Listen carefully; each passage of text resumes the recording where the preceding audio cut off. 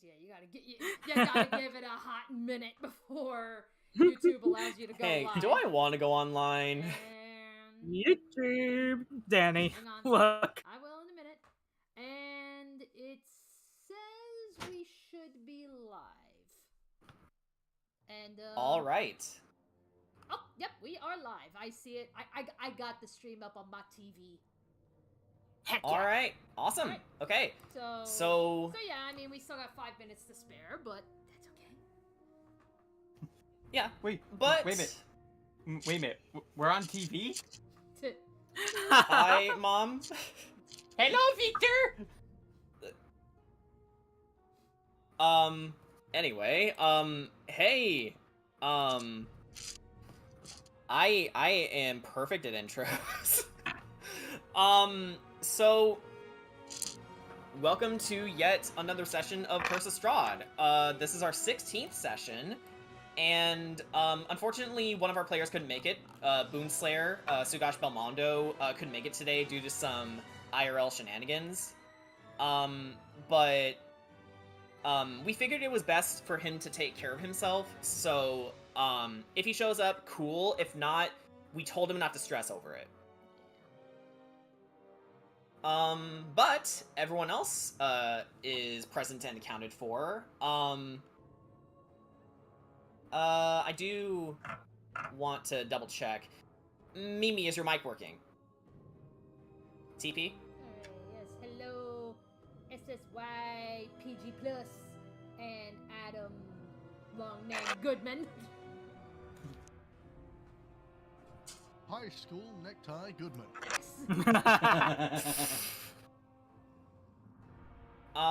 Mimi, you're quiet. Let me see. Maybe it's muted.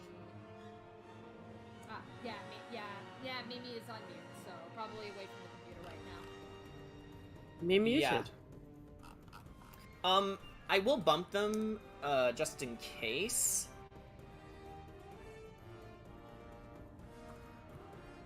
No biggie. But, no biggie. It's We 5 minutes before the session starts, we so... still got time. Absolutely. No, we have plenty of time. Different sound levels. We've got TP. Jen. You have Yeah, oh, Jen. yeah, TP, I see you in the chat. TP. TP! You can type in the chat, but you can't say anything here. What kind of cleric are you? The kind that tries to The good sell kind. avocados to God. Yeah. That's a sentence. That's based.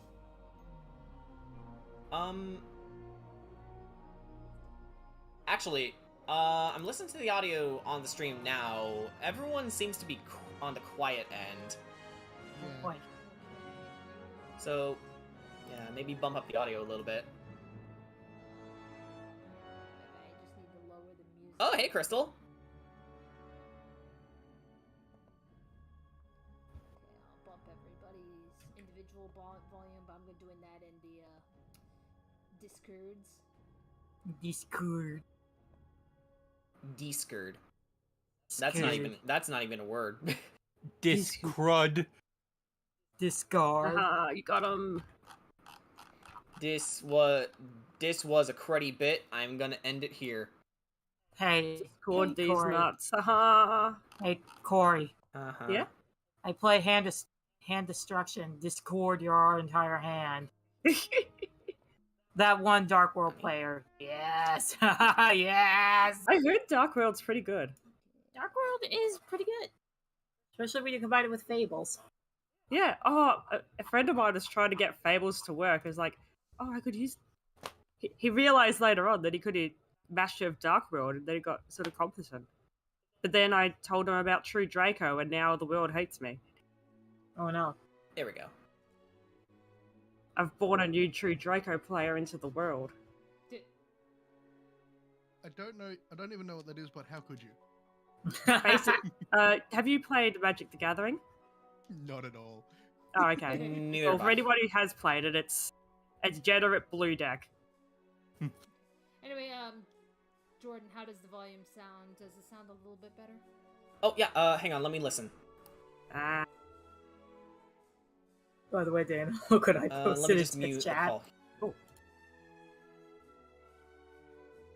Where?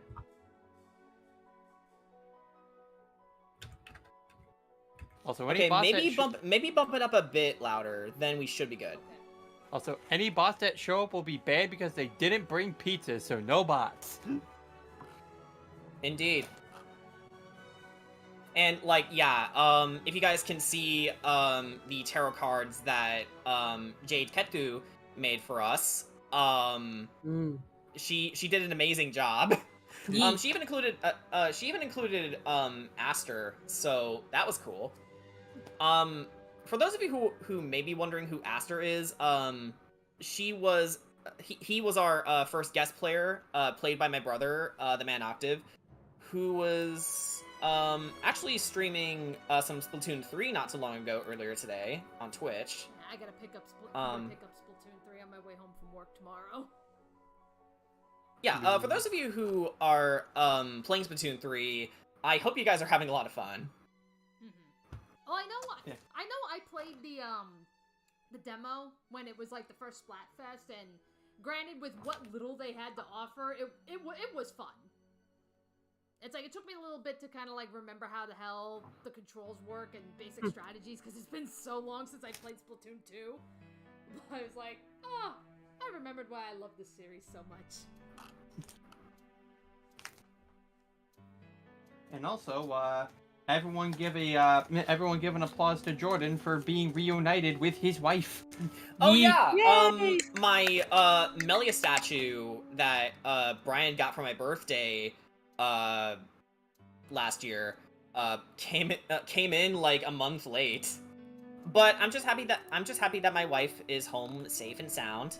Did they was it just like did they say why the delay in the shipping? I mean, Nope. no, but we can guess that it was just backordered because, you know, the Melia statue sold like hotcakes, so they probably had to like reserve a couple slots to just like finish the rest that were ordered, Gotcha. including mine.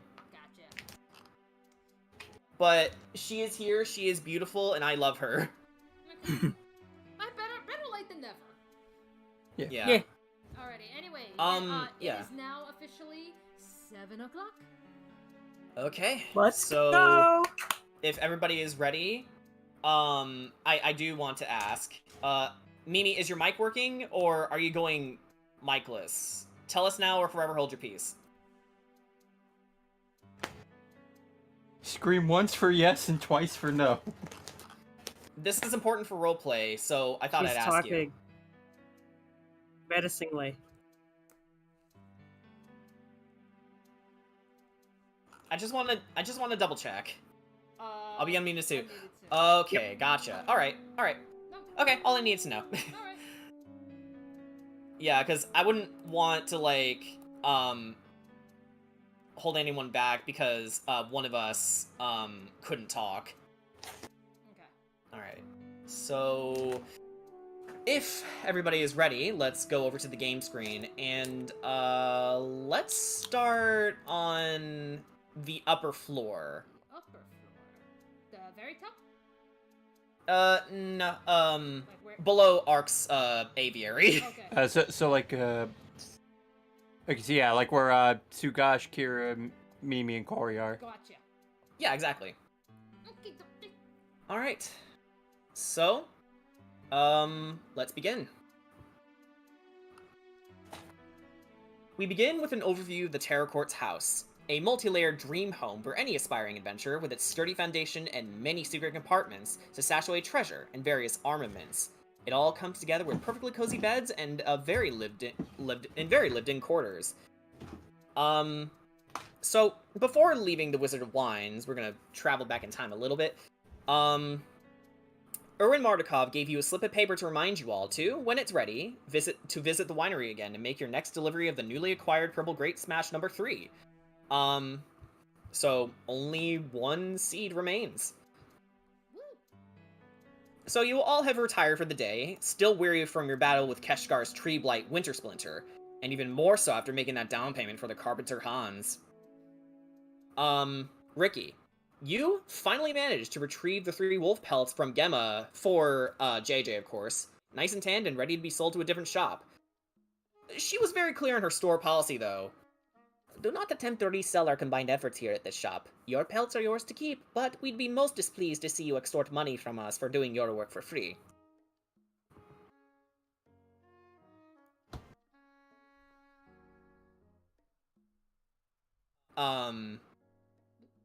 So, how do you respond to such a, statement?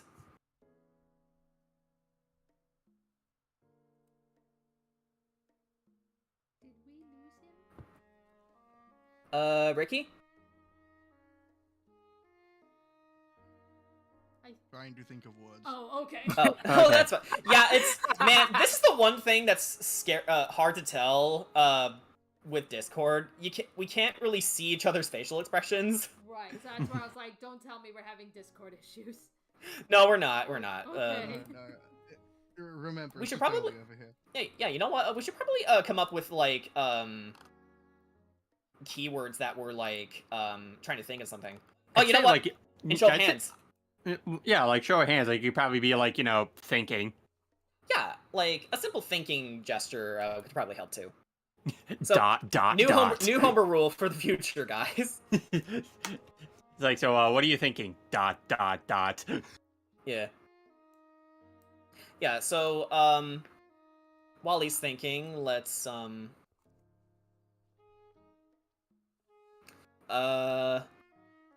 them wasn't really the plan.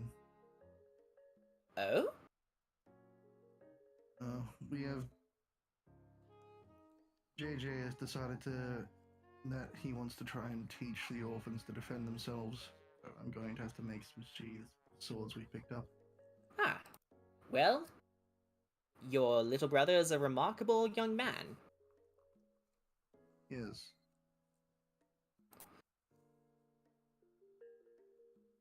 And, with that out of the way, hours passed, and before you knew it, let's see.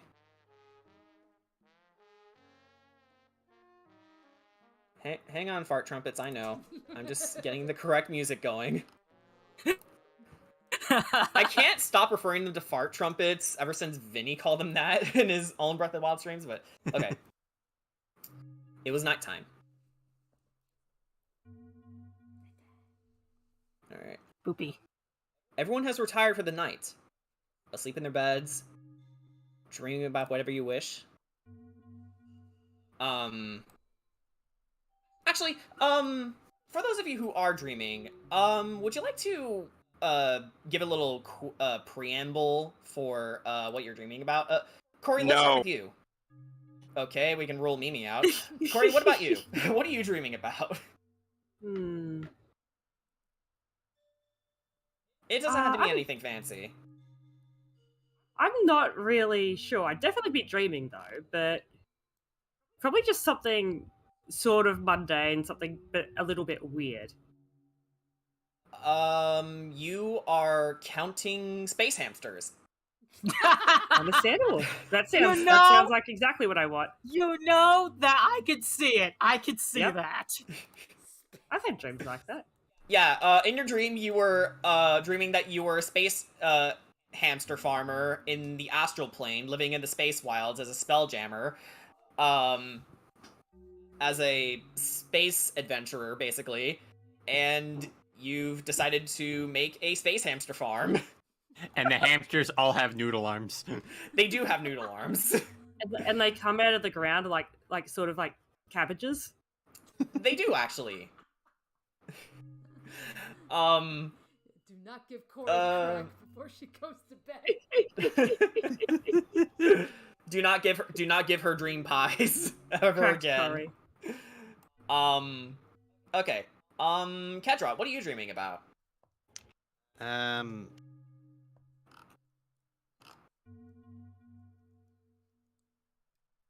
I guess it's not so much like he's dreaming of like some kind of big fantasy or whatever, but more so he's he's kind of thinking like, what's gonna happen when when this is all over and they all eventually can like return home and like he returns back to like the family that where he comes from.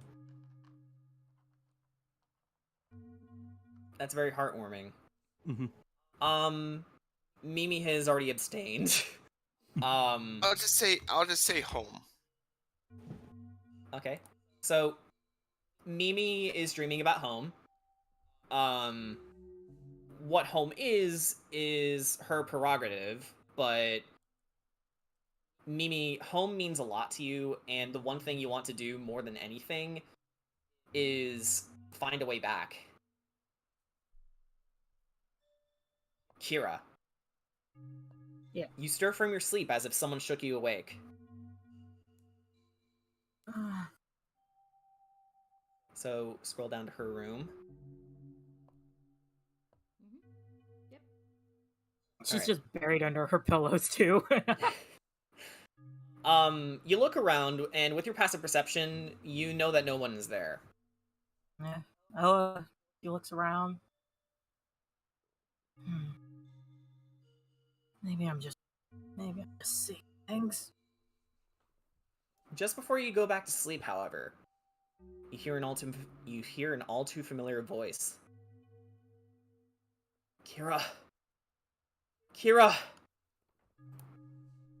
Taka? Taka, where are you? Is that really you? You have to find me. I'm up on the mountain. You can tell it's coming from outside. Kira does not say another word. She immediately races down. All right. So, as you race downstairs, how do you want to approach this? Do you want to just leave through your door and then just race downstairs, or run through Corey's room as you do so? Given the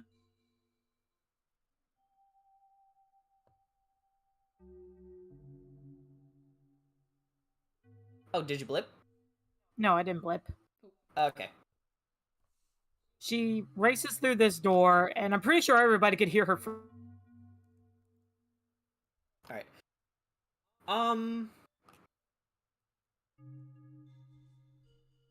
We'll say for those with a passive perception greater than 12, they could hear some stirrings, but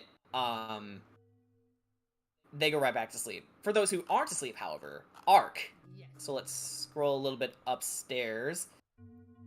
You hear footsteps coming from downstairs, and you look down and find Kira.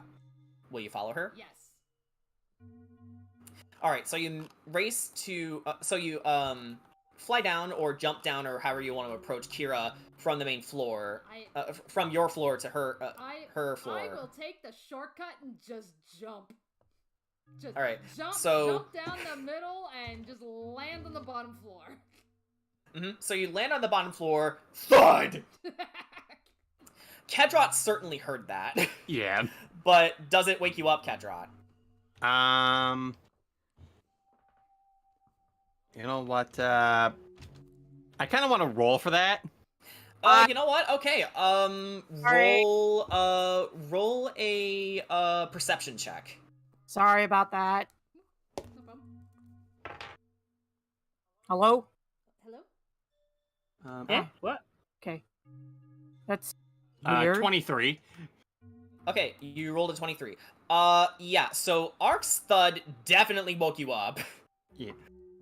And you race outside to see what's going on.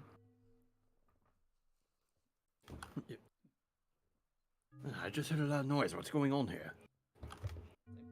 I don't know. I heard some sounded like some running, but apparently it's our little princess here. Kira, what's going on? Okay, so as Kira gets ready to explain, because she's experiencing some connection issues, JJ, or actually Ricky, will you investigate the noise coming from upstairs? Well, considering someone just landed essentially on the ceiling of his room. So you make your way back upstairs. Okay, so according to Kira, Discord opened twice for her. So That's fucking weird. yeah, that's really weird.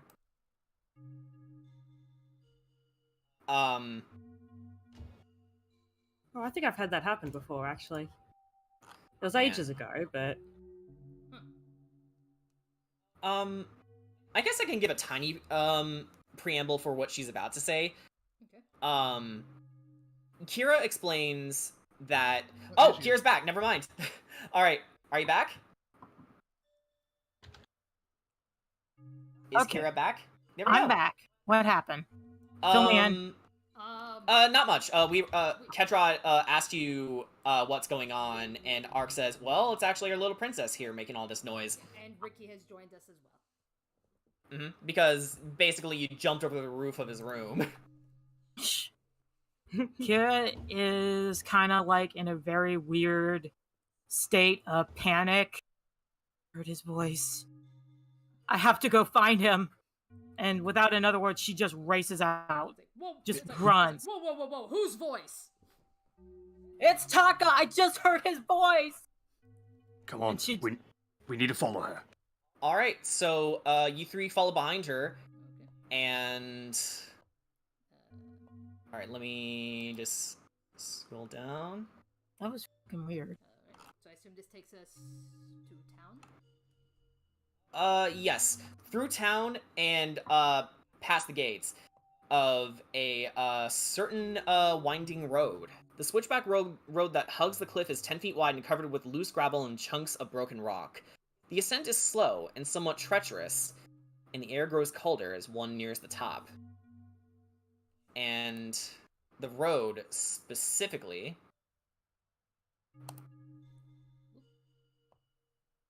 Oh boy. takes you here. So scroll up a bit until you follow the ping. I know, it's a big map, so I'm like, Yeah. and it's still blurry. It's still loading. So I'm like, hang on. Yeah, so I'll just keep pinging until everyone gets here. Okay. Oh, there we go. I see. Kendra, I see. There we Ricky. go. It's loaded up. Give me a All right, sec. cool. Okay, there we go. Let me get Arc. And as you're getting ready, the North Gate. The road from the village climbs up above the mist to the wide ledge on which the abbey is perched. A light dusting of snow covers the trees and the rocky earth. The gravel road passes between two small stone outbuildings, to either side of which stretches a 5-foot-high, 3-foot-thick wall of jumbled stones held together with mortar. Blocking the road are iron gates attached to outbuildings by rusty hinges.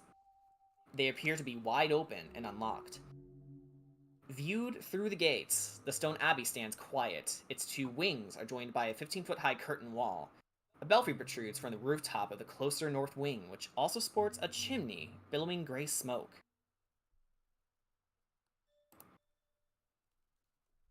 Oh, I see something.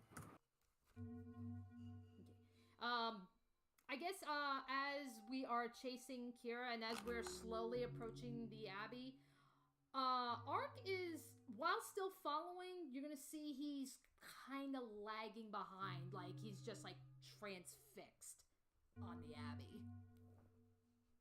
You know Taka. what? You know what, Ark? Actually, before that, Ark, Yes. you want to go ahead and roll a history check, and as a quick reminder, would you like to use one of your racial traits? Knowledge from a past life. I would love to use knowledge from a past life. I haven't done that in a while. Okay. Okay, so let's see. Roll a d6 along with the die. All right. And this is a history check? Yes. All right, so history. 16. A 16. You can tell just by looking up. This is it. This is the place where you were essentially reborn into what you are now. This is the place where Sirark died and Ark was born. He's like, oh yeah, Ark, like, you know, again, going from before, as everybody else is kind of like racing ahead toward, you know, to catch up to Kira, Ark is still following, but, you know, he's going from, like, let's just say maybe he's going from flying to landing on the ground, and now he's just kind of more just walking in a trance. You know, just remembering the sight of this abbey and having all of this coming back into his mind. And as this happens, Kira, you see Taka right there. Kira, I knew you'd come. Kira just stops in disbelief, but yet she sighs in happiness and relief. Taka. She approaches. Yeah. She approaches him carefully. And Taka reaches out to her. Yeah, it's me, Kira. He grabs his ribs. I'm so weak. I need your strength. Stay right there, Taka, I'm coming. Kira runs away from the group, overjoyed to see Taka, just hugs him tightly. Taka! Oh, my various gods, you're alive! Taka gently hugs her back, saying with a slight chuckle, Ow. You really thought a little bite would kill me? I guess not. You have no idea how long I've been waiting for this moment. She just gently hugs him. I missed you so much. The three of you, go ahead and make an insight check. That's some shady shit right there. Okay. I'm just Quick question. I want to interject, but the scene is Quick question, what's that? Considering that I'm flavoring that Ark is in this trance, should I roll this with disadvantage? You know what? Yes, go right ahead. Alrighty then. Unless if someone wants to provide him with a help action to get him out of his trance, or try to. Natural 20 for 22. Ooh. Alright. Well, Well, okay. well, at disadvantage, I rolled an, this is perception, you said? No. Insight, right? Insight. This is a 5. Yeah. Yeah, Ark is not paying attention. I got a 24. Yeah, okay. So, Ricky and Kedrad, in a rare moment of teamwork, you can tell right away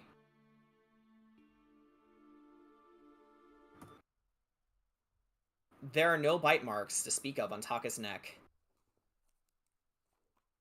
I kind of want to try something. Kira, you, see the boys, calling out to you, and you turn around. Yeah. Only to see them getting teleported away by Ludmilla and Rahadin. Oh shit. What the? And... Taka! Damn, I am 2 for 2. And...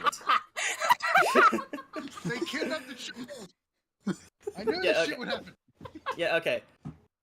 Hang on a sec. Let me just get the right soundtrack, and then, Kira and I, we can continue on? Okay. Now we can.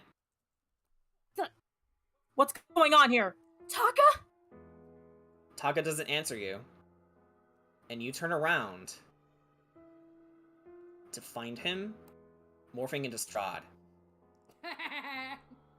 Oh shit. Fucking knew it. No. Strahd, what are you doing here?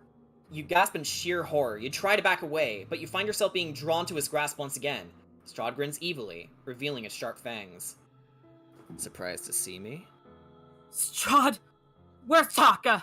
What did you do to him? Never mind that swine. I've come to collect my rent from you.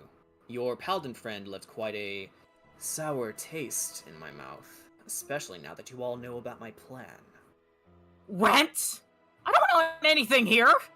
I don't care about your new hovel in Kretsk, and money is no object to me. What I want is in your neck, and I intend to take what's mine. Kira stares at him as her eyes go from fear to pity. So, you really are gonna let me die again?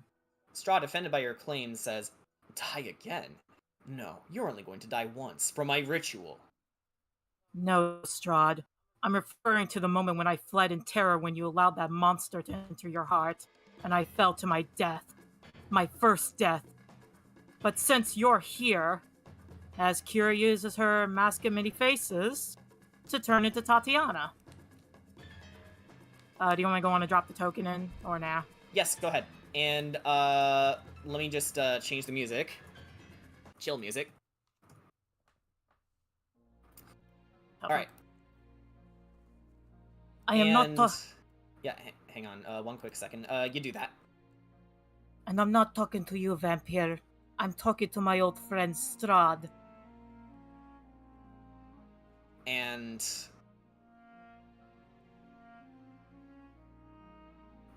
suddenly Strahd seizes up. His tight grip loosens a little. As if the embers that once dwelled in him spark back to life, he lets you go of you, and grabs his head, shaking. Tatiana. Sergei. My family. I'm sorry. I'm so sorry, Tatiana. I can't stop him. I've been trying for so long to fight back. But... he's too powerful. Kira approaches Strahd and puts a gentle hand on his shoulder. She could briefly see tears flowing down his cheek. Oh wait, that's your part, sorry. Strahd. No, that's fine. Strahd, Yeah. Go on, you go ahead. You first. Yes. His glowing eyes peer at her. He was afraid. Strahd, I am not two separate entities. I am merely in a new body, and I want you to know, I like this body. It is filled with such wonderful memories. It gives me the things I need to protect myself from things that, like the dark being you have become. Strahd turns slowly towards Kira, removing his hands from his head. I know what happened. I know you had no choice. I know you feel remorse for what you have done. I too wish things were different for both of us. But the fact of the matter is, killing me isn't going to solve the problem. It's only going to agonize it. Strahd averts his eyes from Kira, and as tears runs down his face, he says, You're right, Kira, but... I want to die. He grabs her by the shoulders. He'll just keep bringing me back, Tatiana. You must stop him. I don't want anyone else to pay for my mistakes, especially you. Then fight him, Strahd! I know you can! I know you're stronger than your demons! Strahd lowers his head and his breathing slows down. Strahd remains silent for a moment, before looking at Kira.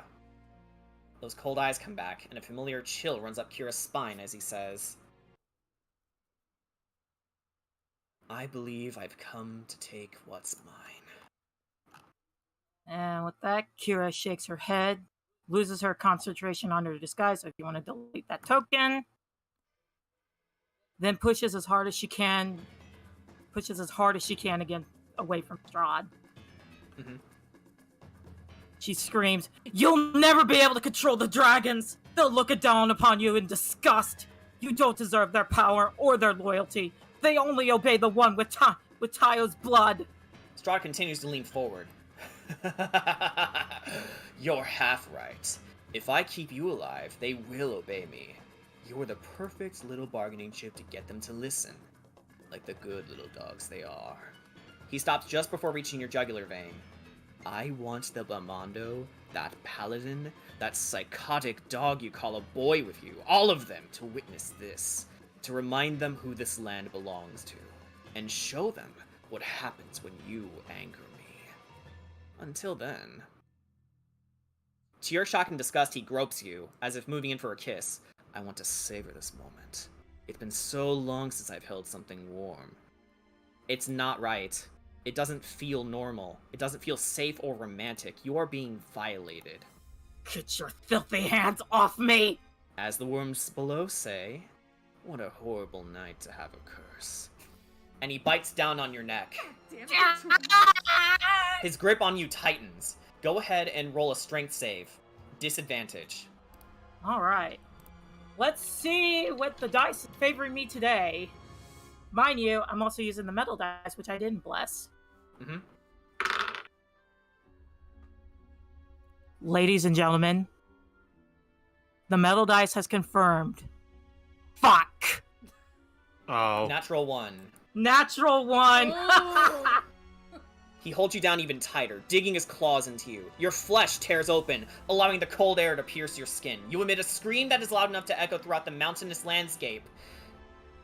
And you see a man rushing outside. And he shouts, "What the devil is going on out there?" Help me! Get him off me! Hold on! And he aims his hand towards Strahd and shoots him with a blinding light. Ah! And he lets you go. Come, this way! And he rushes Sure. back inside the abbey. Kira follows not like hell no, nope. Sanctuary! I require sanctuary! Come on, enter. And he opens the door, and let's reveal a little bit of this place.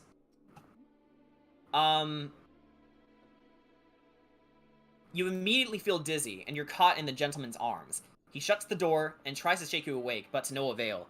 Young one, hey, wake up! A pair of arms burst through the door, and soon he was face to face with Strahd von Zarevich himself. He froze in terror as Strahd's face stretched into a horrible grimace, blood trickling from his elongated fangs, becoming more bestial and bat-like. Excuse me. Becoming more bestial and bat-like. You. She is mine, Abbot! Give her to me! Kira, you reawaken to see a bright flash of light leaving the Abbot's hand once again. It was shockingly enough to scare Strahd away. You heard the Dreadlord screaming in agony as he says, "This isn't over, Cyril! Her blood is sweet and comforting. It will be mine! There are fates far worse than death that await you!" And once he was gone, the Abbot looks down at you, checking you over out of sheer concern. "Hold on, Princess. You're going to be alright." Weakly, she says, give me the strength to endure this. And passes out again. And as you pass out, he looks for someone, shouting, "Get her to the hospital wing! Immediately! She needs a potion!" And briefly, you can find a misshapen form. To you it's unclear, but you see a strange chimera. You see a visage of a strange chimeric being rushing over to you, and he looks to his master and says, "Right away, Mr. Abbot, sir." And that is where we all go back to the Terror Courthouse.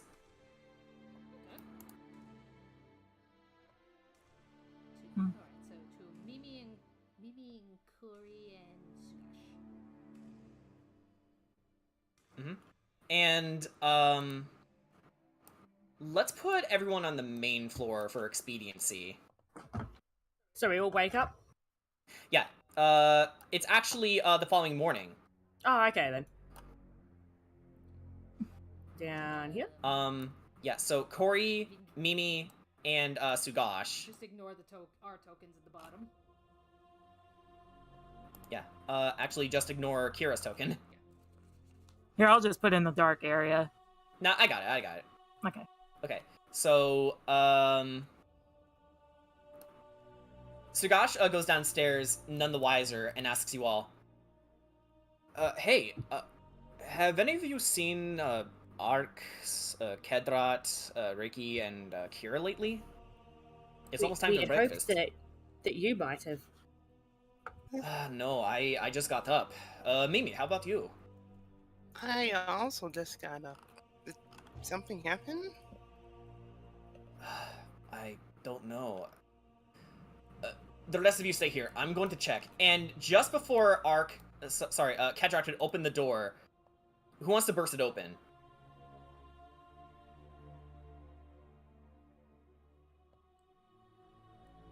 I don't know who's got, like between the three of us? Yeah.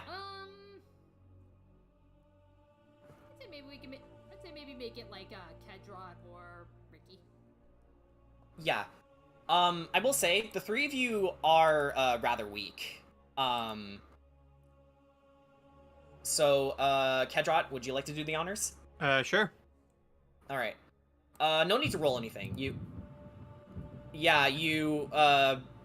push the door open so hard, thunder emits from the sky. No. That's actually kind of ominous timing, too. I'm not gonna really lie. So, the rest of you, see Kedrat carrying, Ark inside, and in Ricky's case, he's shimmering in and out of phase. Who would like to heal him? Who would like to heal them, rather? Me? All right. My job? Yeah. So, you rush over to them and cast, whatever you wish. I'll cast Cure Wounds. Cure Wounds? Yes. Alright, then. So, Actually, if there's multiple people, I'll just start with Healing Word, actually. Never mind. Yeah, better idea. Alright. Corey, would you like to, approach the party? Yes, I would. Alright. What happened? Corey woke up. Not Corey. You're Corey. Yeah. Yes, I am. Yeah, both your names start with K. It's really weird. Alright, go ahead. Kira woke up in the middle of the night, said she was hearing Taka's name, ran out to the Abbey. The Abbey?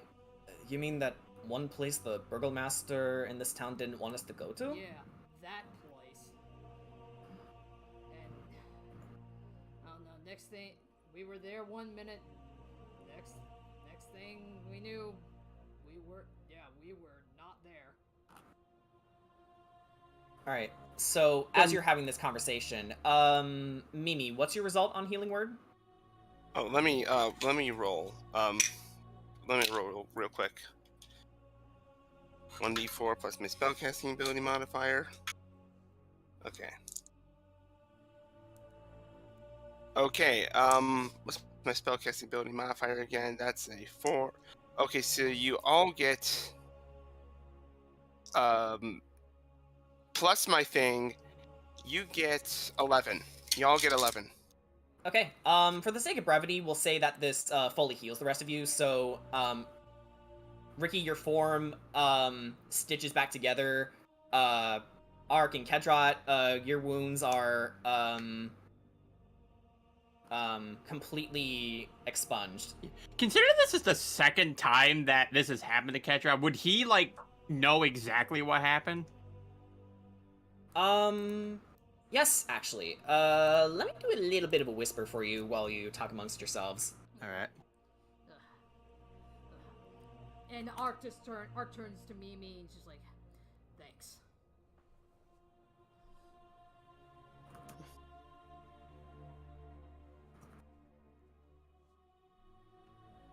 Was there... Did you notice anything at the Abbey? I don't know. I mean, literally as soon as we got there, everything I guess just went dark. Damn it, makes it hard to prepare. Yeah, but it's just the fact that it's at that place of all places. Exactly. No, Corey, I don't think you understand. Look, okay. Okay. Are you okay? You remember when right before we fought that tree? When I got the spear and he pulls out the blood spear? Before I got this. Yes? Kavan came to me in my head again. Told me a lot of things. I know I don't have time. I know we don't really have time to divulge all the details, but that place, I died there. Oh. Yeah, that was where it happened. Where those fucking druids took me, where they strapped me down, they were taking things from me, putting things inside me, and then I died because of it. Yeah, that's where it happened. Bree goes to give you a hug while you talk. Do you accept it? Of course, yeah, of course he will. Are you feeling okay? I mean, I know it would be such a shock, but It's considering everything that's going on. I mean, I suppose I don't really have that much of a choice. I didn't think I'd be going back there so soon, and I really don't like the idea of Kira going there on her own. Neither do I. Listen, everyone. I hate to leave you all. Sugash looks to the rest of you. I hate to leave you all at a time like this, but I promised Ismark and Irina to get settled in, but I will let them know to keep tabs if anyone, whoever attacked you, were to come back to town. right. Kedrat, you're in charge while I'm gone.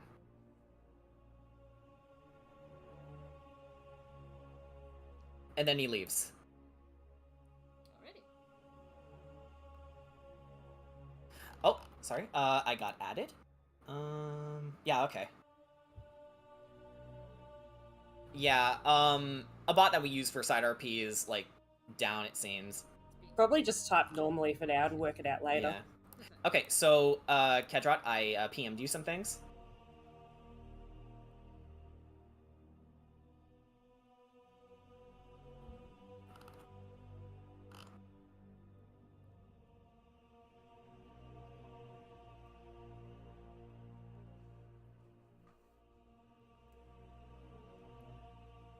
Are you just, thinking of a way to compile it?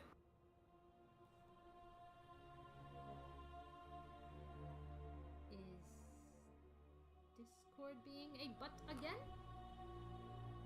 Is Kedrat Discord, here? yeah. Hello? Discord, why it gotta be like this? This is why we left Skype, Why you Discord. gotta be so rude? Elucin, quit dragging Kedrat away at unexpected times. Why you gotta poo in my stew? That one's for Brian. Discord, you don't even have live subtitles. Come on.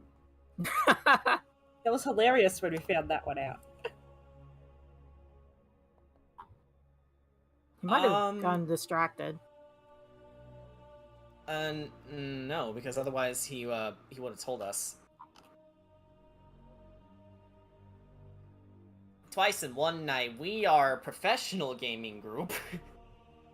To be fair, my internet is not the most stable thing ever. Yeah, it's raining over in my area too. I live in Australia. Yeah, I guess he's just bugging out a little bit. So here's what I'll do.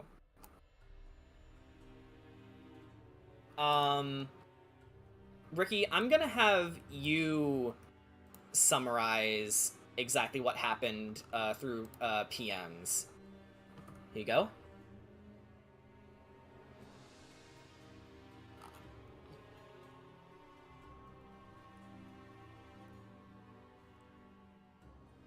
It was a trap. Ludmilla and Rahadin, they took us, fought us in the forest, and they wiped the floor with us and threw us into the town.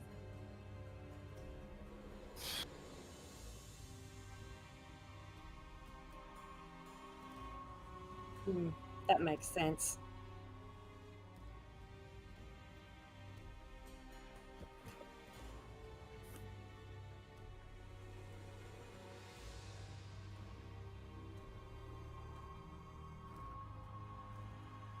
So, and Kira? They didn't grab her. They just grabbed the three of us. It wasn't Taka.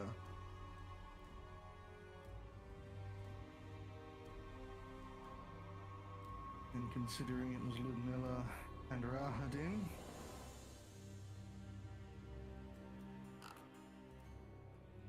I'd say Strahd was behind it.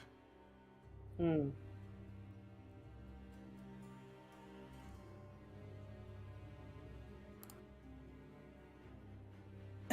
And as you're having this conversation, you see the burgomaster, and he does not look happy in the slightest.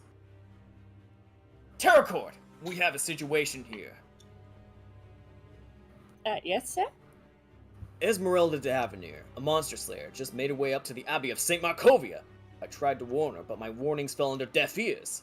Under no circumstance do I want her loitering around up there. She could be mutated into another freak like those monsters who keep raiding our graves. He looks to Ark and Ricky. No offense, boys. Unfortunately, we have to go there as well. Why? What reason do you have to go up there? Do you see Kira? The princess has been kidnapped. He sighs and strokes his beard. I don't like this. But I believe you lot can save her and that woman up there. Be careful. Is there anything you can tell us about it before we go?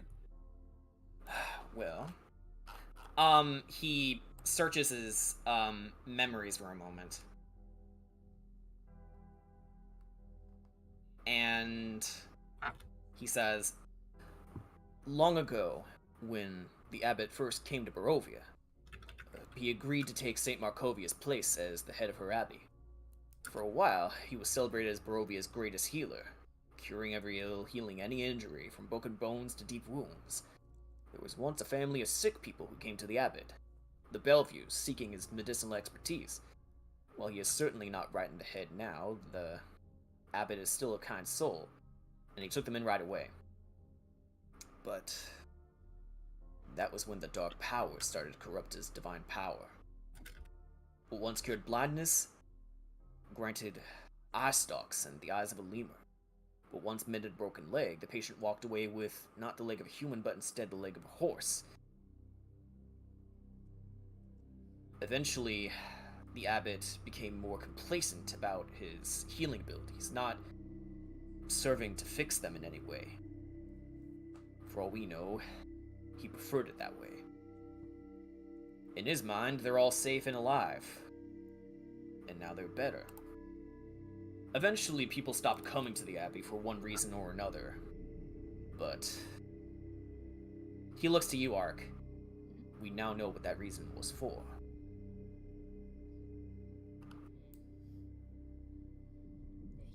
He didn't stop. He should have stopped with me, and he didn't. No. Which is why, if any of you are gonna go up there, just exercise caution.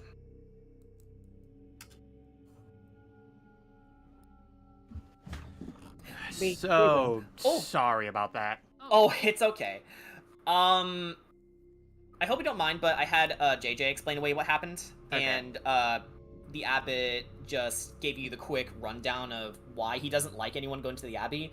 Yeah. Essentially, the abbot was once the greatest healer in all of Barovia. While he's a little kooky, he is a kind soul, but even with his warped abilities due to something called the Dark Powers, he never stopped. And he didn't want to stop, it seemed. According to him.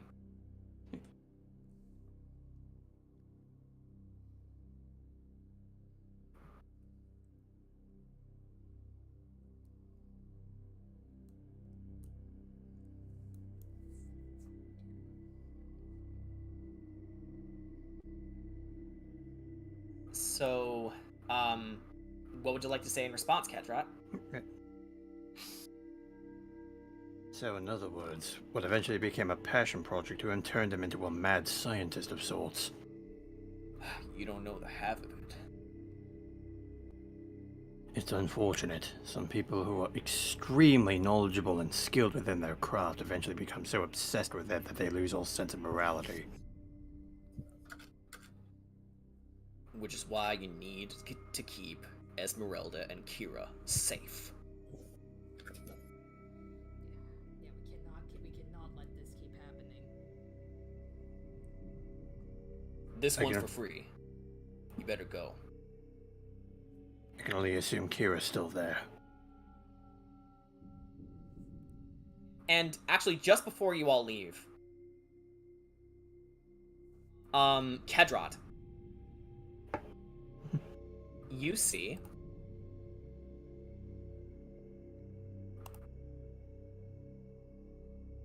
coming up the cobblestones a shaggy wolf. Work. It's carrying a letter. Kedra approaches it. I take it that's for me. Alright. So you take the letter, and it has this to say.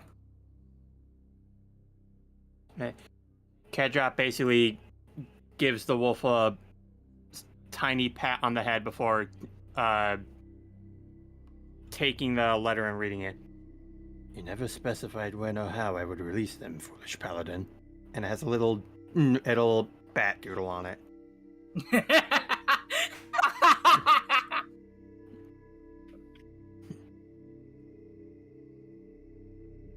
It would seem you also had tricks up your sleeve, don't you?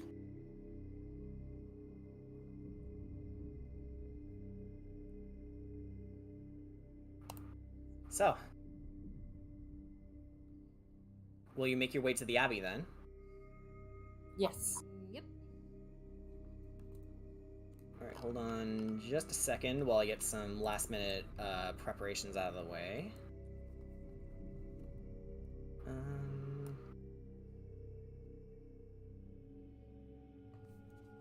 Okay, so you guys will start at the bottom half of the map.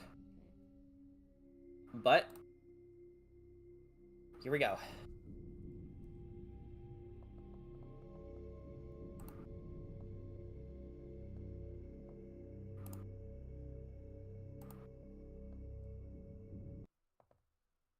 All right.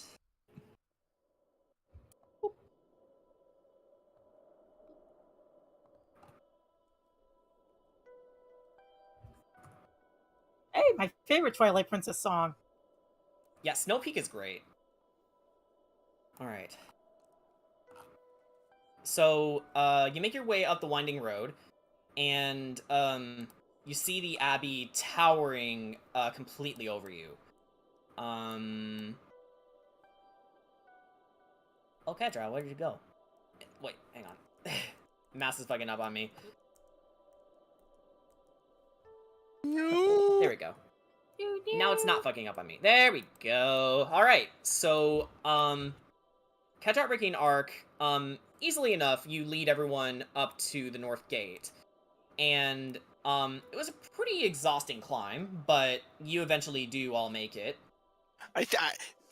They probably were able to like fly people up there or something, and Ricky just like floated there. I mean, actually, did you guys fly them up there, or did you want to be sporting and walked most of the way? I imagine Ark would easily carry somebody if they would like. All right. Corey will outright request to fly.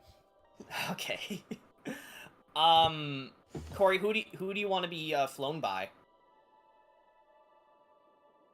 I'll probably say Ark just because he's the biggest. It will seem like least of a bother. Okay. Yeah. Yeah, and then Okay, so, and yeah. Kedra can take Mimi. Yeah. 'Cause of Okay, course. neat. Alright, so you make your way up the mountain, and, let's see. Let me just, find my place in the notes here, And because we are advancing the plot. well, as you're doing that, Ark is just gonna, call back to everyone. It's like, Okay, we gotta make sure that there's no more traps or there's nobody else waiting for us up here. It's like, I was thinking the same thing. Besides, don't want to go through this again. Okay.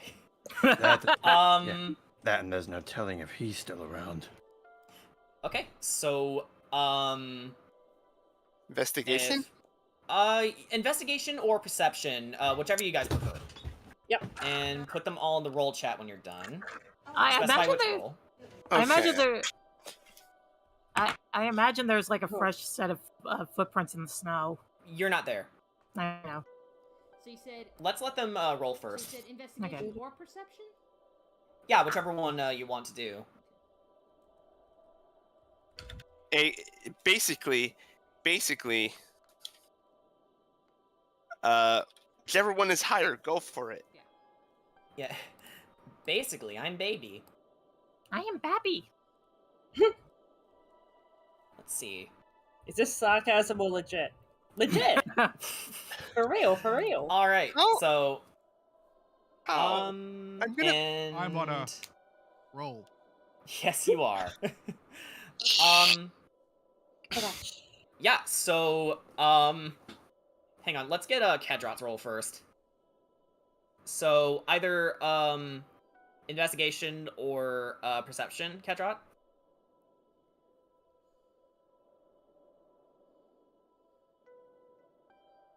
Did he get called away again? Maybe. Oh wait, I see Buzz.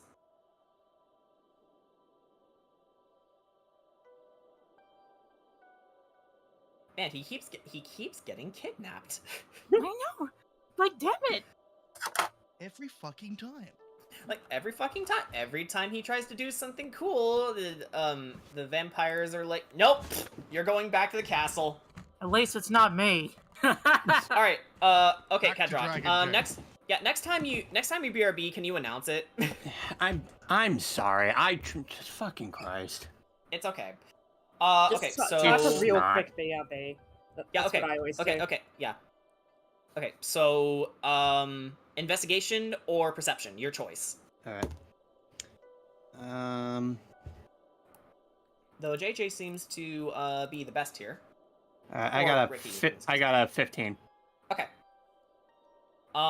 For which one? perception. Perception, okay. So, with your 15 perception, as Corey and Ark, actually, let's start with the perceptions first. So Ark and Mimi, as you try to look around, the pathway for, any possible traps or, what have you, Kedrot, you, discover, the slight little vortexes of energy that was the residue of the teleportation magic that you and your comrades were subjected to. And Ricky, you scoped the entire place. No traps or anything. But you do discover 2 life signs. Specifically, they are within the 2 outposts. Here and here. Could you ping those again? Here and here. Your pings are not showing up. I will reload. The hell? Yeah, yeah, reload. See if that helps. Yeah, because I didn't see him either. What the hell? Yeah, go ahead and reload, see what that changes. You know what? I'll reload too. Let's reload as family. Let's reload as a family. That Family. Fast and the Yeah, Furious family. 10. Family. This is Fast and the Furious 10, guys. Yep, there it goes. There's the pains. Yeah. Here and here. So Then here. again, and here? then again, it could have been because I was on a different layer as I was about to explode. But, you see two creatures that are unlike anything you've seen before. They come out from the tops of their perches.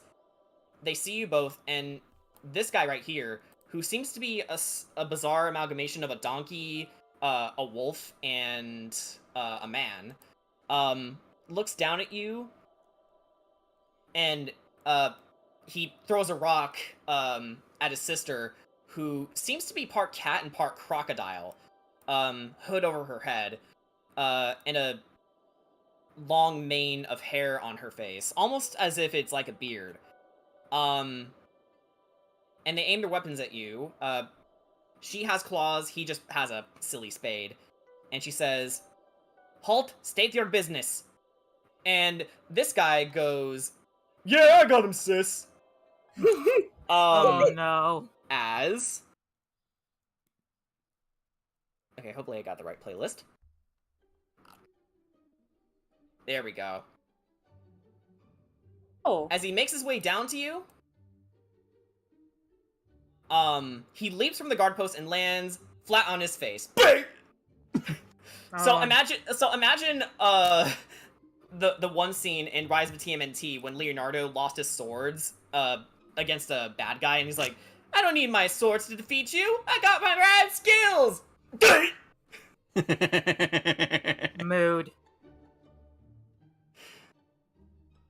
His sister uses her powerful arms to climb her way down to meet you all, and picks her brother off the ground. "Otto, I thought we talked about this. You've got bad knees." "Do not! I thought it would look cool." "It made us look foolish, and the abbot's orders were very clear. Do not engage with the outsiders until..." Then Otto twirls his shovel around like a bow staff, only to hit his sister square in the head. "Ah! Watch it!" And she just starts wrestling with Otto. Like, they do not make a good team at all. They're just, like, wrestling each other. Ark is just watching in disbelief. Let's just walk past them. Ark is just watching in disbelief. He's just like, really? After me, this is it? Ark is like fucking insulted now. If anyone wishes to break up the fight, you can. Ketron's actually observing this. Ricky's just gonna you know.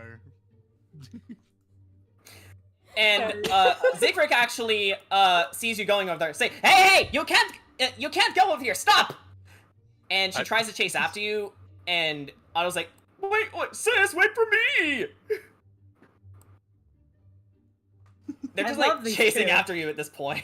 I love these two. Let's follow. And Zigfrick uses her agility to get around you, Ricky, and stops you right where you were. That's as far as you go. I don't Sure, want he to just- sound he was- rude, but I do not have time for you right now. There is I'm someone sure in here that I need to find. Oh, Corey? I'm sure he just thought you guys were quite occupied and was like, "Oh, well, we'll just go past." Oh yeah, you know what? That makes sense. Otto, don't talk to them. Sorry, Zigfrick. Please excuse us. We're just looking for some friends. A friend?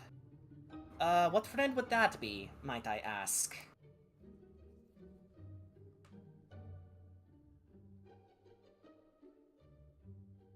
A human called Kira and an Esmeralda. Otto, as if trying to shift the conversation, is like, "Who's Visa?" Oh my god! Kira? Is that the name of the young woman that was who was taken by that devil? I would. Yes.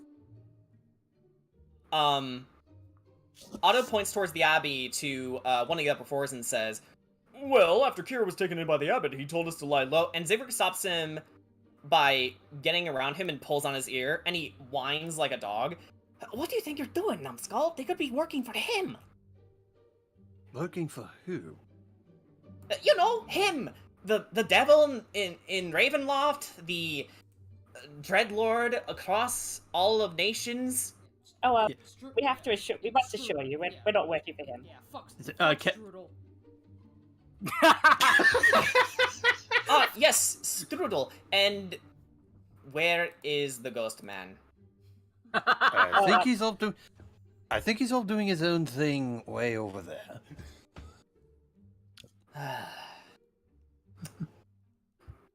Otto, we had one job. Actually, in a surprising amount of competence, Otto actually... okay, excuse me for one moment. And then he leaps his way pretty much out of your view Jesus. and hops right back down in front of Ricky and says, "Hey, do you have furs on you?"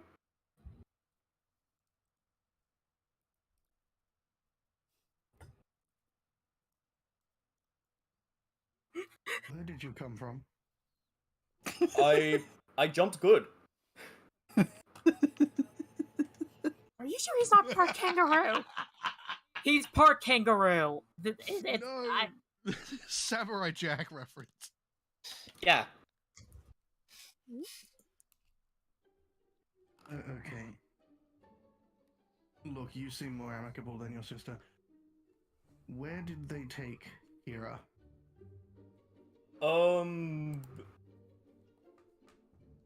Well, she's on one of the upper floors, but, before you go, I request a trade. And then Siegfried, overhearing this conversation, leads you all with a head tilt and just rolls her eyes and goes, "Ah, gods, here we go." And Trade? Yes, we noticed that you had some, fine furs on you, and, my sister and I will sleep, we sleep in those, barracks, and the furs that we had are starting to, well, go bad. Oh. So, if you, hand us, those furs, we could, in turn, direct you to the abbot. He will take you to where you need to go. We're not supposed to say anything. Oh, now you get it. Shut up, Siegfried, I'm trying! Which furs is he on about? The, wolf pelts. The ones that have been tanned. Yes. Tanned leather has no fur on it.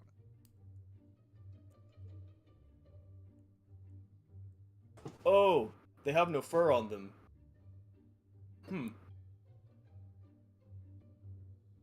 You'll have to forgive my brother. He's an idiot.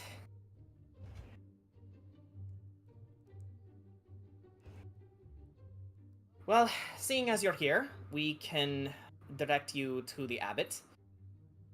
Follow us. Thank you. You're both very kind. Sorry for wasting your time.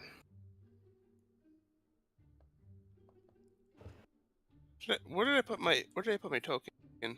Oh, Oh, right there here. it is. Yeah, there you go. Yeah. Okay, so, a little flavor text. Where are we?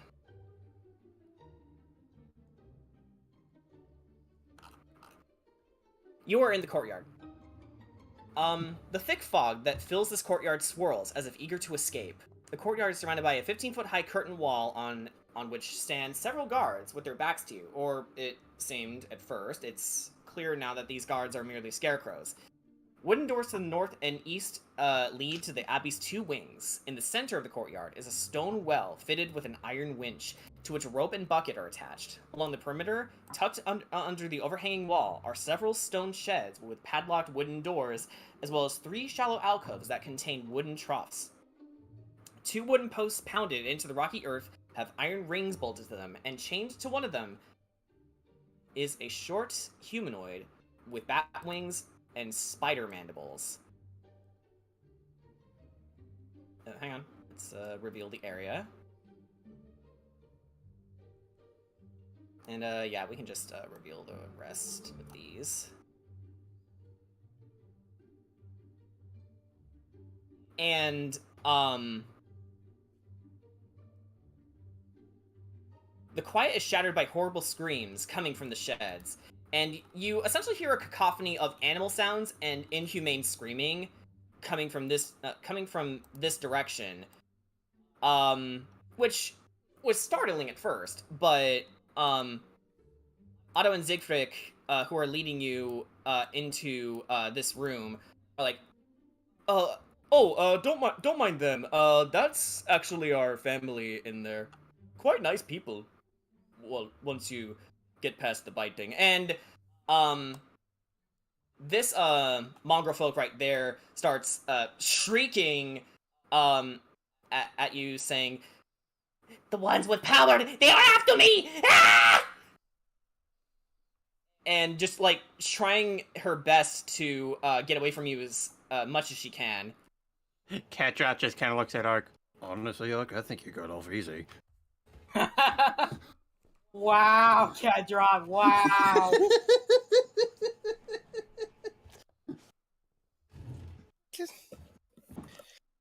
I just feel bad for all of them. Oh, wait, oops. One's got mandibles. I think he's winning. Oh my god. Dana, Oh, I wonder why. Believe it or not, that is a lady. Oh, no. Oh, wait, hang on. Music? Oh, there we go. Sorry, I guess I confused it. There we go. So they all lead you into this room.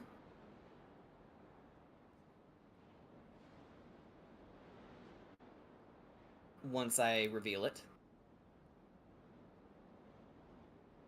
Aha, there we go.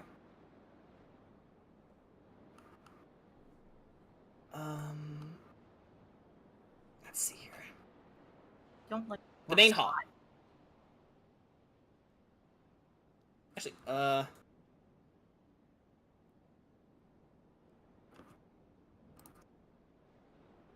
let's make this a bit more appropriate here.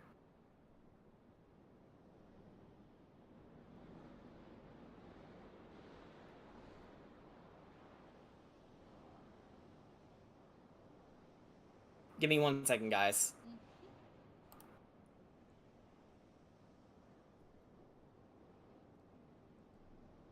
I just read a thing and realized, oh shit, I didn't include this. As you can tell, much professional, very wow. Are you really DMing if it goes smoothly? I guess not. Okay, so, cutting through this ambient, noise.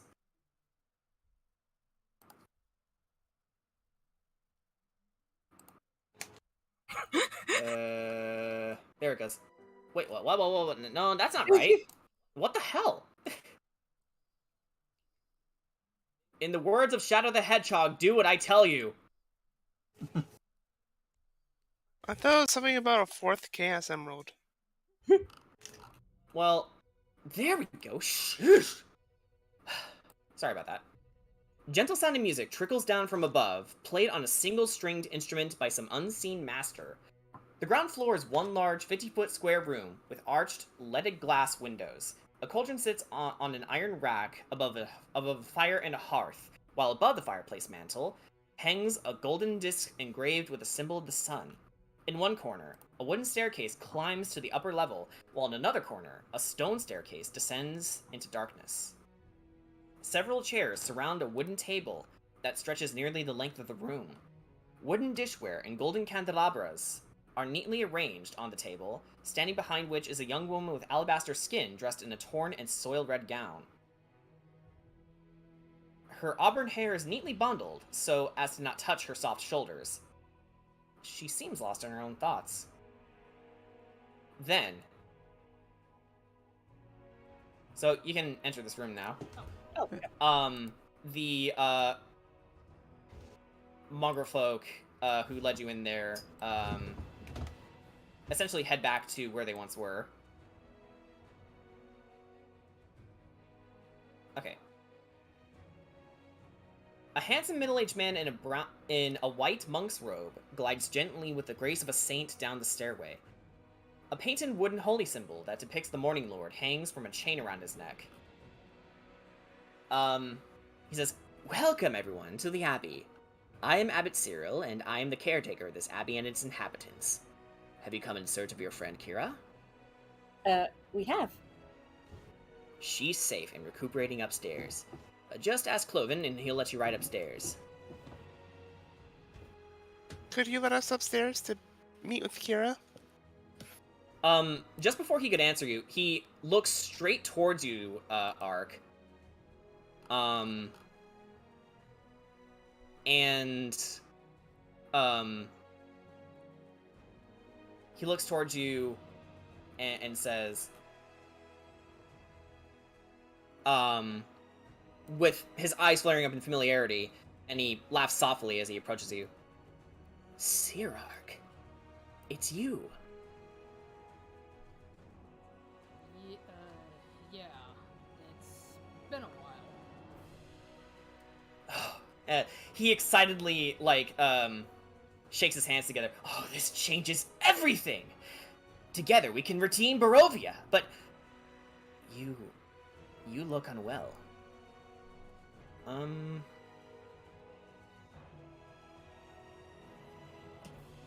on, let me just change the music here. This is too happy. Go happy. No triumph, only suffer. Too happy 5 me. There we go. Okay, so he looks you over and says, "You look unwell. So your mutagen has kept your body alive long enough for you to persist. Only you have little time left." Excuse me? He looks to you, Mimi, and says, "His body can only survive for a year at most." What are you talking about? He interrupts you, saying, "Not to worry, though. I can stabilize your mutations. All it takes is a simple touch. One touch. And all I require from you is to relax." Wait, I know the perfect way. And he leads you over, to the woman standing by the doorway. By the windowsill, actually. And, he, chuckles a little bit. A bit out of, strange, giddy excitement. And, he says, "Here she is, here she is! This is my latest, greatest creation.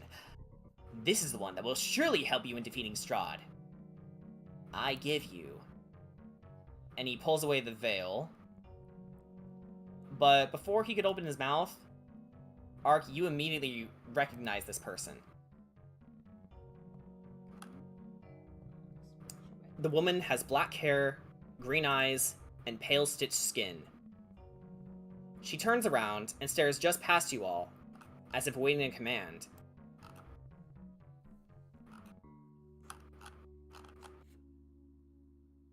No. Vasilka? Vasilka, is that you? She doesn't answer. "Vasilka? Is that her name? You know this cadaver." Yeah, Ark just, his head just immediately, sharply, and you can hear, a loud, audible crack. He's like, "Cadaver?" He pauses for a moment and a smile drops. "Of course, she was your elder sister. You must understand, I had to continue my research. What? To do what I was made to do. What did you do? If you must know, I had to pour most of the mutagen into her brain for optimal performance. That's the side effect. She doesn't possess a sense of agency. What the She only answers, What the fuck fuck do you need? Excuse me? What the fuck do you need her for? It's like she had nothing to do with this. She answers only to the name I gave her. Observe. He looks at her and orders, Evangeline. Shake Sir Kedrot's hand. And, in that moment, she smiles, walks towards you, and, holds out her hand, for you to shake. Do you take it? He does, but then he looks back at the guy and goes, Hold on, I'm still stuck on this. You experimented on someone while not exactly knowing who they were? And as you shake her hand, her skin is cold and smooth, like ice. And a raspy, calm voice escapes her throat. How do you do?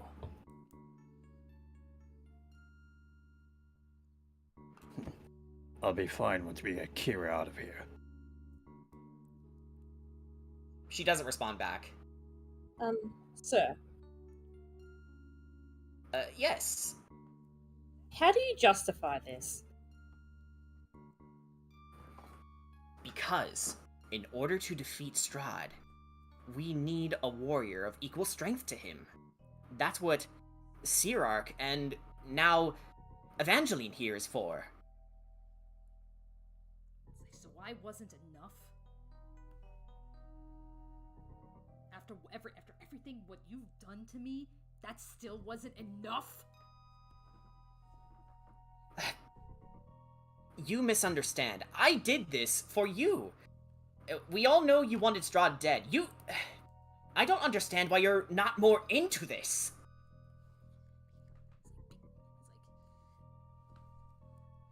Not like this. You know, I have long accepted what's happened to me in one way or another. So, you did what you did to me, fine. Why her? She had nothing to do with this. They wanted me. Because I thought you were dead. Well, yeah. You should know that pretty damn well. But don't you see?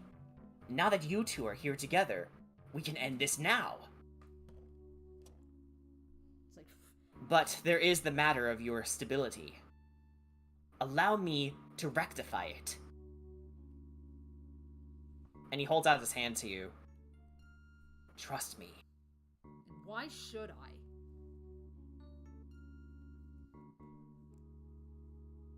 Do you want to defeat Strahd? Of course I do.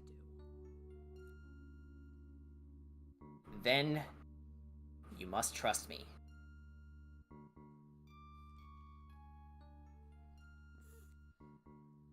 First tell me, what do you plan on? How does my sister fit into all this?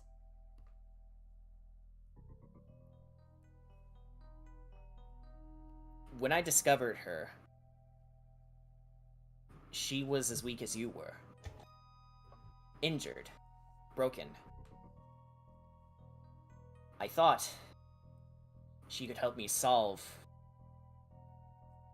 the formula, which I unfortunately had to develop with those monsters in that castle.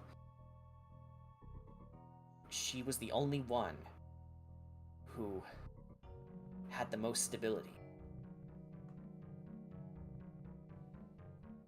She was supposed to be a perfected version of what I originally intended for you.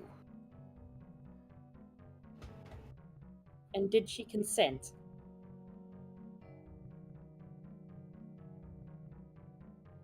I made her better. That's not what she asked. I'll be taking that as a no then. When it comes to justice, you either do the things you need to do for the sake of justice, or do nothing at all. And sacrifice innocent people along the way? You're no better than him in that case.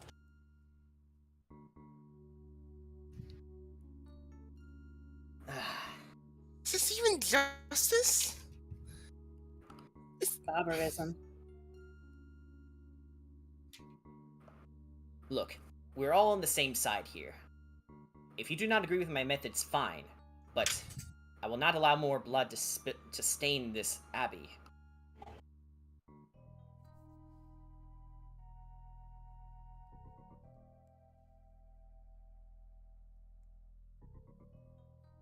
Well, for the moment, we can agree on that.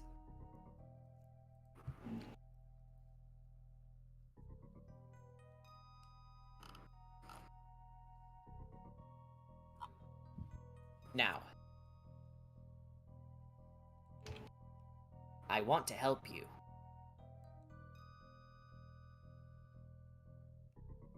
But to do that, you have to allow me to help you.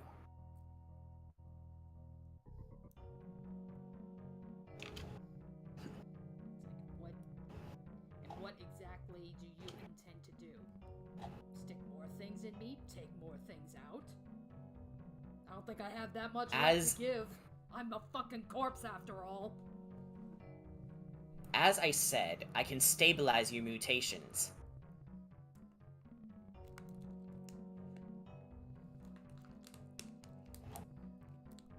It's to save your life. Once again, you only have a year left to live unless I do this. And who knows how long the rest of you will stay in Barovia until then.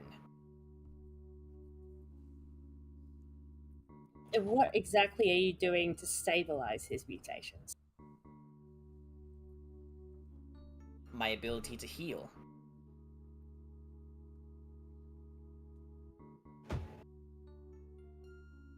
No, wait, hold on.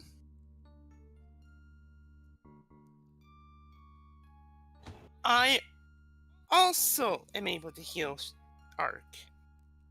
But not in the way I can. Yes, you can mend stab wounds and lacerations. But with the way my abilities are now, instead of restoring people to who they were, I can make them even better. Yes, we can see that.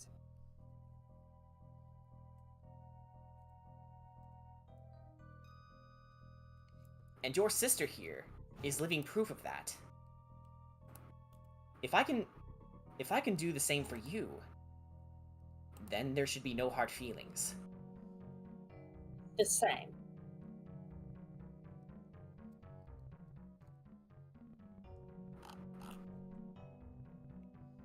Well, Ark, this is ultimately your call.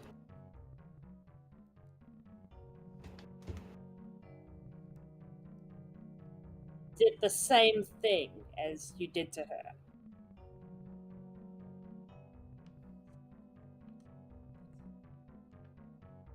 Not precisely. When I designed him, the mutagen was pumping through his heart. So, he will not be as powerful as this Vasilka, but he will be strong enough to aid us in our endeavors.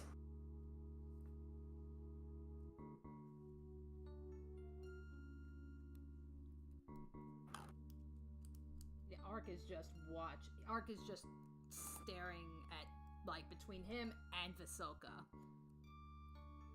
Yeah, or I guess Evangelina as she goes by. And I promise you, once the deed is done, I will restore you both to your original states. Or so close to it as to make the difference irrelevant.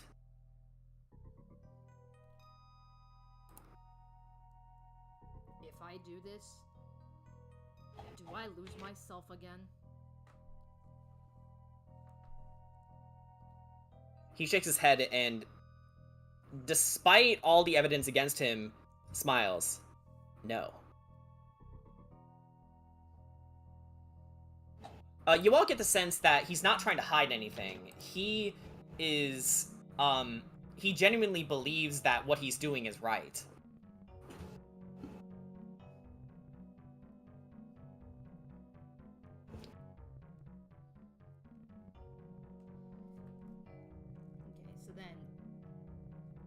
then turns to Kedrot.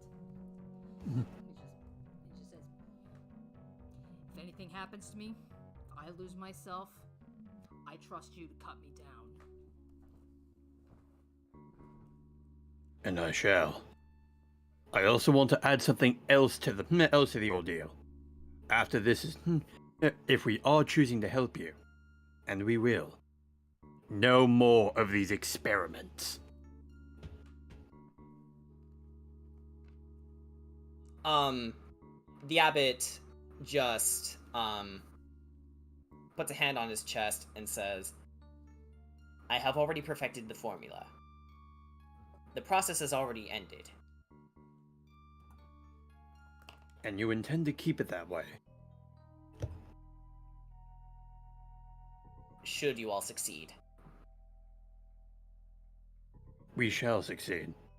If Ark truly was your key to destroying the Dreadlord, then have faith in what you've created. After all, that's what essentially a parent does for their child, right? Of course. I'm glad we can come to an understanding. An understanding along the lines of agreeing to disagree. Well, I respect your decisions. Now, Sirak.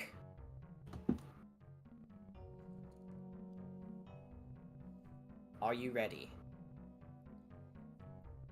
Alright, let's get this over with. Good luck, Ark. I still have a bad feeling about this. As do I, Mimi.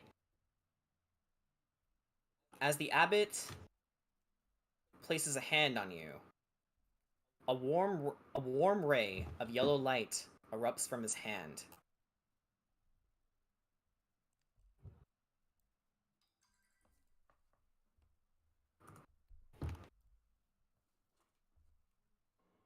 Give me one sec. No problem.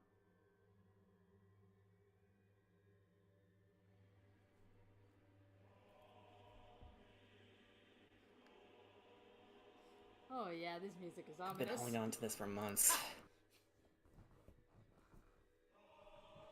As the abbot places his hand on you, a warm ray of yellow light erupts from his hand, but that light quickly turns into a dark, sickly green, and you, Ark, begin to feel sharp pain run through your heart. It begins to beat faster, and faster, and faster, until you reared backwards as you let out a scream. Your biceps and pectoral muscles expanded painfully as the flesh and feathers began to audibly rip apart like paper. Your lungs are now exposed. You can hear them filling up with and releasing every breath you take. Thorns erupt from your forearms, and your talons become green and scaly, like a lizard's. Your beak extends outward, as if being ripped out. You feel hot blood trickling down your face, and your beak fills up with rows of saw-like teeth. A long, whip-like tongue lolls out of your mouth. Your tail feathers became octopus tentacles. Your legs become chitinous, and a set of crab-like arms shoots out of your rib cage. A pair of pedipalps rip themselves out of your abs. In between both of them, a set of veiny, underdeveloped arms revealed themselves like tumorous growths. A pair of antennae sprout from the top of your head, and a pair of feelers grew out from the base of your bloody beak. Eyes begin to pop out from your face, and the tips of your wings like pus-filled boils. And you can see the sheer horror on your friends' faces, and the admiration in the abbot's eyes. He was ecstatic over your agony. Isn't he beautiful? I've done it! I've made 2 perfect hunters! Okay, and just for that, I am going to show the artwork. That is fucking cool. Like, holy shit. There you go. I can't believe Ark can Mega Evolve now. It's more than that. Congratulations, Ark. You have become an aberrant horror. Oh boy. And the abbot raises his hands and says, "Keep calm, my friend. I know you're confused. I know you're scared. I know you are angry. But hear me. You must concentrate to maintain your original form. Concentrate. Concentrate on who you are."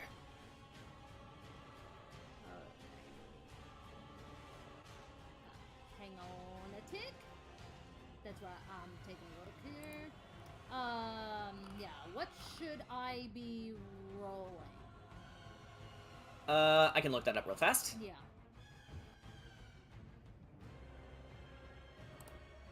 Wisdom? Oh. No. Yeah, the aberrant horror's got some weird rolls. Yeah, it has what is known as a transformation save. Okay, I found it. Okay. Your transformation save should be 8 plus your proficiency plus your con. Okay, got it. Okay, so go ahead and roll a transformation save. All right. Do I? 2. Okay, so with that in mind, you begin to thrash around.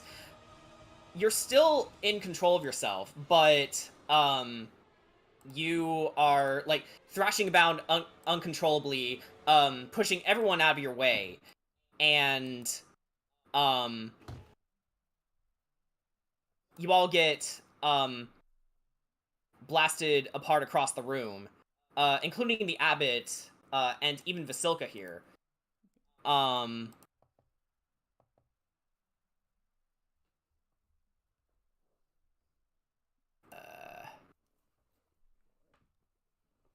think I need to find the... No. Actually, pardon. I believe, should I also roll the D100 for this? Or should we hold off on that? We should hold off on that just for now.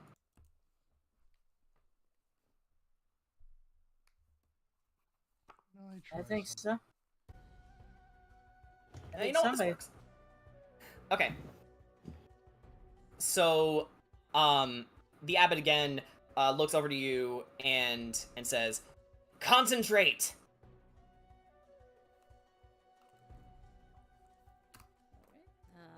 So do another roll. Yes. Let's see. That is a 19. So I went. Okay. I went from one way to the other. Okay, so, that being said, you regain control. As you regain control of your form, your transformation subsides.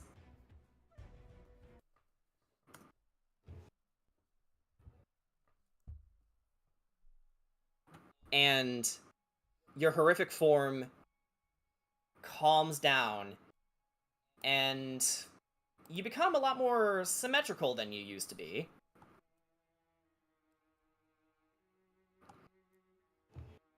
Everyone approaches you carefully, and the abbot says, "Are you alright?" Yeah, Ark is like still breathing heavily. And then he just looks up and he's just giving them a freaking death glare. It's like, you think Abbott, sir. You think this is fine? Believe whatever you want to believe. But now you have an edge against your opponent. Now, I believe I must retire to my chambers. Before Eventually. you Yeah? go, if this can't be reversed, should Ark choose to, we will have a problem, sir. He raises an eyebrow, genuinely confused, but he, rubs his head and makes his way upstairs, looks to Vasilka, and he says, "Evangeline, tend to the mongrel folk with whatever they desire." And slowly, Vasilka bows and takes her leave, ignoring all of you. Walks past you, Ark, not even acknowledging your existence, not even looking at you. And then the abbot Please. says, Cloven, show our friends upstairs, please, and help Evangeline when you're done. And the abbot was gone before you can even ask him anything else.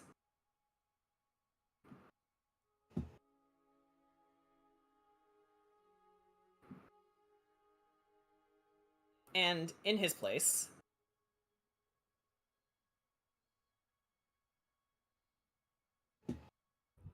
the music stops, and you hear another set of footsteps coming down the steps. You see a squat, two-headed figure with a crustacean, crab-like appendage, grasping a viol. The larger head flashes a warm smile as the creature says, Hello. Don't be alarmed, but I am Cloven Bellevue. I take care of anything and everything the abbot requires. Feeding my family, tending to the guests. Oh, I can also play a dapper tune or two, and I can heal. The little head suddenly and practically belches out, Wordy. Oh no. And this is my younger brother, Albert Bellevue. So, shall I take you to Kira then? Please. Please, please. Of course, right this way. And wait, I'm on the wrong layer. Okay, and he leads you all upstairs. And where is playlist? Here it is.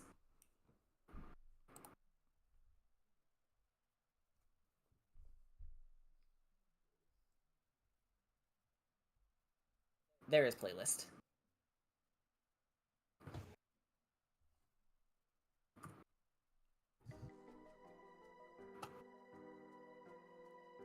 This sounds familiar. It's from Metroid Dread. Ah. Okay.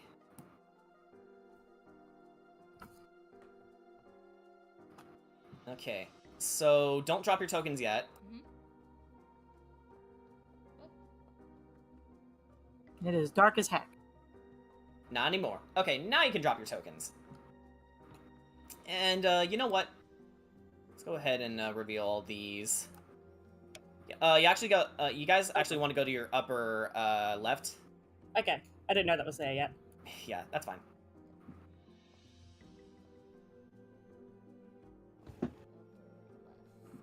We can expose these two. All right. You want me to drop down my token in one of those? No. I already did that for you, but not yet. Okay. Don't do anything yet. Okay. Yeah, we don't want any more shadow clone jutsus. Okay. So, you are in the Lofton Belfry. The wooden stairs climb 20 feet to a loft with a pitched roof and a door in the center of the south wall. Unlit lanterns hang from the rafters, and a rope dangles from the bronze bell lodged in the belfry, 30 feet overhead. The room is filled with the sound of beautiful... the room is filled with various baubles and knickknacks, including several piles of wine bottles, very likely accumulated from Cloven Bellevue. And he leads you all around and says, Okay, follow me, she's right this way. And do mind the drop. It's quite steep. We haven't installed guardrails yet. I believe that's what they're called. Ketrat just kind of flaps his wings a bit. I don't think you might need to worry too much about that, mate. Oh, you can fly, just like my sister. That's impressive. Oh, she can fly. She can fly, of course. Oh yes, and he points to the creature with the bat wings and spider mandibles down. You see that? You see that being down there?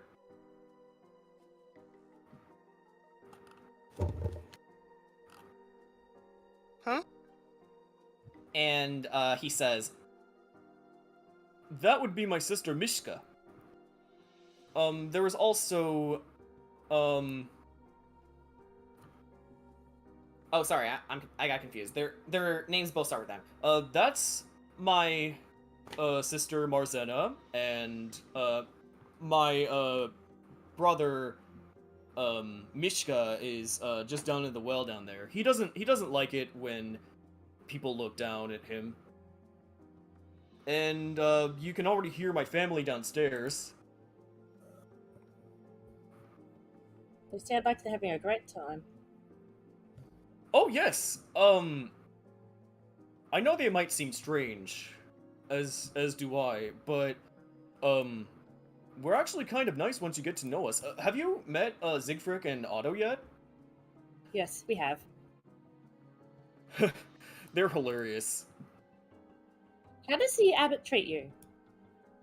Quite well actually. I was born and raised here. He's been like a father to me.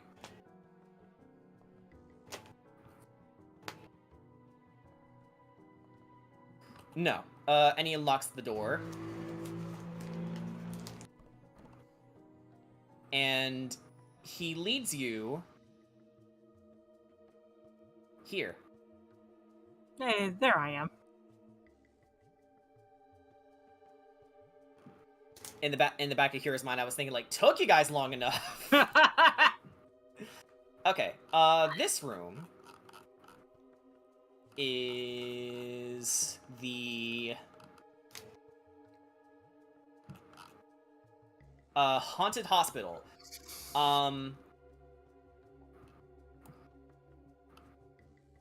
It's a small room with a whole slew of beds, nothing but beds.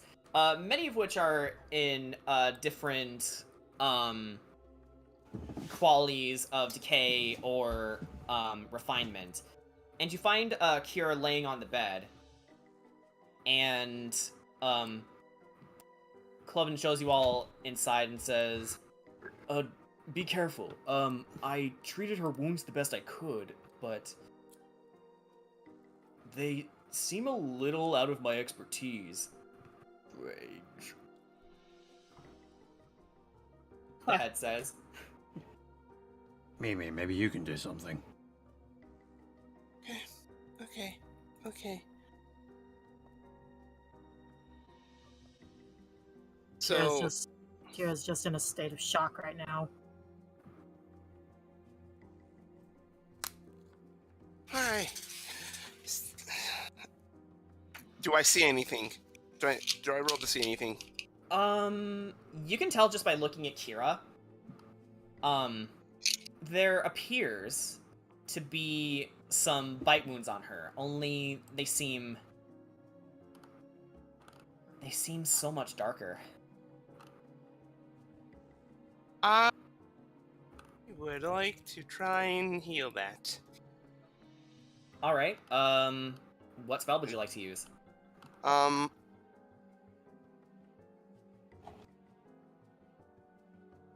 gonna try and use,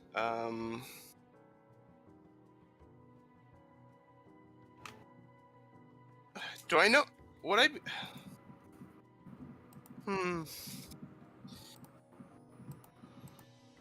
Could I try Lesser Restoration? As you attempt to use lesser restoration on her, nothing. Okay, so I'm gonna get my staff. I'm gonna try and use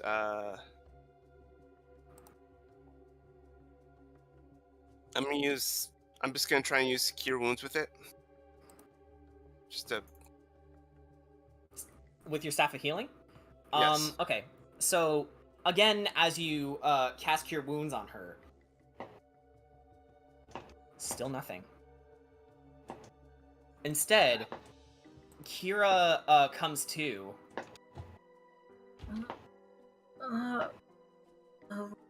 Where am I? What happened? Are you alright, Kira? And Cloven takes that as his cue to bow, and says, "I'll just leave you all to reunite. I hope you feel better, Miss Kira." Thank you. She's And kind of. you would actually know Cloven's name at this point. Thank you, Cloven. And the little head says, "Anytime."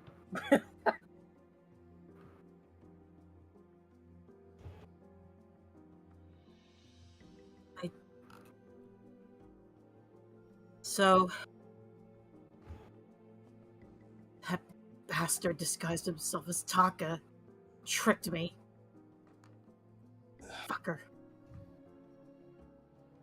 I should have been. I should have been smarter. I should have been smarter. I should have known it wasn't the real thing. It looks like it also looked like he left something.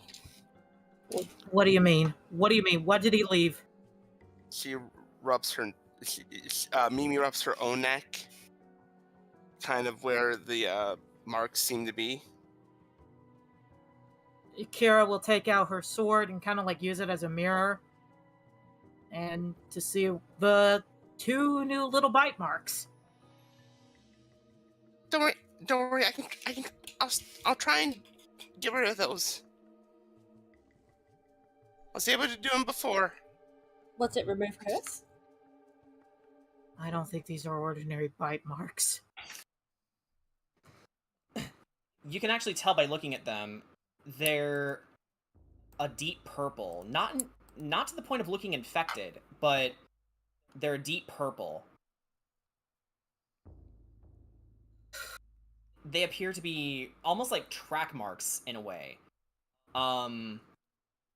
Which appear on people who engage in drug abuse, and their body in certain areas starts to become darker and miscolored.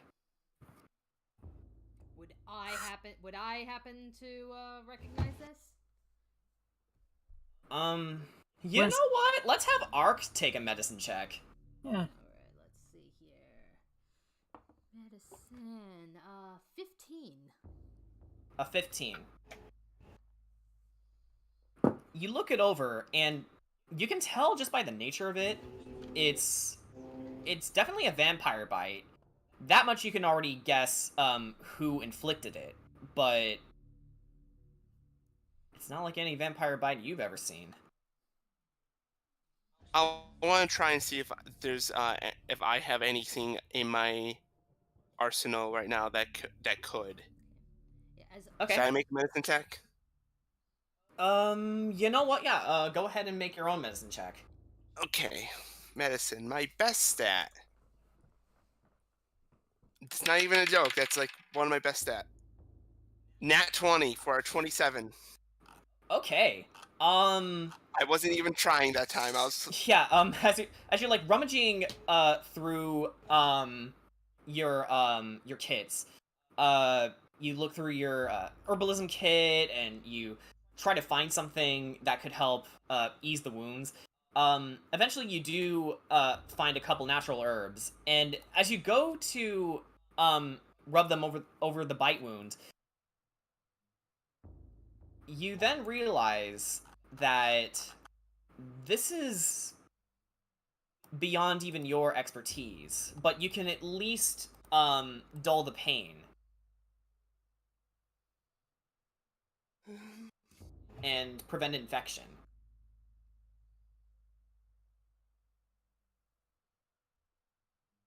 So cold. I feel so goddamn dirty right now. As she's clenching her chest because she remembers what he did to her before she passed out. It's okay. It's okay. It's not okay, Mimi. I feel violated right now. I go to hold to Kira's hands. Kira takes Corey's hands.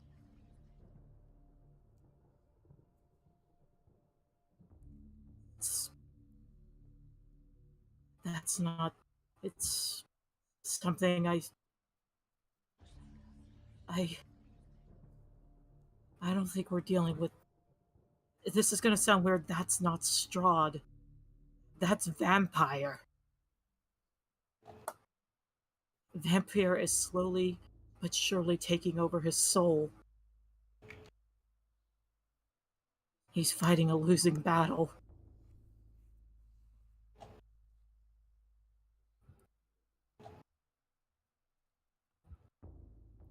And Kedrot, as she explains this, you double back into this room. Oh wait, hang on. You double back into this room. And this is, if I can find the notes for it.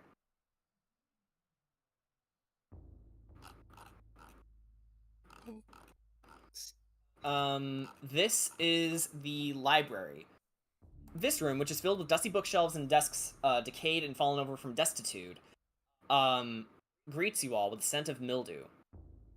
I would like for you to roll an investigation check. And Mimi, you see him doing this, and if you'd like to follow suit, you can. Sure, roll. Because you recognize, just from the binders alone, that they have some medical symbols on them that you recognize. So I'm rolling another medicine check? Investigation. Okay, investigation. That's not my best stat. That's a 15. A 15. And Kedrot, what did you get? 14. A 14. Just enough, actually. Mimi, you open one of the books, which causes some long-form dirt to spill out of the pages. You wipe away some of the filth to see faint but still legible reference materials for the human anatomy. Muscles, tendons, how they bend and twist to keep to how the body move. Turning the page, you find descriptions on skeletal, smooth, and cardiac muscles. And the next page over, you read descriptions on how best to treat dystrophy, dermatomyositis, myasthenia gravis, and other types of muscle diseases. And Kedrot, you look around to see books on various other subjects as well. Chemistry, herbology, even alchemy. They're taken from all sorts of authors throughout the realms, written in various languages. But fitting the disrepair of the library, some books are older and less legible than others. And as you continue to investigate, the round table card begins to vibrate. And one of the slots begins to glow brightly. As you hear... hold on.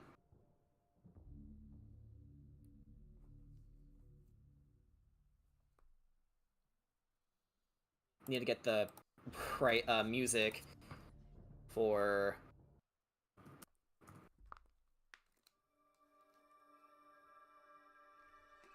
Okay. You turn around as you hear... Are you finding what you're looking for?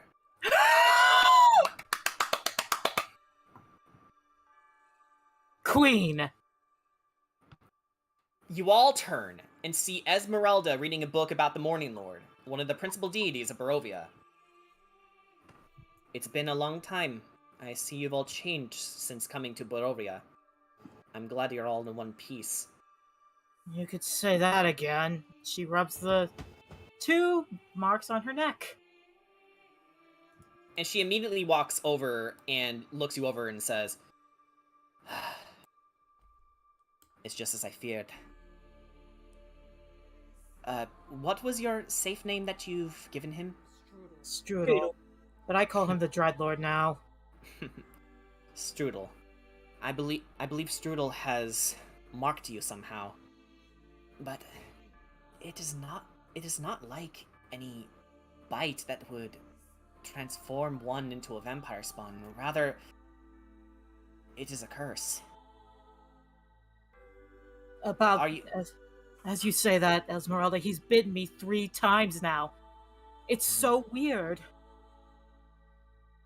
According to most mythologies, 3 is the prime number in many points in history. Some are for trials, others are for deities.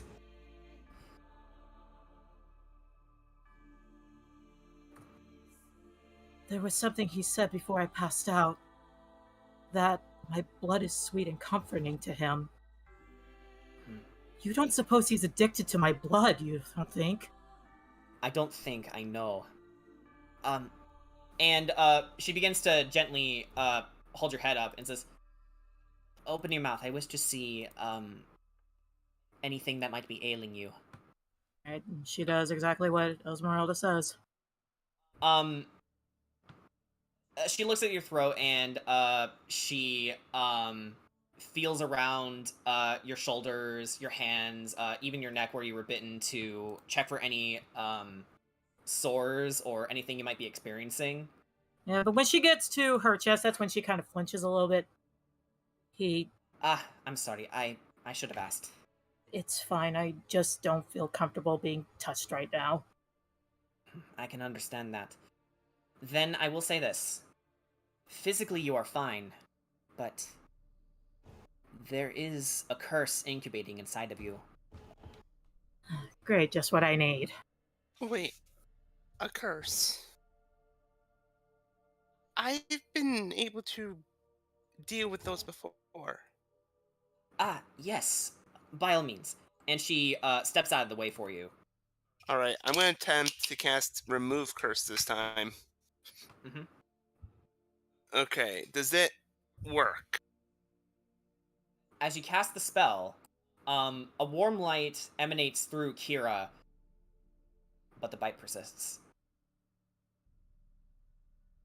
This is impossible. That should have worked. Unless we're not dealing with some ordinary curse. No. This one is far more powerful than anything I have encountered outside of Barovia. But of course, now I understand.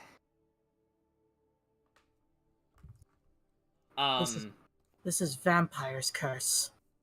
It is. It has to be. Come with me. And she leads you all to this room around the corner. And this is the barracks. Bunk beds that have stood the test of time lie in heaps along the walls of this 30-foot square room. The air smells of dust and mildew.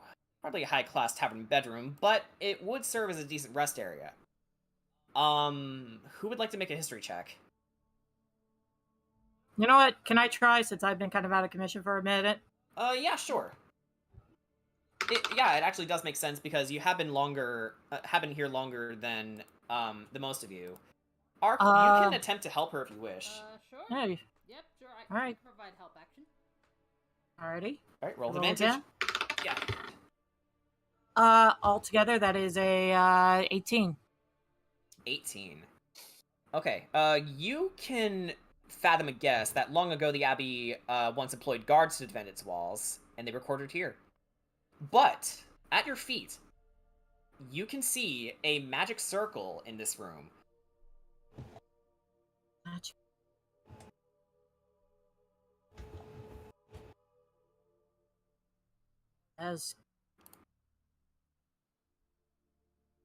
Do I roll Arcana for that one? No need. You're actually, well-versed in this. You can tell just by, looking at it that, it's a magic circle. It's a magical circle.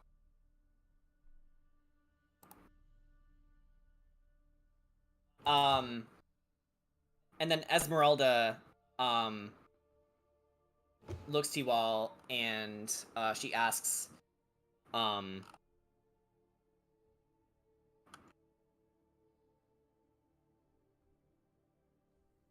"May I see the Taroko cards in your possession, Sir Kedrat?" He nods and then he takes out the tarot cards. And she sifts through them immediately, and picks out the Abjurer. Says the next treasure is located in Argen Vostholt, along with the final ally. But I recommend you to build a small force of your own. I don't care how you do it, but it is paramount we get it done. You can even take those wolf hunters along with you for all I care. I thought I'd come to the Abbey to investigate the library on recommendation of Muriel Vinshaw. She looks around. What's left of it, at any rate. It's not much, but it paints a better picture of what this place used to be like. You wouldn't believe the earful I got from the burgomaster. I can imagine. Sakura will tell Esmeralda about her little connection with Tatiana. She sits, intent and listens intently to your story. I see. Then it relates to my being here. I thought this place would have the blueprints for Castle Ravenloft in its collection, but no such luck.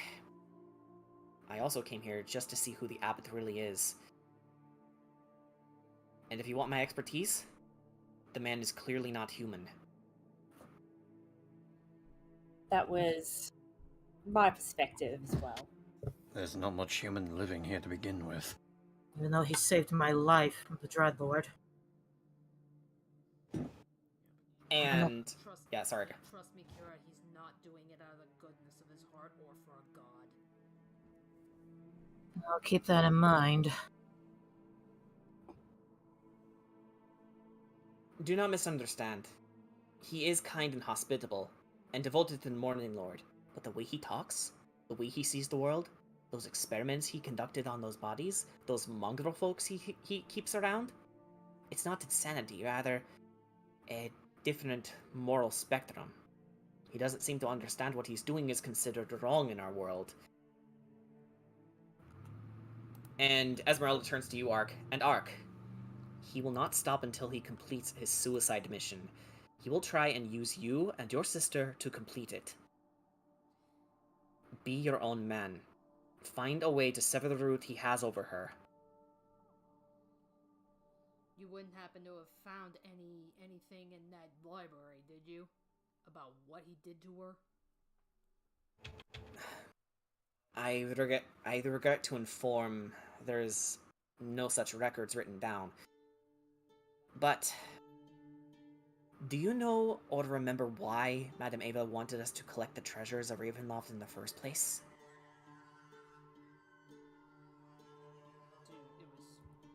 It was to defeat Strudel.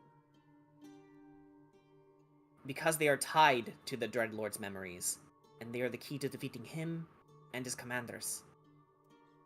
What's more, I surmise Rahedin is likely on his way to, as he would put it, clean up after the Master's affairs. I can only mean one thing.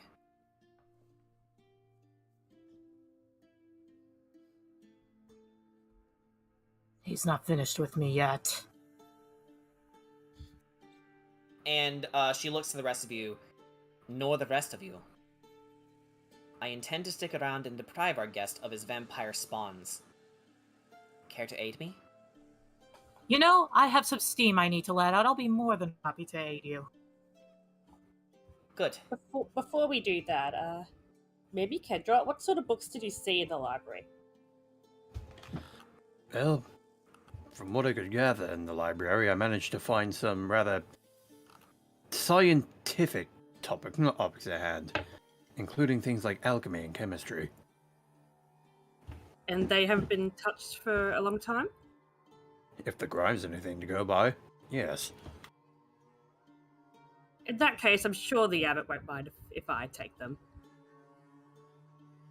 He actually wouldn't.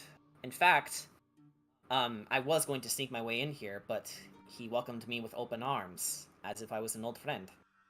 Something tells me that he may not have much need for these books. A guy like him would probably have his notes close by to him at all times. You are correct. This library was used mostly as a reference material for the priests who worked here.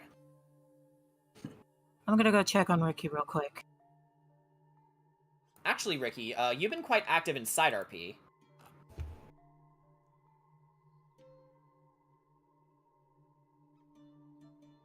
This whole time, Ricky has been spending most of his attention seemingly arguing with an invisible figure. Actually, that leads you into... Wait, that's not the right tool. This actually leads you into the wine cellar. So you were pretty much inactive during Ark's transformation.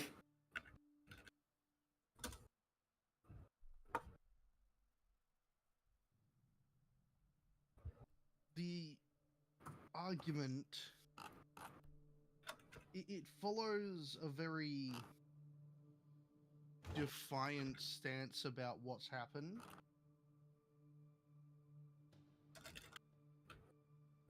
To the point where, should anyone manage to listen in, it's evident that he's arguing with... Oh, sorry. a- Sorry to interrupt you, but you're actually right here for now.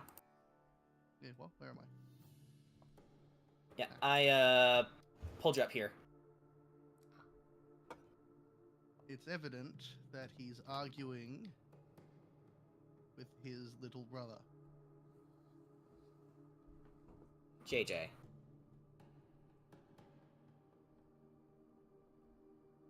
Look, all I'm saying is that if we do not try and kill him now, he's going to hurt them more. And I'm saying that if we try and do that, we will get ourselves killed. Are you not listening to me? I am... There's just... Think about it. You want me to care about them as well, and you won't let me do it in the way that I've been doing it for 300 years. Do you really expect me to sit around and wait?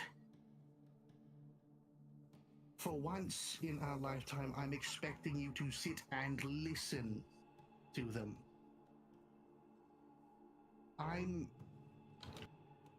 worried about them too, you know. Both of us could see that that wasn't him, that that wasn't Tucker, that it was just... Evidently, it was Strahd. But... we didn't do anything. We didn't get the chance to do anything.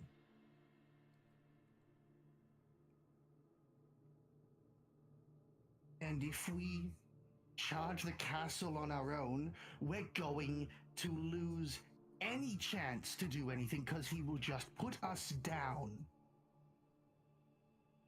And we'll be sent back to the ethereal plane, and that time we won't come back.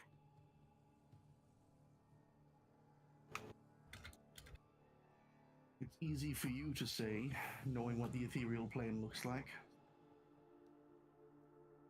Can we not do this now? Please.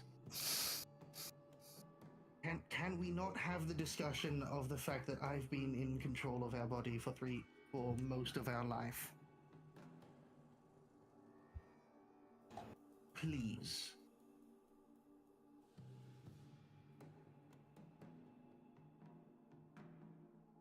Fine.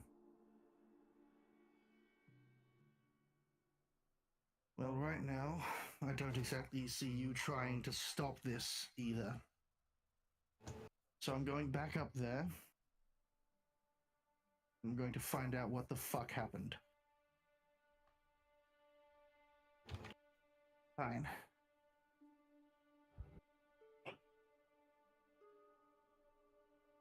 And Ricky leaves to go and try and find where everyone else was. Eventually you do find them conversing in the barracks, and you actually find Esmeralda standing and talking with them. I'll get rid of JJ for you.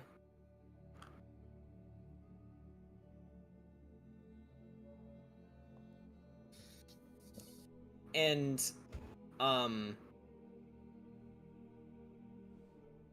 what's everyone's passive perception real quick? Yeah. 15. 10. Passive perception 14. 14. I have a 15.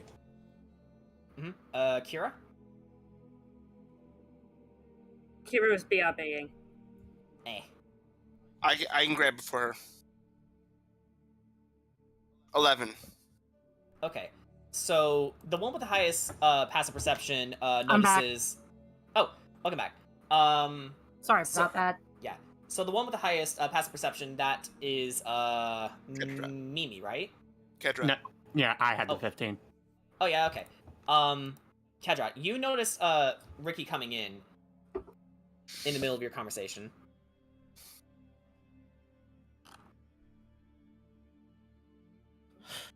Ricky, there's a lot to catch you up on.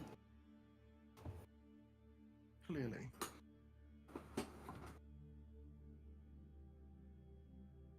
So he starts brief him on the transformation that Ark was going through, that Kira is currently suffering under a bite mark that not even remove Curse seems to be able to remove.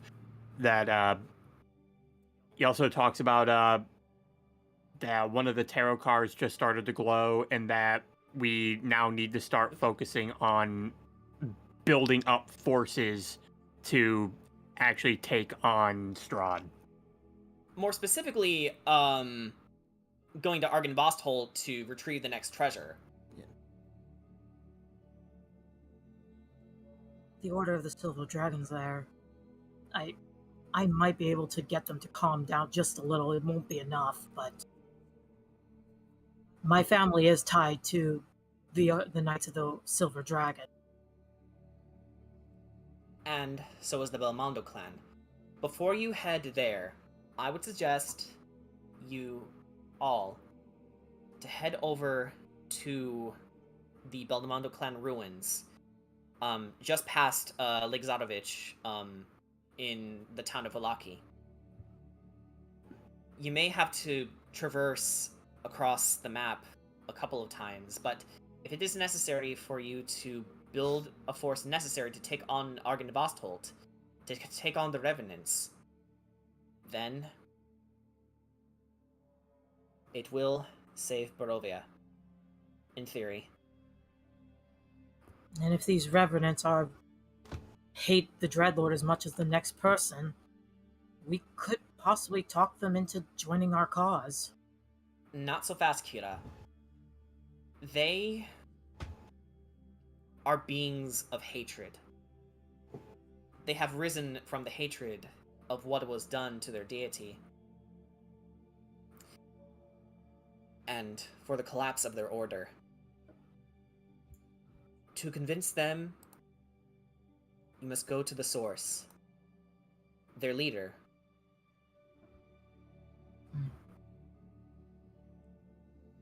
Sir Godfrey Gwillem. And, if you are to inform this to anyone, I would go to our allies and Belmondo. We shall. Considering we'll be going to their estate, we might need all the knowledge from him as possible. Of course. I have a question. Did you figure out what happened to Rudolf van Richten? I couldn't find anything in his tower. No. Not yet. Esmeralda became crestfallen as he heard your answer. As she heard your answer. I see. For whatever it's worth, we'll get him back. We have to. For the Vistani, for this kingdom. She looks down steadily. And for Madame Eva. And she turns to all of you. From this moment on, I will be in touch more than I was. For it seems I am your second to last ally according to the round table. And she taps the Taroka card. Only one more to find. We shall find them, whoever they may be. Esmeralda looks at you, Kira, and says, "Follow me. There is something you should see." Alright. Gonna follow Izzy. Actually, give me 1 sec.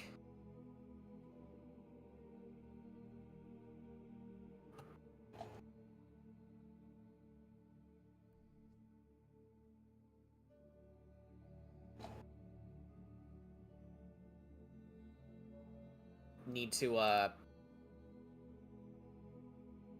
rearrange the soundtrack a tad bit. There we go. This should be good.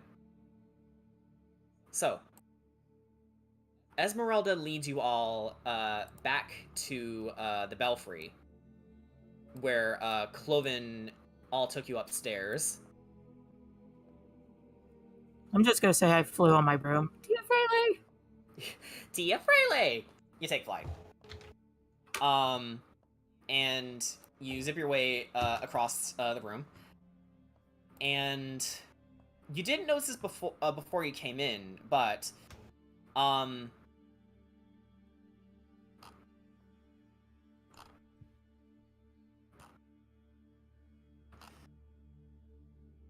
let's see. Where are we? Aha. So,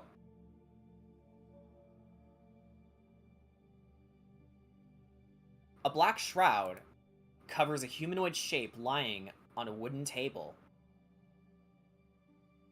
It's thrashing about. Alright. Who wants to lift the tarp? I guess I will. Alright.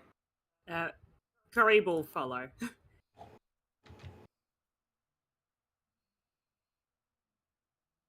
Kira.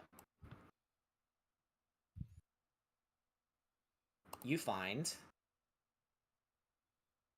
strapped to the table, Taka.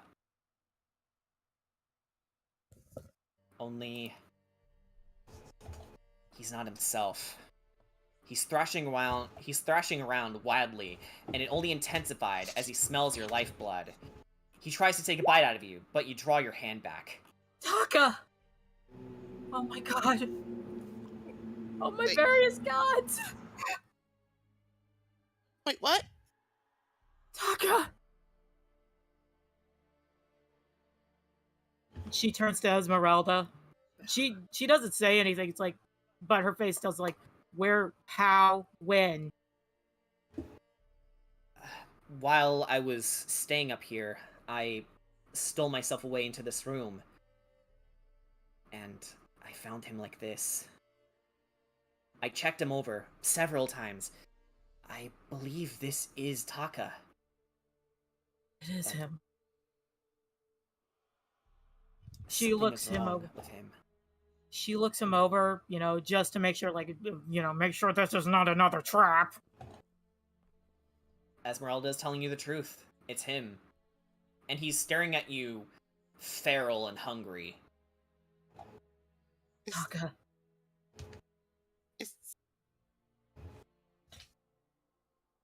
Do we? Like, Kira, mind your distance from him. I know. Could I try to remove curse on him? As you attempt to cast the spell, he just writhes in pain, screaming in agony, and then you hear behind you, "Nobody touch him!" Sergey! Copper! Nobody touch him. Copper, where did you go? I told you, I had some things I had to take care of. As it turns out, it was just him. No, my body I needed to look after. Your Taka is me and I am him. What a coincidence.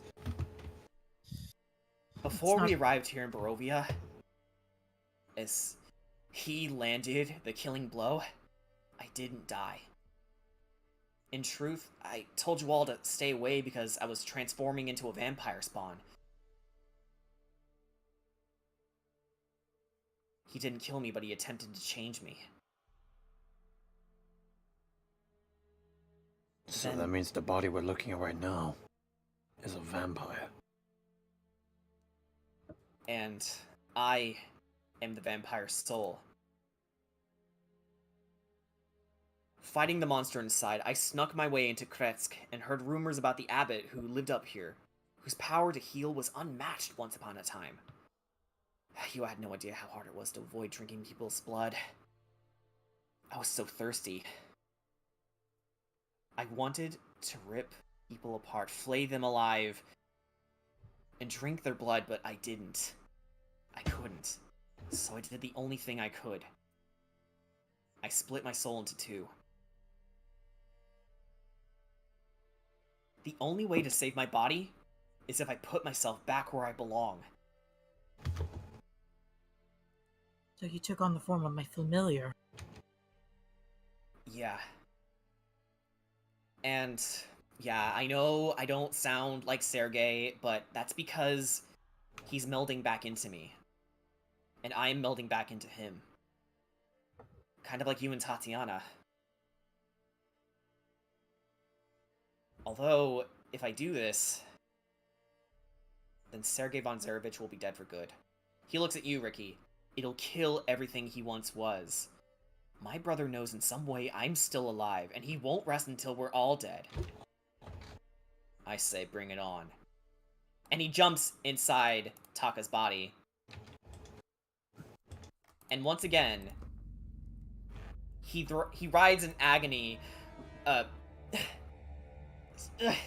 and trying to break free from his bonds, and screaming, shouting, until finally he relaxes and slowly shakes his head. Taka! Taka! And then he looks to you and says, what is that smell? Kira doesn't say another word. She just instantly jumps and tackles Taka. Taka, you freaking dork! Just tears going down her face. I was losing hope, but here you are! Ow, easy! Hey, I'm still weak. Ugh. And he just kisses you on the lips.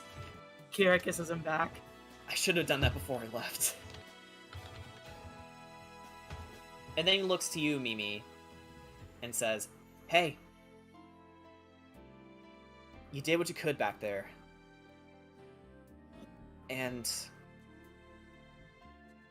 I know everything that you did for the party so far, and for whatever it's worth, Sergei would be proud of you. I'm proud of you. We're all proud of you. At last, the lovers have reunited.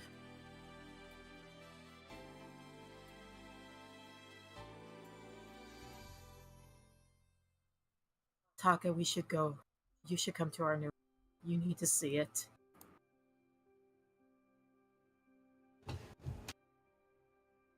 I'm sorry, I have to object to that. What? What's wrong? Well,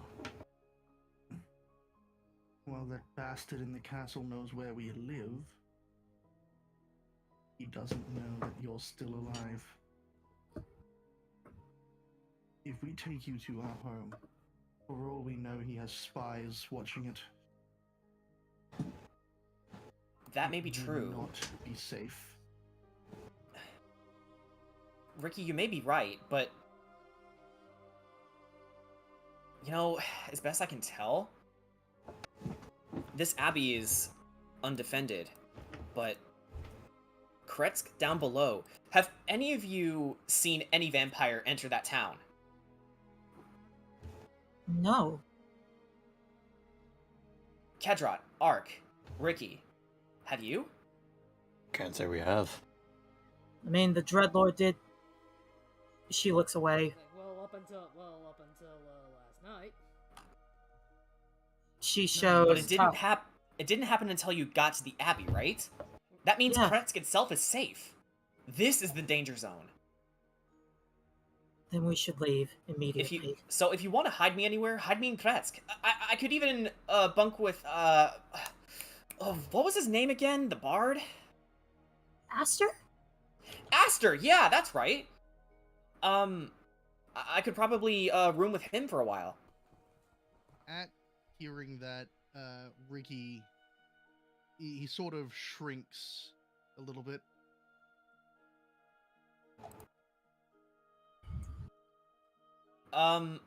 Okay, I've worked with a lot of people to know that you don't like that suggestion, so care to explain? No, it's a fine suggestion. All right. Well, Ricky, it was a good point that you brought it up, though. yeah. It's more so the association between Aster and a very specific person.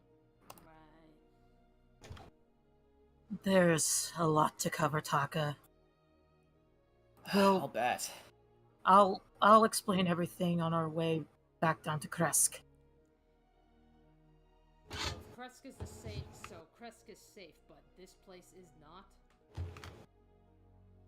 not. It was then the realization hits Esmeralda, and she looks to you all, and she breaks up your reunion with a harsh, "Everyone, shh! We must hide now." Alright. I'm gonna hide under this bed. And Esmeralda hides behind the wall. Is there anywhere small and lizard-sized? I think there's enough room under this bed here for you. I suspect there are. JJ is just gonna grab Ark and Mimi and drag them into the ethereal plane. And with I him. use, I was about to say, like, are there like windows or something that we can that us flying people could just jump out of? Actually, yeah. Let's mark you guys with an ethereal plane icon. I use my cantrip message to tell Taka, get under the table, hide. You got it. And then, he does. I'm not gonna have everyone roll a Groot stealth check this time.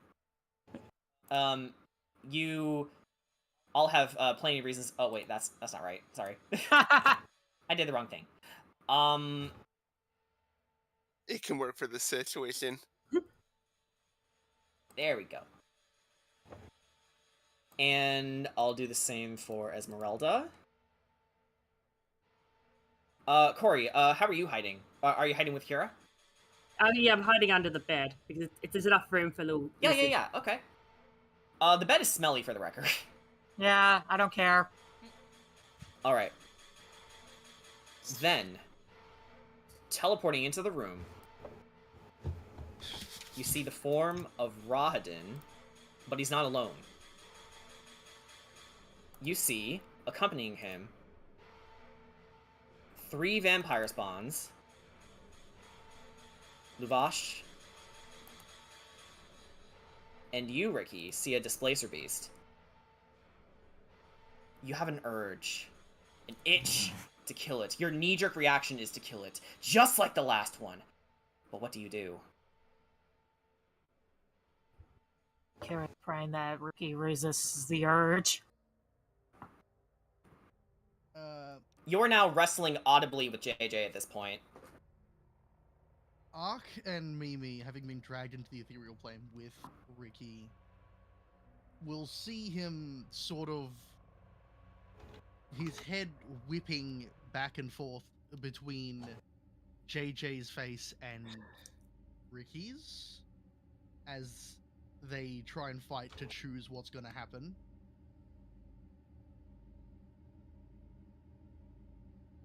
I'm going to roll. Okay. Can I provide? I assume you're going to roll your transformation save? I'm going to roll something a little more dangerous. Evens, he outright attacks. Odds, he doesn't. All right. I'll say roll with disadvantage. I was gonna say, can I provide the help action? No. Dang it.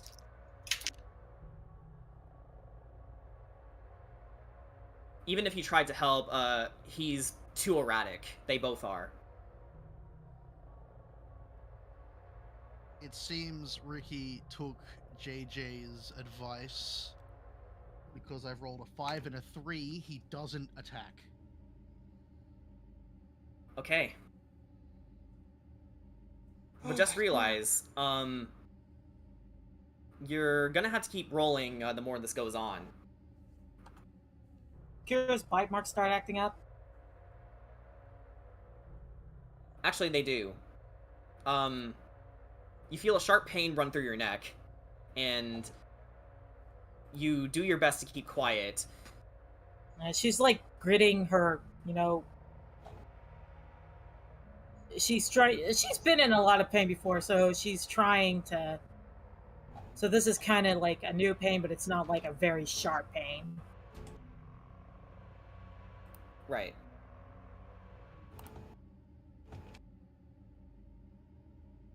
I'm right next to Kiera, right? You are. Would I have like just rations I could quickly grab in my pocket that I could just like pass to Kira to sort of just like shove in her mouth? To kind of like just like, hey, ease the pain, chew on this. Yeah, sure. Thinking quickly, you take the ration and just shove it into Kira's mouth. And it was enough to muffle whatever noise Kira was gonna make. But the vampire spawn nearest to you, the green one,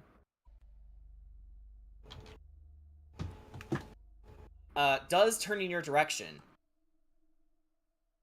And Rahidin does turn around,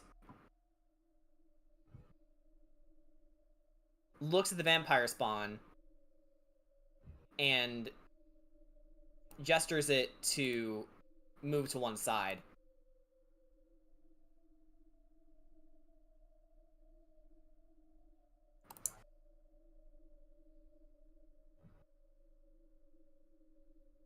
Well, well, well. It appears we have the entire court at our disposal. Save one. And he reaches under the table and grabs you, Corey. Where's the Belmondo? Oh, he was just like helping some friends.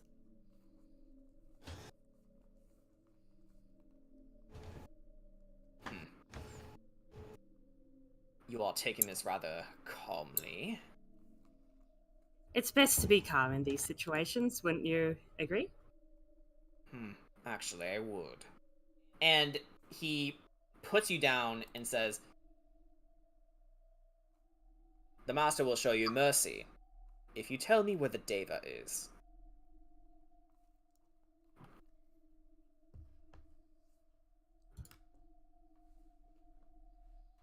Guys, out of character, I forgot where that is.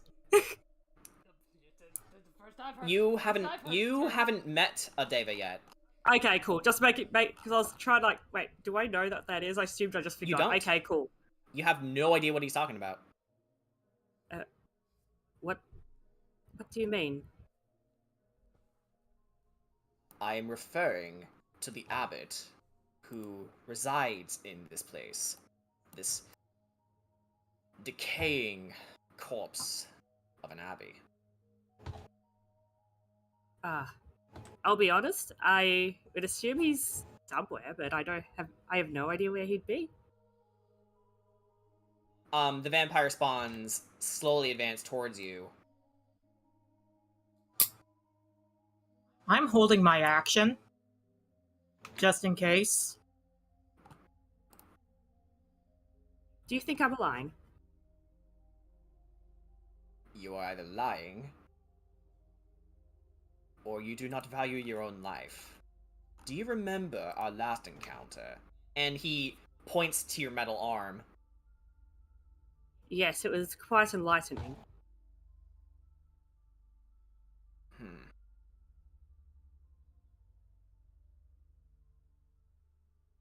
In a way, I have to thank you for that. Your courage is commendable. And he looks at the vampire spawns. All of you, search the area. Ricky, make another roll.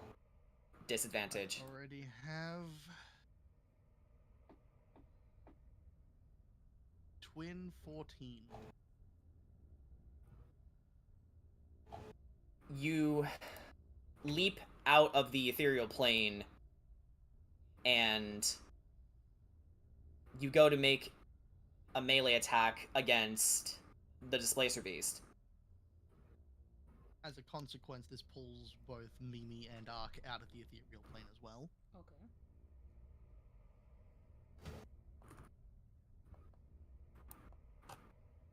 Well, we're exposed. No, Make your Kira still attack.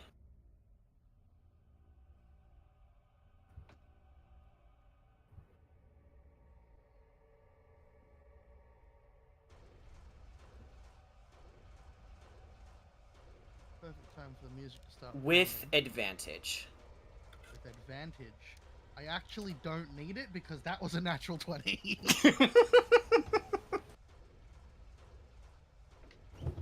The other one was 14 again. Number 14. The dice really do tell a narrative, and the narrative says, fuck displacer beasts. The dice tell a narrative, and the narrative is Ricky today is just doing well. Even when he...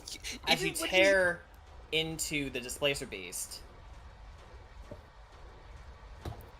Kedrot, I sent you something. Alright.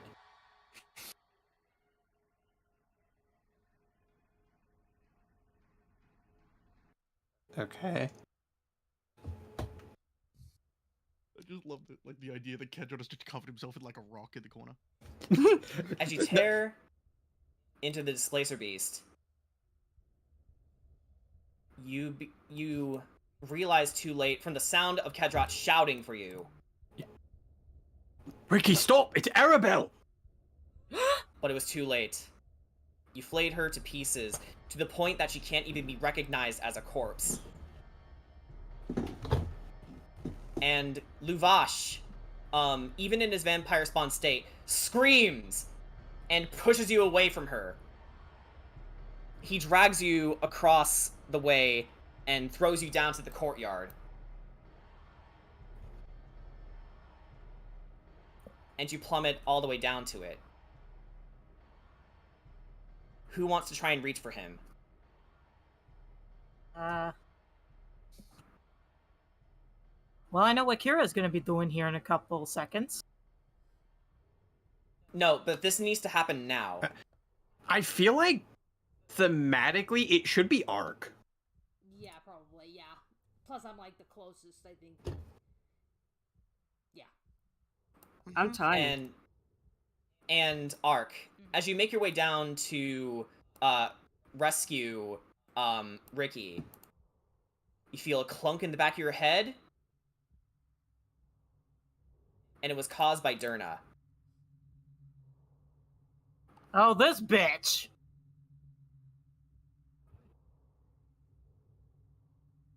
And Rahadin looks to see this whole scene. Everyone, including him, was utterly shocked by what Ricky did.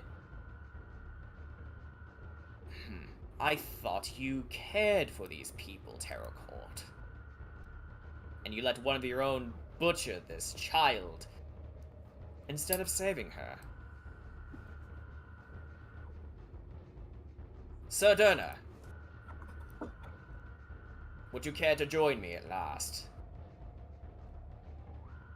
It would be my pleasure. And you see Durna pulling out 2 void blades.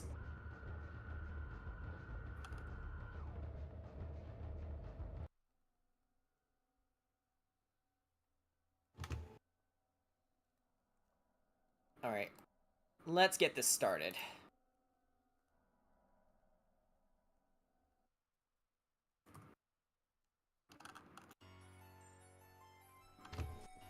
Heck yeah! Good music. Okay, we're going into battle. Yes, we are.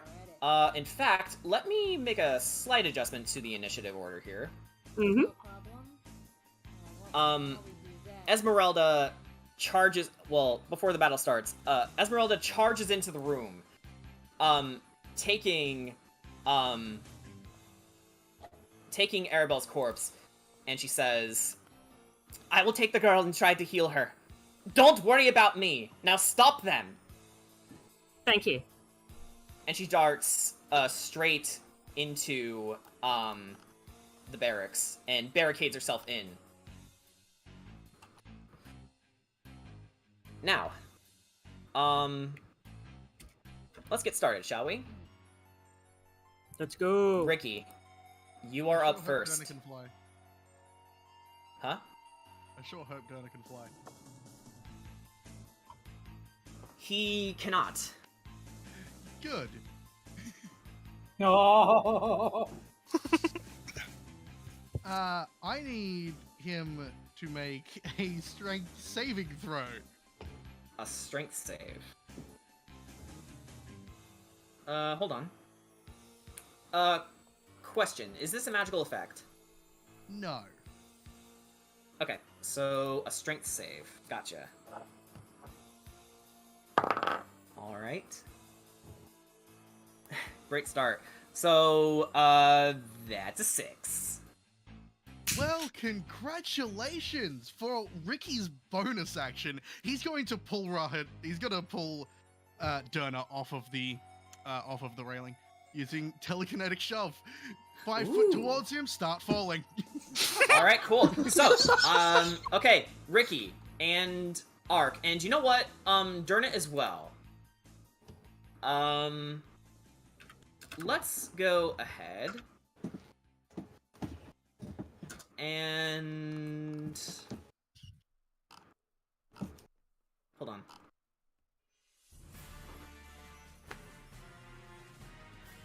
Okay, we need to all make dexterity saving throws to try and cushion the fall. Okay, when I heard all, I immediately reached for my dice. Now, okay. So, let's have your rolls first. flight comes naturally to the boys. Yeah, it's like... Yeah, that's actually the question. Is like, yeah, Uh, how is flight handled? Yeah, the reason I'm having you roll the dex saves anyway is because, not only because of the shock of the situation, but how fast everything is happening. So you're all catching yourselves to try to either cushion the fall or resume flight. Gotcha, okay. tell me, does a 25 work? Yes, it does. Got a rogue to make a dex save. And,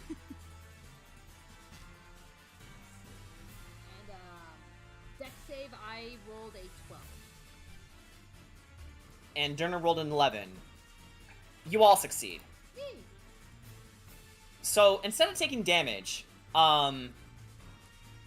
you two start flying and floating. Durna just does a superhero landing and brandishes his swords. Well, considering you said what the stairs took us up 25 feet, he's got a bit of a trip to come back up. That is true. But that was a smart move, shoving him off with you.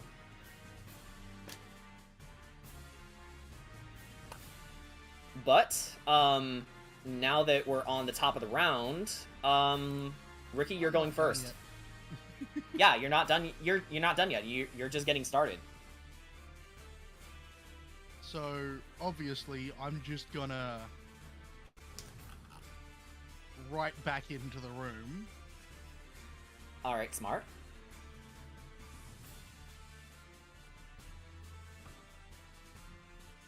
And while this is happening, Durna looks over to you, Ark, and says, "Well, well, well. It appears it's just you and me, big boy." And I'm going to be attacking red. Vampire spawn red? Yep. All right. With the short sword. The short sword. Okay. Go ahead and make your roll. Natural 20. The Mhm, dice that power hits. narrative of today, Ricky wins. Yes, and that's a crit. So go ahead and roll damage. And double your dice. Unfortunately, I don't know if I get sneak attack because I used my bonus action to drag Gurna off. I'm not too familiar with rogue rules. I just checked that. Oh, that's fine.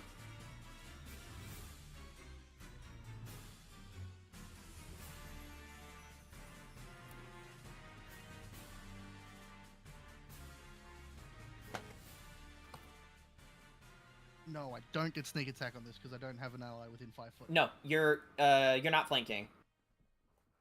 It's not flanking. It's ally within 5 foot. So like, say if Kedrot was like right here. Yeah. I'd get sneak attack. I believe we also rolled that as a flanking bonus for everyone else. They get a bonus to their roll. I believe it's a +2. I'm talking but for you, specifically you're a sneak rogue. attack the bonus dice. Yes, I know. Oh, that's a terrible roll. That's 11 piercing damage. I rolled a 1 and a 4. Well, it's enough to create a pretty nasty entry wound in the vampire spawn's shin. It shrieks at you and completely turns your way. And that is my turn. But as you are within range of Rahadin, you begin to hear screaming enter your ears. Oh, shit. He slowly turns his head to you, and he says,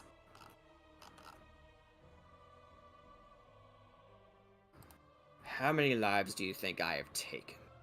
Hundreds, thousands, millions. Can you hear them screaming? Good. Then you will suffer my wrath for daring to attempt to impede my master!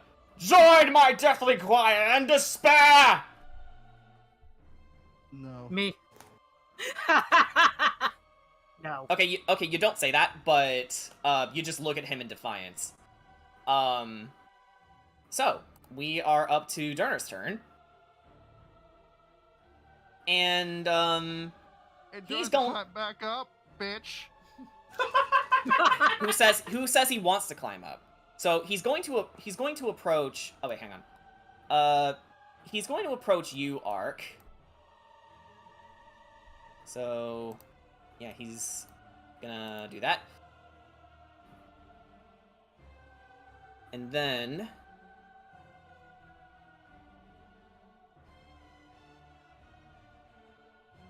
he is going to look at you.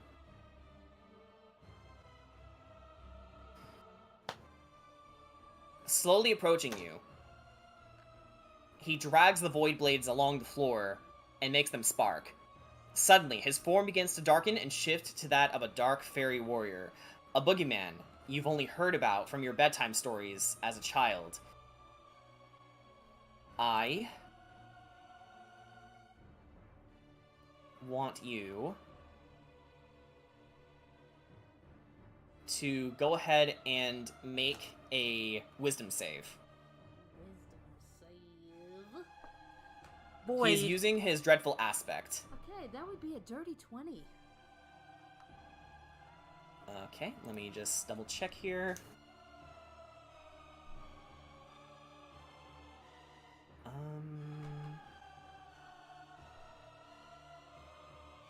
A dirty 20. Okay. Very, very good. Given that you've been alive long enough, you know that some warriors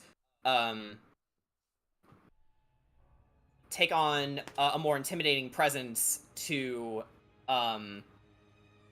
frighten their opponents. But you see right through that, and you're just ready to do some hurting. Yeah, Ark is just gonna smirk.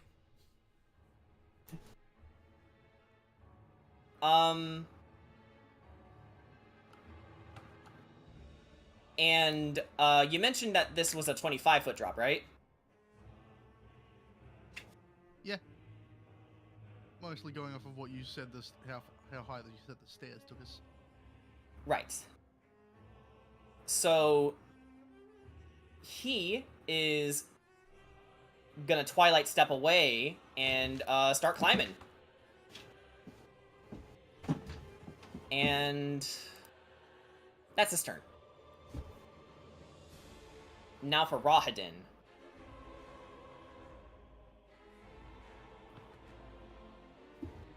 So he is going to go ahead and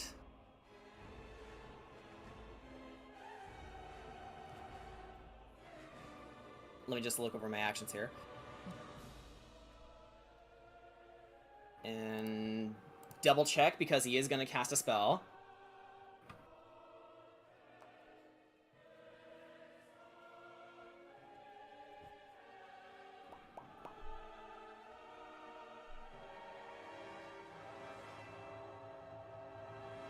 Okay, so he's gonna look over to Vampire Spawn Blue and touch her shoulder, and he's gonna cast Guidance on her.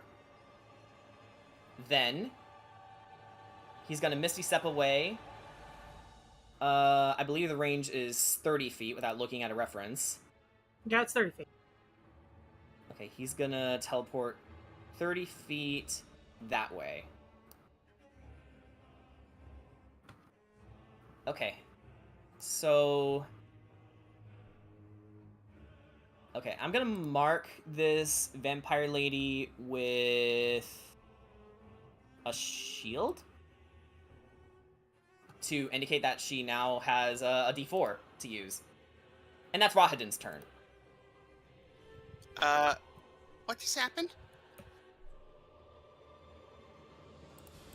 I love how he told me I'll join the cacophony of voices screaming around him, and then he ran away. What a bitch! Actually, no. Sorry, I got confused. That was someone else? No. Yeah, no. Rescind that. So he casts Guidance. And...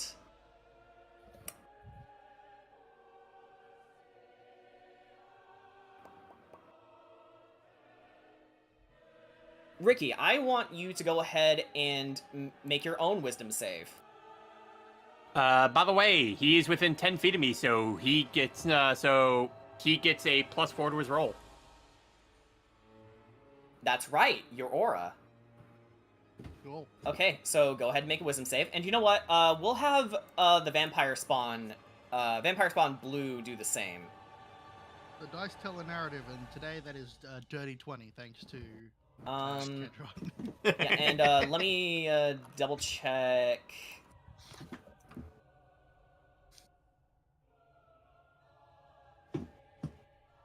Is this 10 feet? Hang on. No, I wait, think... What the hell? Why'd I go to 19? What the hell? Yeah, like, what the hell? Yeah, it keeps going to 19. That's weird. So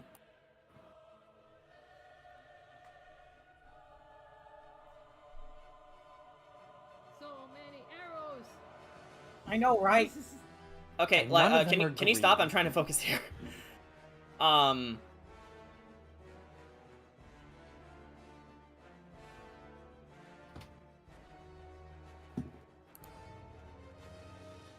Wait, now I know. Now I don't know how to get rid of it.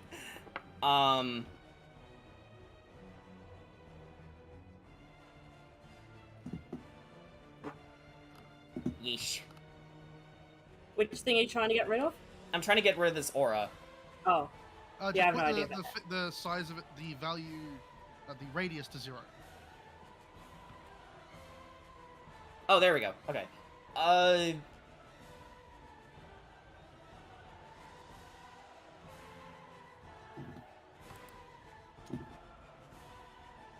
Yeah, just trying to make this work. that's fine. Okay, so... Alright. Oh, shoot. Okay, so... It's affecting pretty Um, much everyone in the room. Exactly. Okay. So, Corey, Kira, and Ricky, I want all of you to go ahead and make wisdom saves. And Mhm. Taka and the vampire spawns are all going to do the same. So, Alright, made alright. No. Is Mimi on the map? Yeah, Mimi, where are you? Right here. I don't see you. Where is right here? Are you under somebody? Oh, you're under me. How about stop stepping on Mimi? We already have a problem with stepping on the child. We don't need to step on the healer. Okay. I'm not stepping on it. I'm All right. kidding. I didn't. So I already saw that I was like right here the entire time. Yep, nothing to fix that. Okay. Okay, so... Okay, so Taka rolled an 11. You know what? Hang on, let's put our rolls in here. And, Vampire Spawn Blue.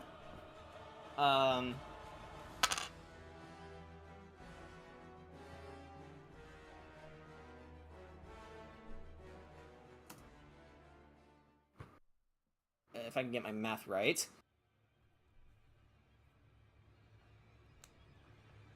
Vampire Spawn Green rolled... Oh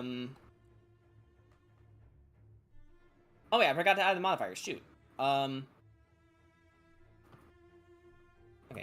that's that.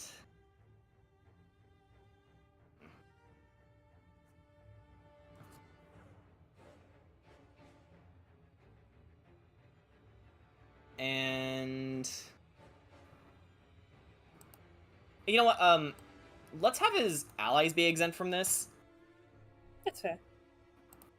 Yeah, because this is gonna take forever. So Taka unfortunately rolled an 11. Everybody else. Guys, did I pass? Okay, so JJ and Mimi succeeded. Corey and Kira, unfortunately, you take the full damage. So the full damage of his Deathly Choir is 16 psychic damage, but on a successful save, you take half as much damage. For the chat, I rolled a 2. Yeah, sorry. Sorry It's for the funny, bad it's roll. fine. Yeah. Damn. That was a pretty good roll on my end. Oh well. Yeah. All right. He's so just a big boy. that is Rahadin's turn. Okay, Ark. What doing? Okay. So you said Durna is in the process of trying to climb back up? Yes, he is. Okay! So, first of all, Ark is going to bird up. Oh, Bird boy. up! And Which means, actually, you get to use your new icon. that is true. Yeah, do you want me to, put it down, or... Yeah, go right ahead. Yeah, go ahead. So I'll get rid of this one for you. Yeah. Okay, let me get the beast out. Yep, so... Look at him. Yep, so as he taps into his rage, the hideous appearance from before just, starts creeping back in as he, pretty much leaps in the air to pretty much go after, Durna. And, he wants to go after him with his talons. With his talons, okay. I'd imagine Durna sees this, he's like, oh, sweet sugar honey iced tea. Oh, sweet sugar honey iced tea. No. And actually, let me think, I'm sorry. I'm going through, because, yeah, this transformation has so many extra little goodies attached, so I'm trying to make sure. Okay. Yeah, that's true. Okay, so, with this, okay, since this is technically considered an unarmed attack, I know talents typically deal slashing damage. I am going to keep the slashing damage. And, alright. yeah. So, when he goes to swipe, you can actually see, from the arms that he's using to slash, you can see kind of growing out of them more rows of talons. Yeah, so, like a bizarre version of, Wolverine. Snick, snick, snick, snick, snick, snick, snick. You see several claws, forming out of his arm as you go to take a swing. Alright, so let's see, where do we go here? A 17 to hit, was it? 17 to hit, yes. So he's gonna use his reaction to parry, so that is gonna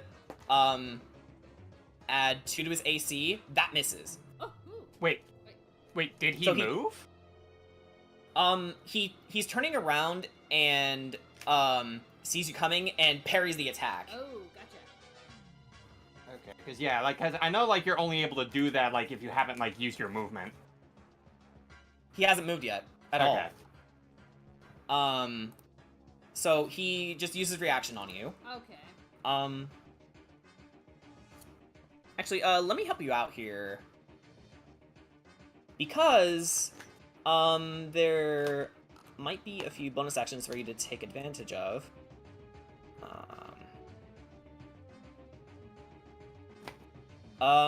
You want to try to use your action surge? Let me see. You can take one additional action. Okay, I'm trying to think, like I've done the movement and I've done the attack, I've done bonus action. I'm trying to think what else can I do for an additional action? Action surge is like action 2. Yeah, that's exactly it. You take an extra turn. Oh, so could I try? Yeah, so... So could I try and attack him again, or is that... yeah. Yes, you can. Okay. Alright, yeah, I will try that again. Taking another swing.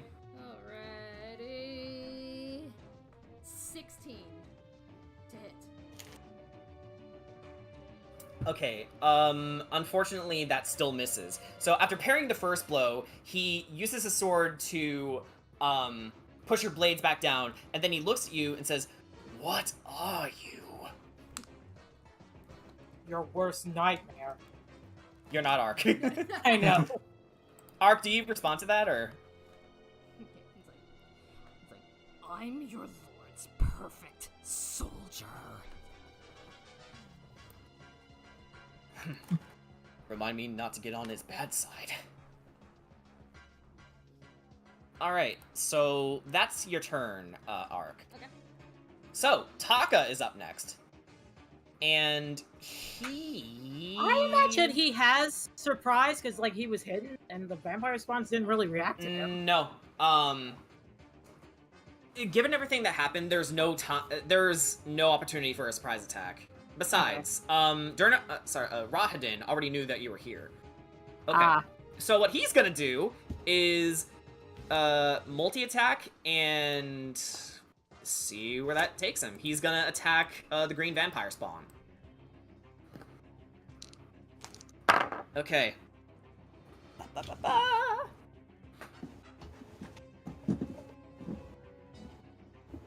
Let me just double check what I got for his modifiers. Okay. Oh my god. Yeah. What? Okay, so, 14 plus 6, to hit, that hits, and so does, the 16 plus 6 to hit, which also hits. Both attacks connected. So the vampire spawn not only takes, 14 slashing damage, I believe that's 7 plus 2, times 2. Yep. Is that right? Yeah. Okay, so 14 damage, and he's also going to expend a level 1 spell slot to cast Divine Smite. That's my hubby! Okay. Oh, wait, no, that's 2d8. Wrong dice. Where's the other d8? I know I had another one. Guys, I think... No, found it. Alright, folks. Alright. So... 7. Yeah, and then, 7, radiant damage on top of that. So, Greenie here is hurting pretty badly. And you know what? Just for fun, since we have yet to use this, I think just for the sake of fun, I'm going. Yeah, you know what? No, it's not within the rules. I was gonna say that she's bleeding now, but that would be silly. It just hurts a lot. This vampire spawn right here, is looking extremely rough. So, 14 plus 7 damage. That's a hurty. That's a hurty right there. That's a lot of damage! That's gonna be his turn. But now it is Greenie's turn, and she is going to go ahead and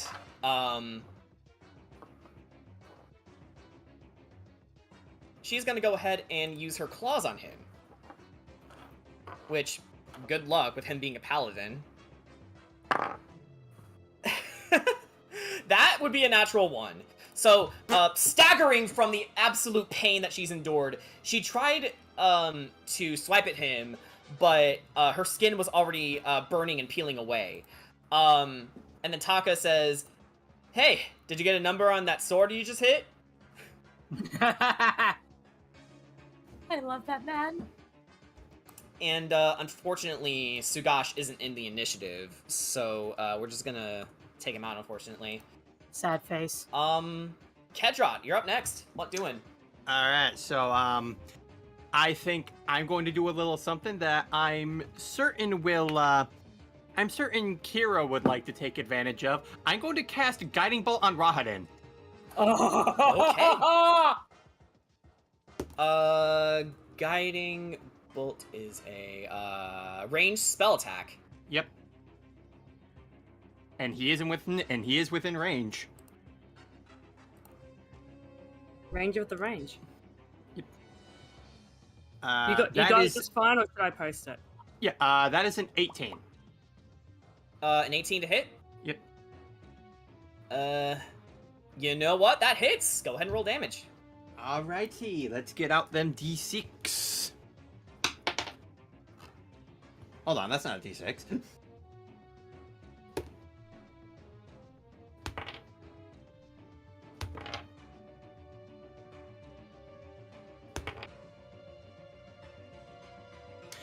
So, Mr. Rahadin, I'm gonna have to ask you to take 20 damage.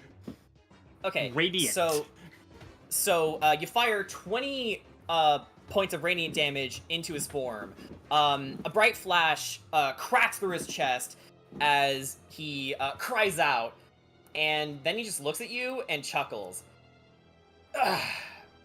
Very good indeed. But you'll have to do more than that to stop me. I've learned much of that during our little game. You are a fast learner indeed. I just hope you can keep up. I'd hate to kill you, actually.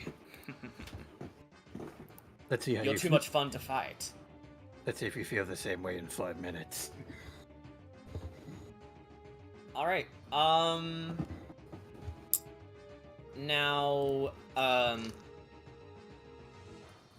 let me, doubly checkily do what you've got here. So, I can't extra attack because just used a spell. Yep. And I know I can still Twilight Step, but I don't think I want to use it. That's fine. Okay, so, yeah, Guiding Bolt is an action. Yeah. Yeah,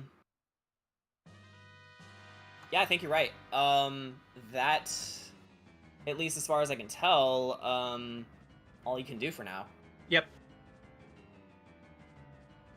Okay, so, on to Mimi. What doing? Wait, where are you? Did you step on him again? Did you step on her again? No, she's been under me the whole time. Yeah, okay. Mimi, it's your turn. So, we're gonna say pop out of frame. I'm gonna say first. Kedra was okay. Let me tell you something. For me, Kedra's been here this entire time, where I'm at right now. So that's why I've been in the corner. Yeah. If that's the case, yeah, I but should just have been for here. just for neatness, I guess. Yeah. Okay, what are you doing? Something, I hope.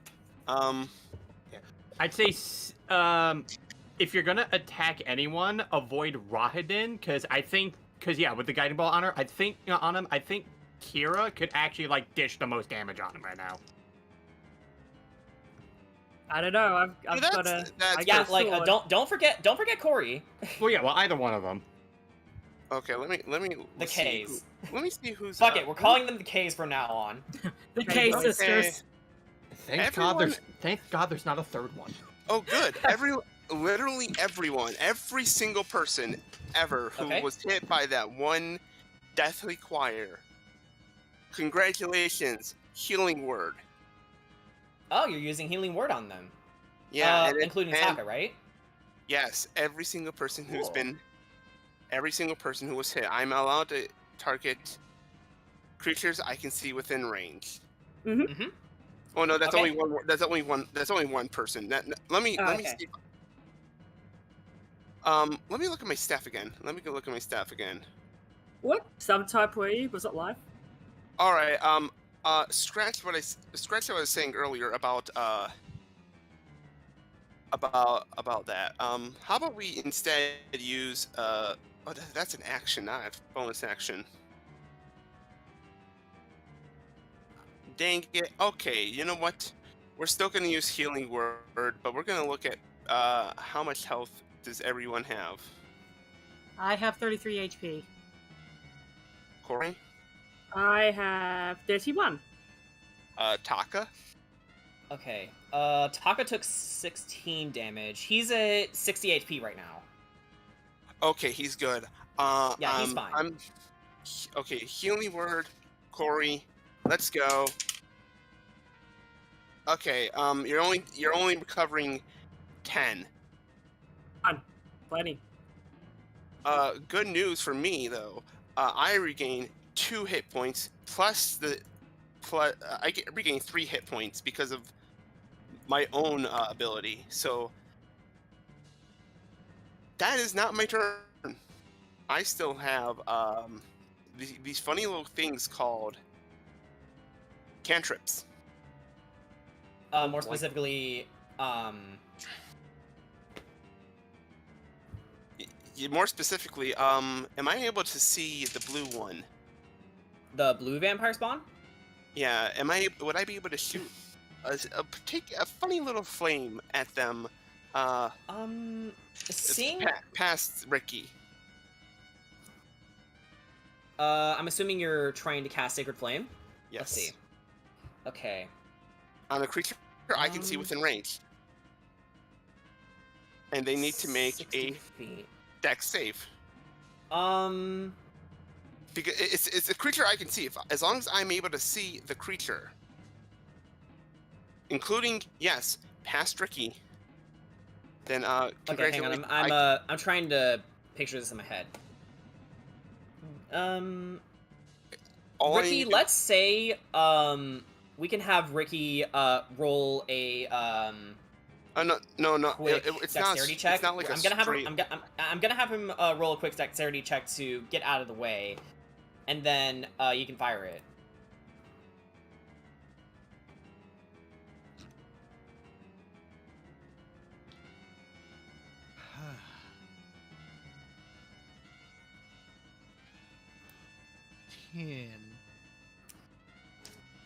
Oh, no. We'll say. You know what? We'll make it easier. We're not targeting blue. We're targeting green. Targeting green. All right. Yeah. Yeah, I'll allow it. Yeah. I mean, so, red's right there too. Yeah, disregard that roll. Okay. Yeah, disregard that roll. And I don't need to make a roll. You do. That's right. Dexterity. All right. Which is good because I actually rolled and I would not have made it. I'll say that much. Oh yeah, I'm not the one that has to roll. Okay. So, the vampire spawn here rolled a 16. Oh, dang it! That just beats it. Okay, yeah. So, as you fire your sacred flame at the vampire spawn. It wisens up enough to the point where it ducks out of the way of your sacred flame, and the blast hits the wall just here and emanates a bright flash before dissipating into a smoldering pile of glitter until it results into nothing. Well, unfortunately, that seems to be the end of my turn. Darn. Okay, so unfortunately, Vampire Spawn Red is next, and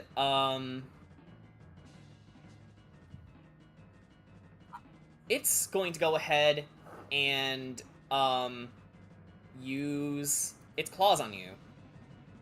Me? Yes. Okay. That's weird. All right. Oh gosh. Okay. So 1? So no. Okay. 17 plus 6. I Okay, assume that hits. hits. Yeah. You take 8 slashing damage. You take 8 slashing damage from that attack. And that's going to be the end of its turn. All right. Kira / Corey, it's both of your turn next. Who wants to go first? Corey, you going ahead of me. First of all, are you planning on attacking or sort of supporting? I'm going to be attacking. Then, seeing as I want to stab, is there a thing we could do where we can team up? I do have a bit of an idea. You know what? I'll allow it. What's the plan? My plan is shoving old Rahadin down this hole because he's 10 feet from it. Ooh. What's up? So, what I was thinking of doing, and I haven't done these, so like, Thanks. oh, you're right. Yeah, we're just looking at something. Yeah. Oh, okay. Yeah. I was thinking of using my bonus action to Zephyr Strike, so I get some extra juice on my next hit. All right. And then using my regular action to Green Flame Blade. All right. Go for it. Yeah. Go ahead and do your thing. Okay, then Zephyr Strike. I'll just like post them as I go. There we go. Right. Make it Wait, easy for you. oops. That's Boone. Hey, Boon's here. Boone!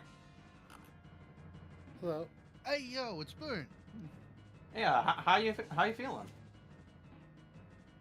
Not as bad as I was. Let's fucking Awesome. Okay, you know what? Fucking fun. Let's rule you coming into the next round because we're almost done with this one. But I'm sorry, Corey? Yep. And now I do my Green Flame Blade. Mhm. So that is regular like stabby situation. What's my stab dice? D8. And who are you attacking? That is right. Oh, you're attacking Rahadin? Well, Yeah, you know sorry. what? Considering the spell that Kedrop used, I believe you have advantage. Yes, you do. Well, those are both terrible rolls, but I've got. Wait, is it? God damn, that was damage dice, not thing dice. Does a 12 hit? Actually, wait, what's my things? Oh, never mind. That's a 19, right? 12 plus 7, 19. Actually, yeah. I know your artificer subclass does something a little cool. Oh, it does actually Swift. Yeah. Okay. Yeah. If I'm remembering correctly by not reading the reference right away, don't you basically use your spellcasting modifier to Yep. Yeah. Okay. That's yeah. why mine's so high. So yeah, that's 19 hit him. Yes, it does. Fuck Okay, him so- up. That is a D8 for my regular jab. That is what level are we? What level are we right now? 6. Yes. Yeah. Okay, so oh my god, I need so many fucking d8s. Oh my fucking god. I didn't think of this. Fuck that him up. that sounds cool. Whatever's happening. At 5th level, it does extra. Okay, so that's 2d8s. 2d8s so far, and then what about my Zephyr? That's an extra d8. Okay, 3d8s. Ooh, 3d8s. All right. Oh, I'm just gonna.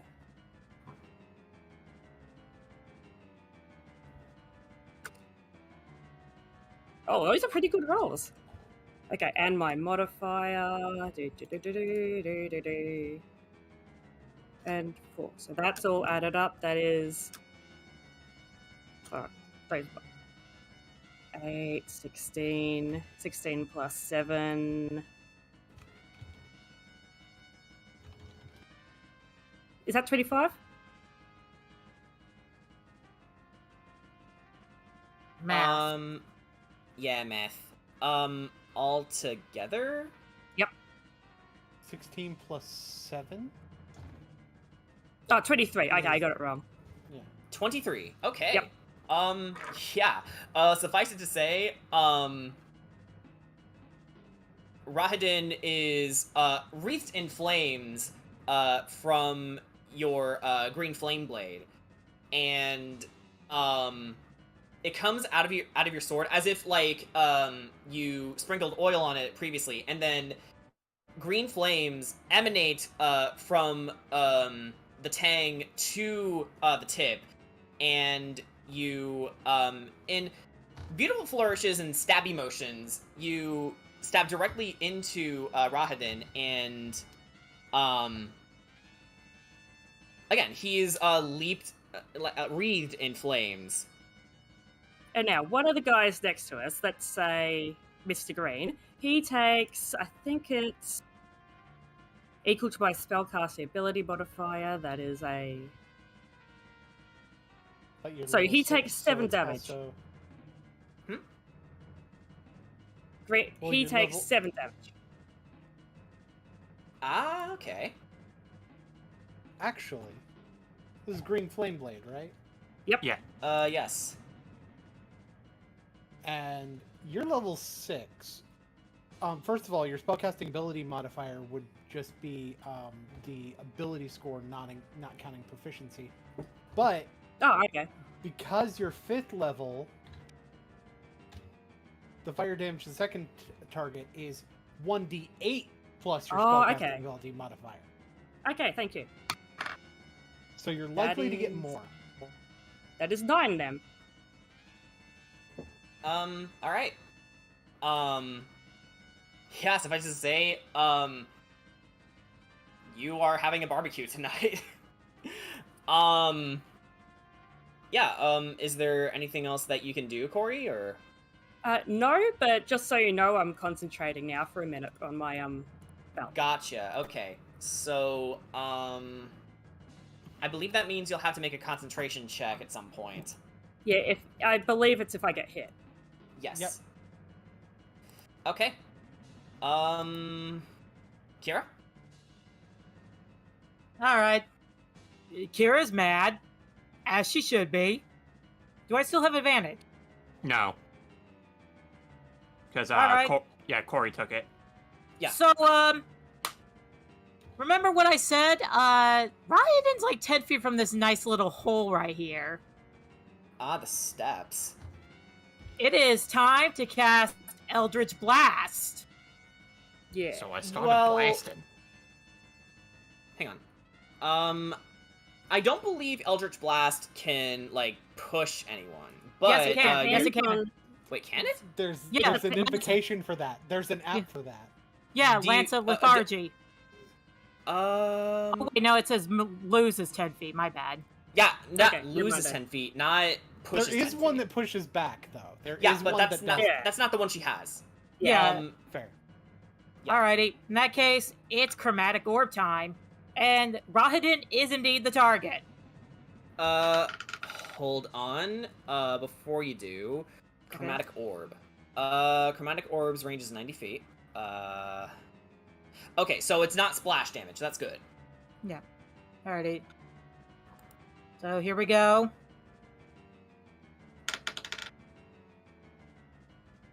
How does a natural 20 sound right now? That sounds like it's gonna hit. Okay, so how do you want to do this? Like, do you want to double the dice or double the damage? I think you should, for this, double the damage. Okay, give me a second. Gotta find my other 3d8. There we go. And I am choosing, ironically, fire. Okay. Alright, so altogether that is 5, 7, 6. 5, 7, 6. Okay. So, you were just wreathing this guy in flames. He's doing his best to, minimize the damage, but, you're covering him in some pretty serious burns right now. But nothing that he can't heal from. So yeah. This guy is unexpectedly tenacious, you might be noticing. Yeah. Bonus action, Misty Step. I am 2-leveled spells.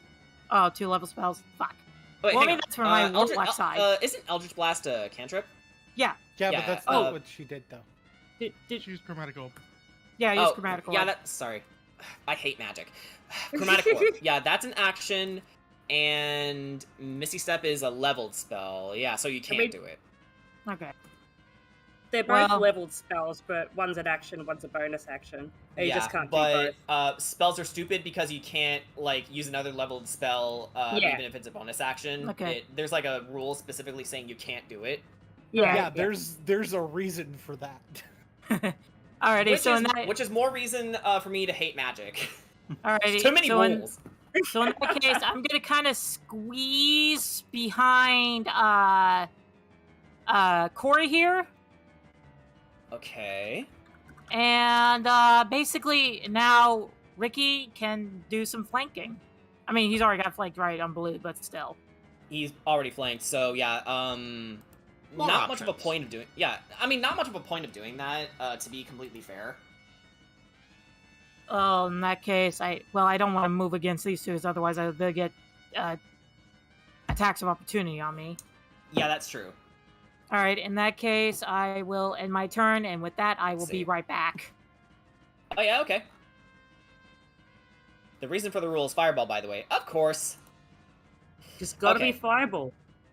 Alright, so Vampire Spawn Blue is up next, and, they are gonna take a swing at you, Ricky. Let's see. And, they are also going to do, a claw attack. Alright, so, that's not gonna hit. That's a 9. Get fucked. Indeed. So, they swing at you, but you're like, you're too swift. You, basically, sidestepped out of the way. So that's gonna end, the Spawn's turn. So, when it comes to Luvash, he's just gonna do nothing. With the loss of his daughter, even as a vampire spawn, he has no will left to do anything. He just sits there. And with this in mind, Sugash, you finally make your way up the stairs, right here. And coming out here, not right there, down here. Follow the ping. There you go. And as you come out of the door, you see Esmeralda, tears flowing down her face, and she turns her head to see you. Belmondo.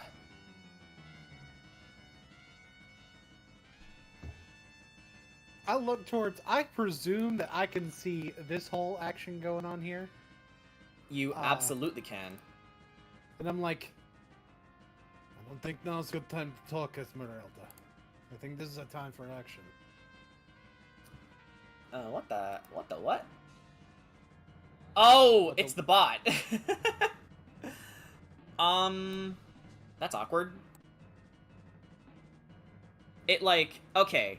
I'm gonna have to fix that later, but there it goes. The bot got confused. Okay, so this is the new initiative. Okay. I guess back to the top of the round.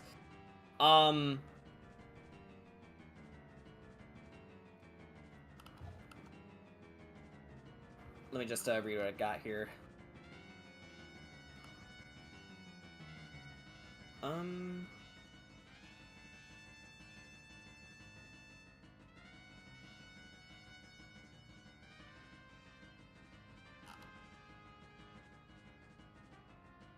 Sorry about that. Okay. So, Esmeralda is going to dash. And I believe her movement is... Yes, okay. So, dashing is when you go twice your movement speed, right? Yep. Okay, so...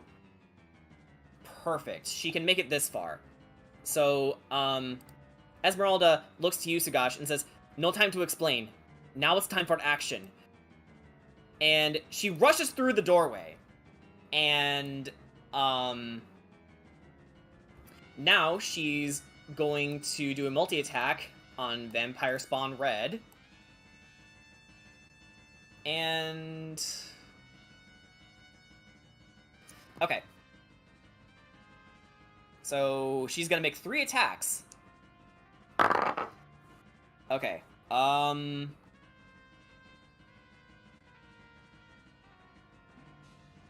damn. Okay. So...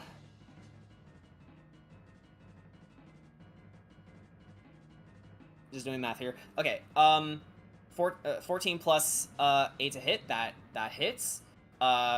So she's using a rapier for the first 2 attacks. The second attack, however, is a 10. That misses. And the third attack, with her hand axe, is 14 plus 6. Okay, so she lands 2 hits on this vampire spawn. So the vampire spawn takes 9 piercing damage from the rapier and 6 slashing damage from the hand axe. And oh geez, how does Esmeralda want to do this? I don't know. How does she? What is So- bad? So Esmeralda got screaming, inspiration when yes. Sugash showed up. yeah, screaming with a battle cry and seeing her adopted brother joining the battle, and feeling complete sorrow over the loss of Arabelle, she peels over with a war cry, and she tears right into this vampire spawn, tearing it asunder, stabbing it, slashing it, flaying it alive, until I'm back. nothing but sinew and bone remains. Jordan, for a layered reference, Kedrod's looking at that and he goes, What a woman. I come back to the most appropriate moment, it seems. Yeah, Esmeralda took out a vampire spawn. That's my queen! Queen Slay. I think she And did. slay she Slay. did. Facts, no printer. That's Esmeralda's turn. Ricky. What doing? Rahadin, you made a point of getting Ricky's attention. You made a point of really making him screw up. Rahadin, make a charisma saving throw. Oh boy. A charisma Lest he saving be throw. cursed. Okay. What's his charisma? Okay. All right. That's a 17.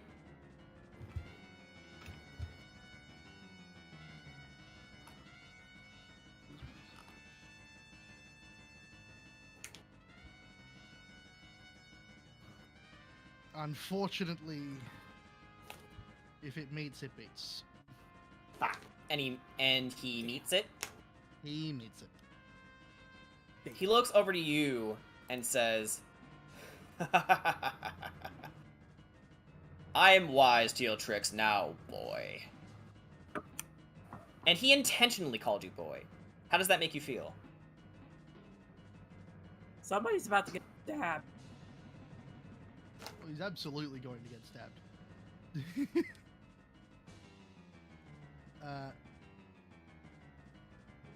Ricky's gonna move over here. Okay.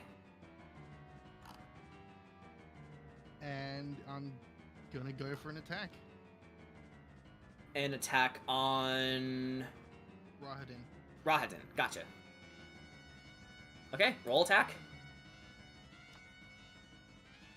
That is with a +2 from flanking. That is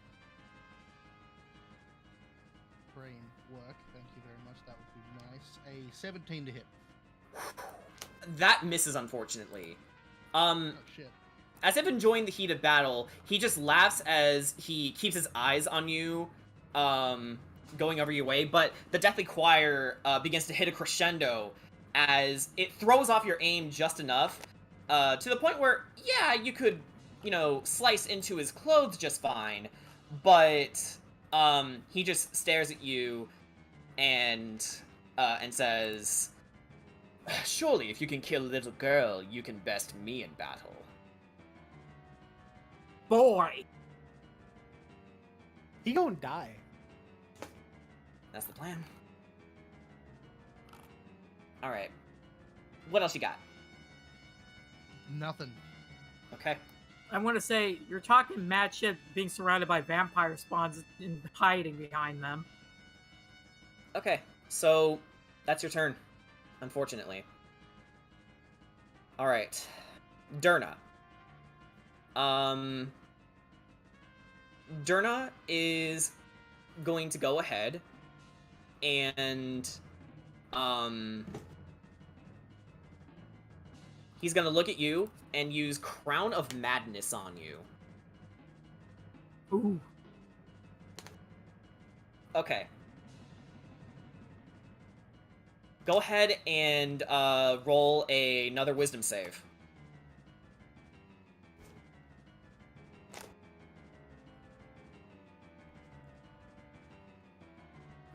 Is he doing this on Arc? Yes. Well, there's Oh no one else shoot! who Did I forget to say your name? I'm sorry. Ark. Yeah. Well, I mean, there's no one else Yeah. who can do it to right now. Yeah. Okay. No. I know. It's just I thought No. I said Ark. No, I didn't. No problem. 19? Not bad. You succeeded the save.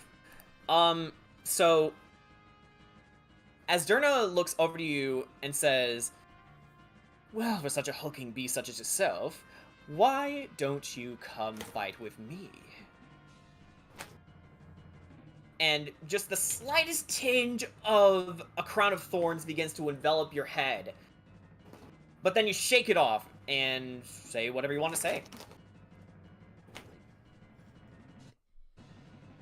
You don't need magic to have me come to you. I intend on coming. You're not locked in here with... I'm not locked in here with you. You're locked in here with me. You're locked in here with me. Yeah. And Durna, shrugging, just growling, looks at you and says, "Fine. Then you will die." And then he Twilight steps into you. And you take 4 points of cold damage. 4 points of cold damage. Okay. That's his turn. As for Rahadin, he is gonna go ahead and let's see what he's got here.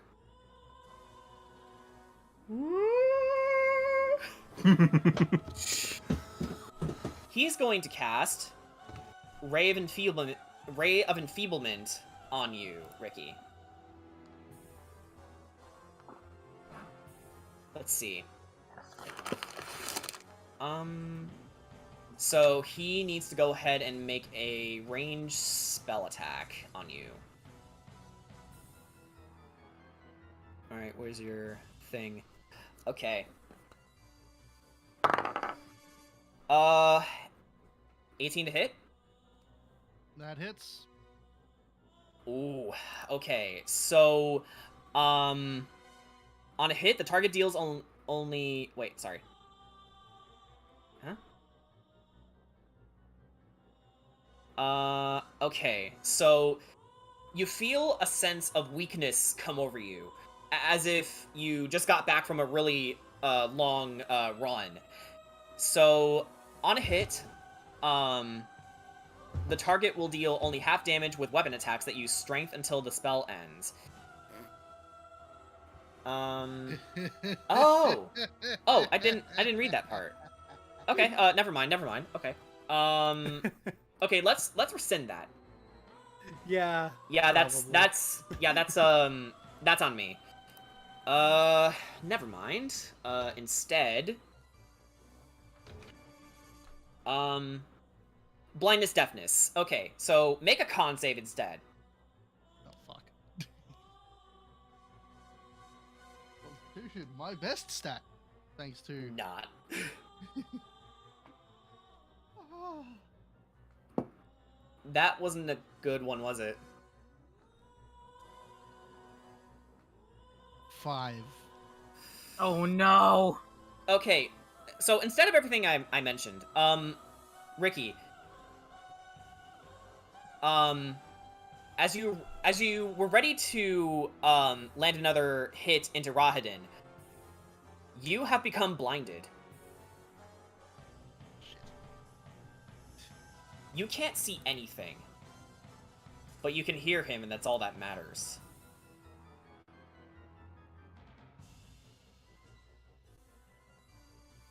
And that's his turn. Ark. Alright, yep, going for... What doing? Alright, I am going to go for the attack. Alright, go ahead. Durna. Okay, and I'm actually going to do reckless attack for this one. Reckless attack. Alright, go for it. Alright, no whammies, no whammies, no whammies. Come on, Big Bunny, no whammies. Nat 20! Yes!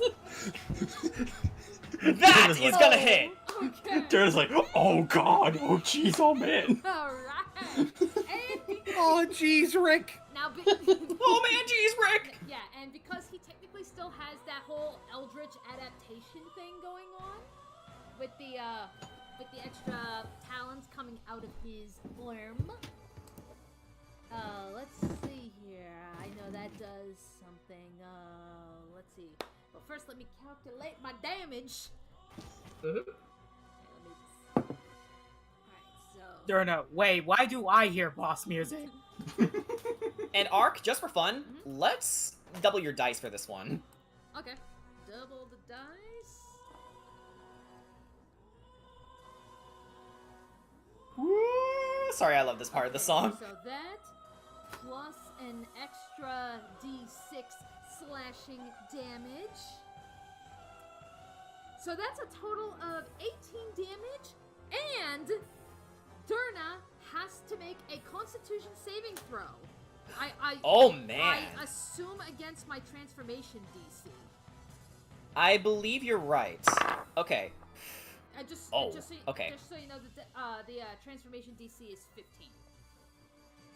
Okay, well, he rolled an 18 plus 5. I think, unfortunately, he beats it. Yeah, he does. Okay.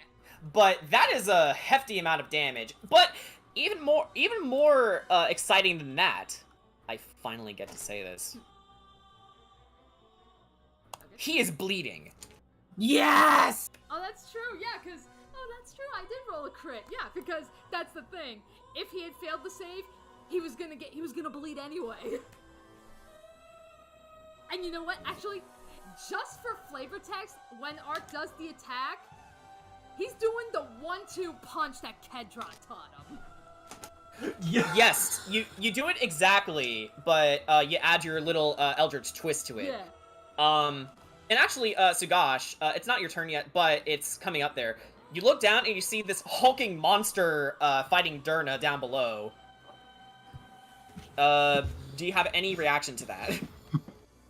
I feel like I'm like, who the hell is? And then I see the 1-2 punch. Oh. Okay, so for those of you who are wondering what bleeding does, bleeding creatures cannot regain hit points from spells or abilities. A bleeding creature can only regain hit points by consuming hit dice or completing a long rest. And we ruled it as taking a critical hit at random. And this is one of those moments. Yeah, I just like Sugash is like, I haven't even drank anything today. Alrighty. So, Yeah, so, I believe that pretty much, I think that's pretty much what I can do. Okay, you know what's even better? He used his reaction to parry again, but it doesn't matter because you beat it. Used his reaction, you say? Oh no. Mm-hmm. Okay, so that's the end of your turn, right? Yes, that will be the end of my turn. Okay. All right, Taka. Taka is going to let's see. Also, Boone, Taka's back. Yeah. I have you okay, back. so yeah, we'll catch you up after the battle is over. But Taka is going to look over to you, Ricky, and he's gonna say, hold on, Ricky, I got you. And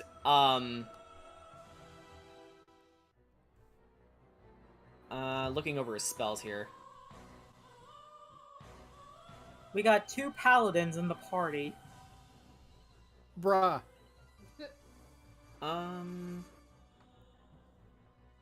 Okay, so he's gonna cast lesser restoration on you. So you are no longer blinded. Unfortunately, he is gonna take an attack of opportunity to reach over to you, but he doesn't care. The vampire spawn is going to take a hit at him. He's still in melee range. He doesn't get the attack of opportunity. Yeah.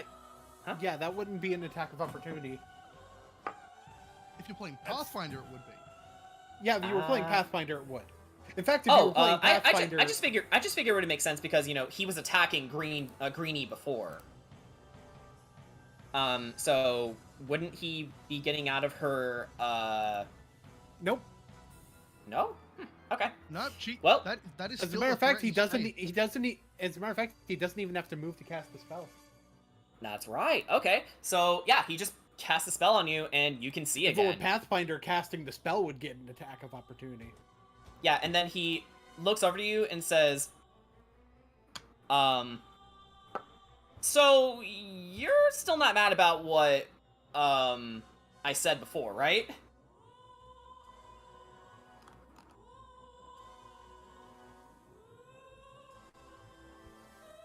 We will deal with that later. For now, kill them. Sounds like a plan. And that's Taka's turn. Okay, so up next, Greenie is actually up next.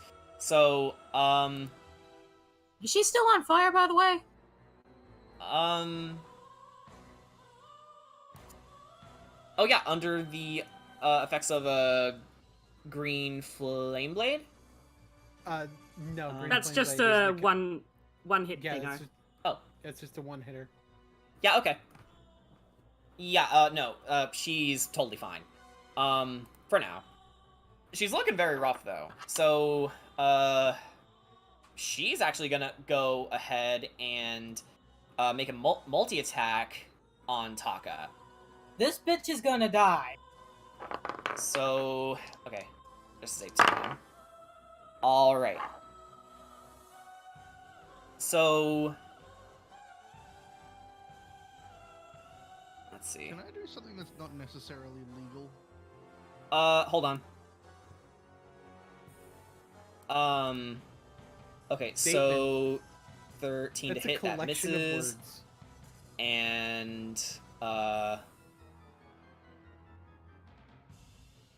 16 to hit, I believe that doesn't hit. No, it doesn't. Yeah, missed both times. Okay, I don't need to do something that's not necessarily legal. Yeah. So, yeah, this vampire spawn is looking extremely, extremely rough. They can barely, find the strength to, stand, no less. So, Sugash, what doing? Okay, so are Ark and Dumbass fighting on the ground? Yes, they are. Yeah, actually, it's a 25-foot drop, so, if you want to make your way down to them, you can probably just float your way down. So I have this fun little bonus action. And this fun little bonus action, and it's really cool. It's called Divine Bloodline. Oh, you're casting, you're using your divine bloodline?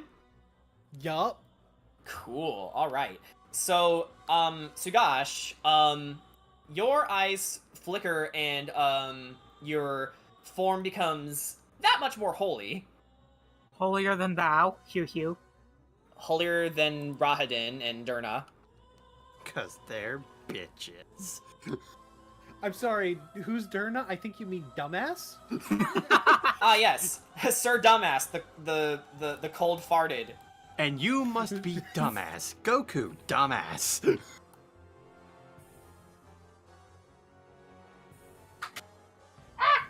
Oh no! Okay, and then... So that means I have a 30-foot fly speed. Cool. Oh, look. Oh, look. You're in range. Oh. Uh-oh, stinky. Oh shit, it's Goku. Oh shit, it's Goku. Okay, Goku. so you instant transmissioned your way over to Durna, and he turns over to you and says, "What's this?" Hi, how's it going? You must be Dumbass. I'm surrounded by idiots. But No, that would be you being the idiot, actually. But that has the same energy as hey, what's up? It's me. Okay, so Sugash, what are you doing? We're going to do some attackies with whip. When trouble Attackies comes with whip. when trouble comes around, you must whip it.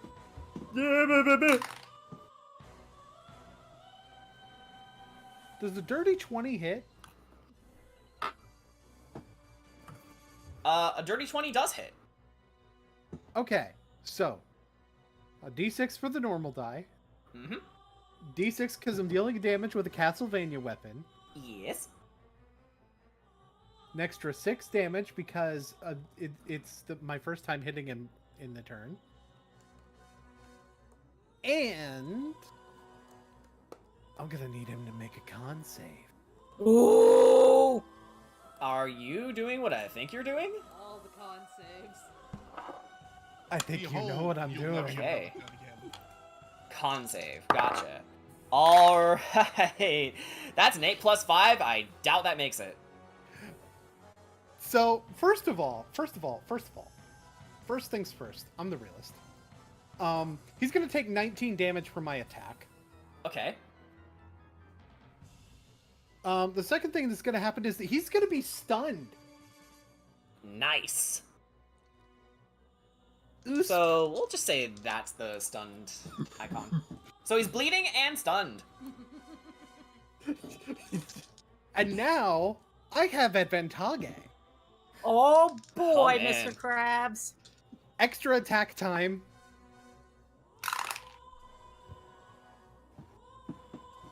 Oh man, that's not the best attack in the world. Does a 23 hit? Yes, it does. Mm-hmm. No questions asked. So on, I rolled max damage. Max damage. But sadly, that one did not have the bonus, so it's only going to be 18 damage for that attack. That's still really high. Man, only 18 damage. Could have been 19.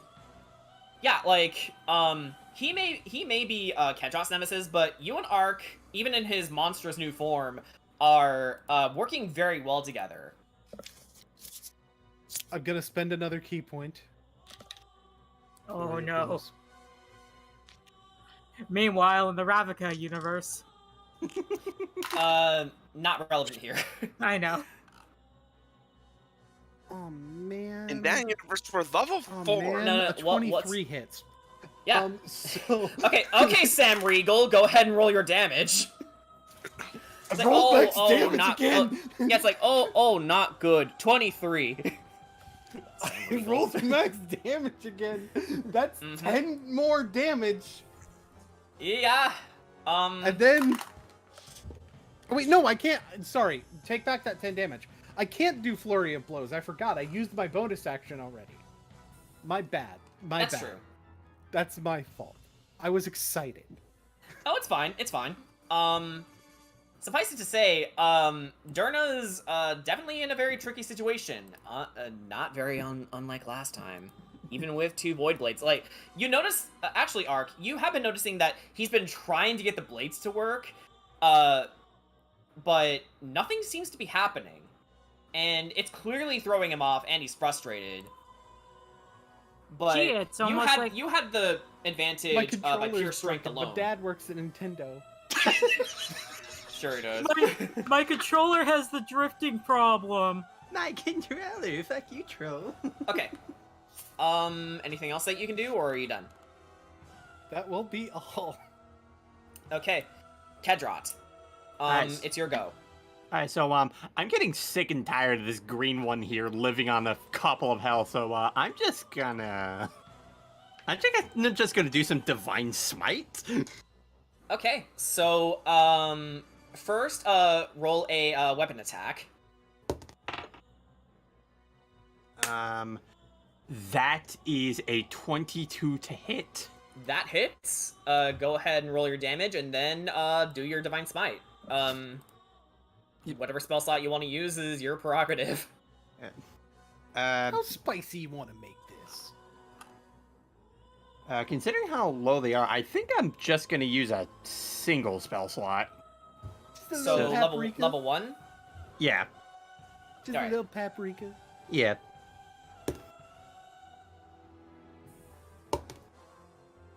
A pinch of black pepper. That is going to be a 27.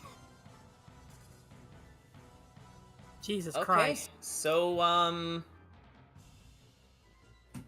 how does this vampire spawn meet the light? So, Kedrot sees that it's still stumbling down, and he's like, alright, time to get rid of this thing. He leaps up, does a giant overhead swing, and just slams the sword into the ground, bisecting them completely in half. And as your sword crashes down on them, you hear a slice, and a huge gush of blackened blood seeps out of them as they completely fall apart. And we'll say that you guys are doing extremely well, so we'll go to this playlist. We have turned the table.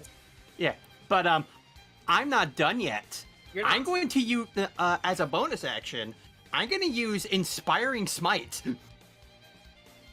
Actually, let me double check something about Divine Smite. I know some people say it's a bonus action, but No, it's not. Yeah, it doesn't It is specify not any kind of action. It is No, not exactly. any kind of Exactly. Like, yeah, that's what I thought. Because I'm looking at the rules, and it says that it doesn't tell you really how many times you can use it. No, Inspiring Smite. Inspiring Smite. Okay. Which is a different thing. Cool. Yeah, because I just used Divine Smite, so I can use that as a bonus action. Cool. Okay, All right. So first, I'm going to roll 2d8 plus my level to see how many temporary hit points I can give out.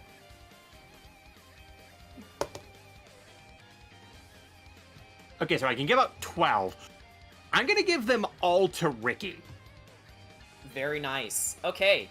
So, Ricky, after getting beaten down, you look over to your right and see Kedrot granting you with extra vitality. Considering he's a Fae, how does this make you feel? At this point, Ricky's barely even thinking beyond he made me kill an innocent girl. So, there's not much of a reaction from him. It's just a seething, bitter hatred of Rahadin. Very well. All right. Okay, Now, then. I still have my extra attack. Oh, okay. And there's a man standing right in front of me. That's true. All right. This is not as going as well as I planned. So does a 24 hit? It does. It does, but I'm checking something real quick. Yeah.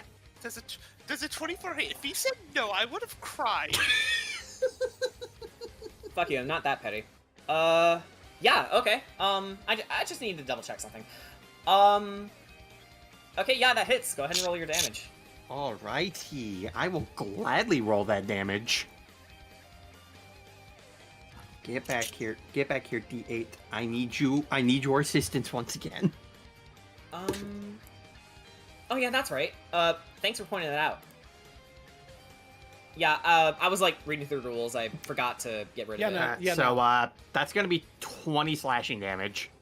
20 slashing damage. All right. So, what's surprising is you're all landing the hits. You're all connecting them, and Rahadin is still not going down.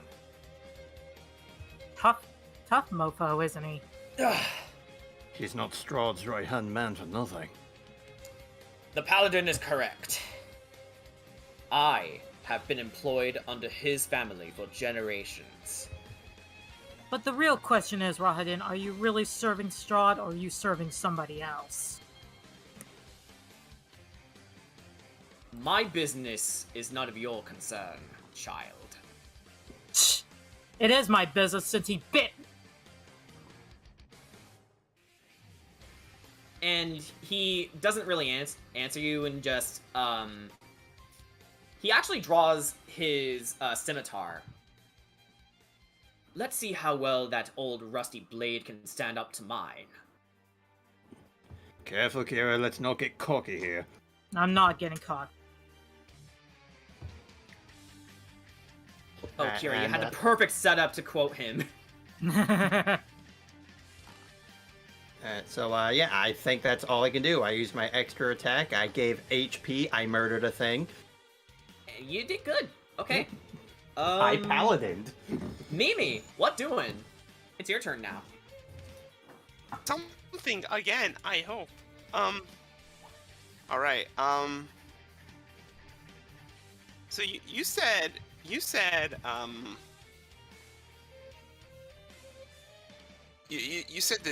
Luvash, was it? Luvash, yes. Yeah. Was Annabelle's father. Arabelle's father. Yeah, was one of those turned into a vampire, right? Yeah, they both were. Okay, so we're just gonna And remember, your mission isn't to kill him, it's to save him. I know. We're just gonna sneak right by him. He doesn't react. Cast. I know this is probably not the right time, but. And she casts Remove Curse.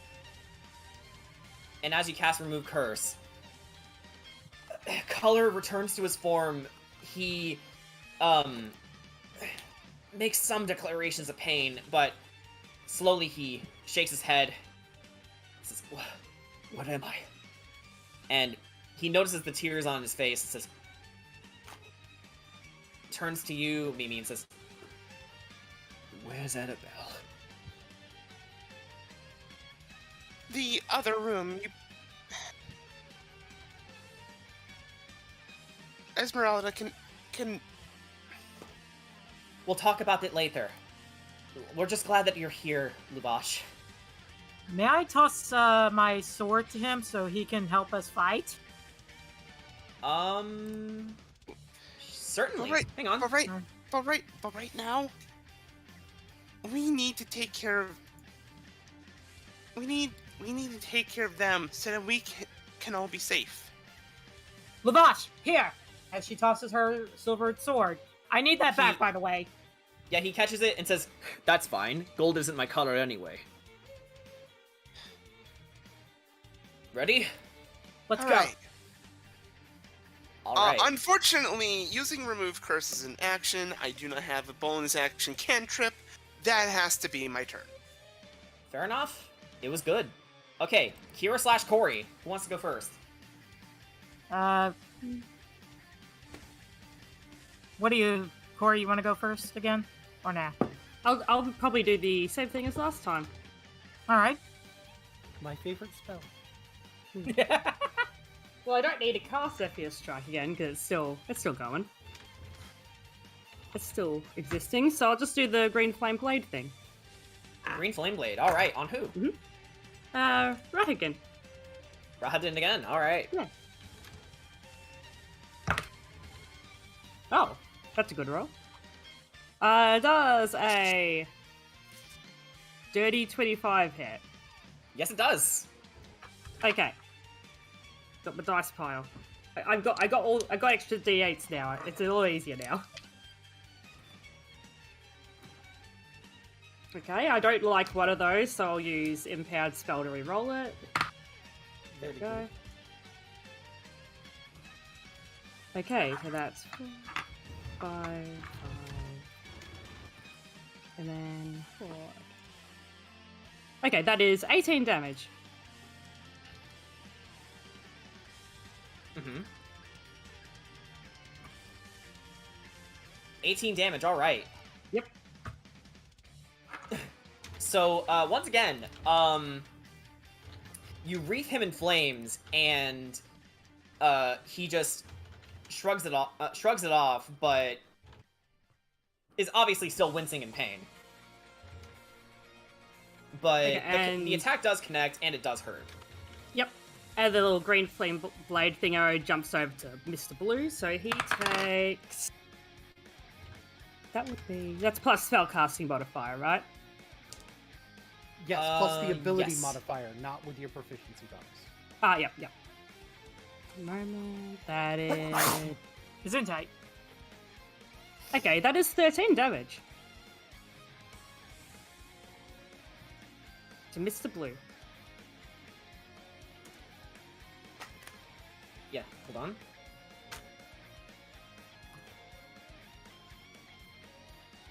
Okay, unless I'm mistaken, that's the end of your turn, Corey? Probably, just give me a sec. Brandon is here. Brandon. Chocolate fountain. Oh yeah, it'll be about the end of my turn. And Jen just wakes up and chooses violence. Yeah, like, can't you just greet him like a normal person? Oh, oops, that's alright. A cube! Sorry about that. Ah, cube! Oh no, it's a Dilemma's cube. No. Alright. That was a mistake. I was trying to remove a little thing, but then... Yeah, Void okay. cube. It also Kira? covering me. Congratulations. Alrighty, so, I'm gonna help a little bit out in getting rid of, this vampire spawn by casting good old Radiant Blast. So, first attack. Eldritch Blast. I assume a 19 hits. Yeah, it does. Alrighty. She takes 8 damage. That's the first roll. And she also loses 10 feet of movement, which really doesn't matter. And I assume a dirty 21 hits. Yeah, it does. If a 19 didn't hit, I assumed that wouldn't hit either. Whoop. Okay, and it takes 5 damage on that one. All right. This vampire spawn is kaput. Woohoo! Yeah, 2 twin dragons start spinning around her, and they crash right into her. And where are we in terms of the initiative? Okay. Would be Yeah, There the we only go. thing that's left is the 2 big baddies. All right. And I'm going to move a bit now since she's dead. Gonna move right here next to good old Lavash. And I'm hoping Lavash does the thing. Maybe. Okay, so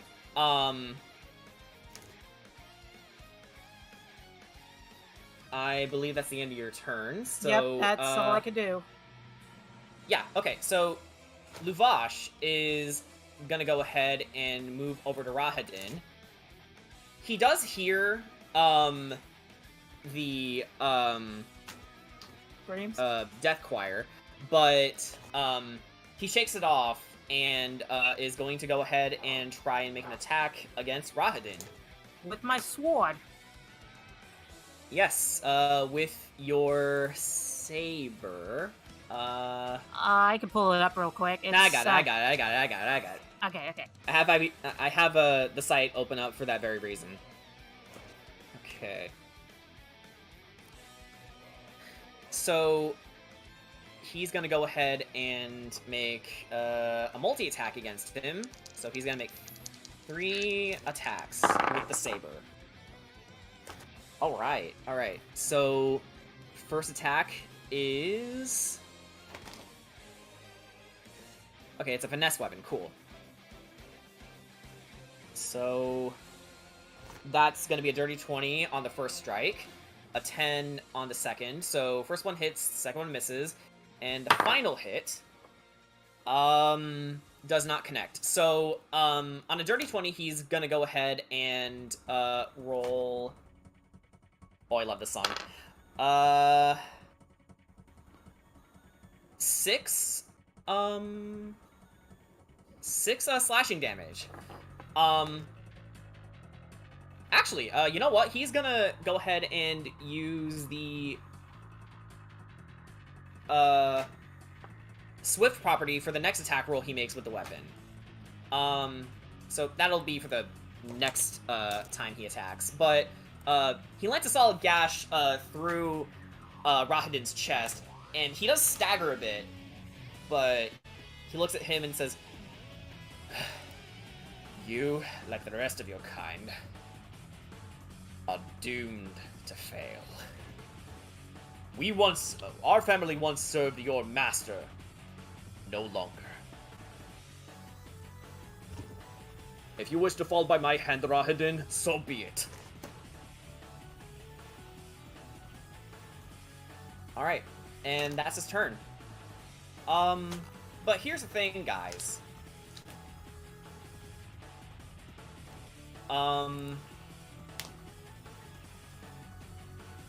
Durna just chuckles and says,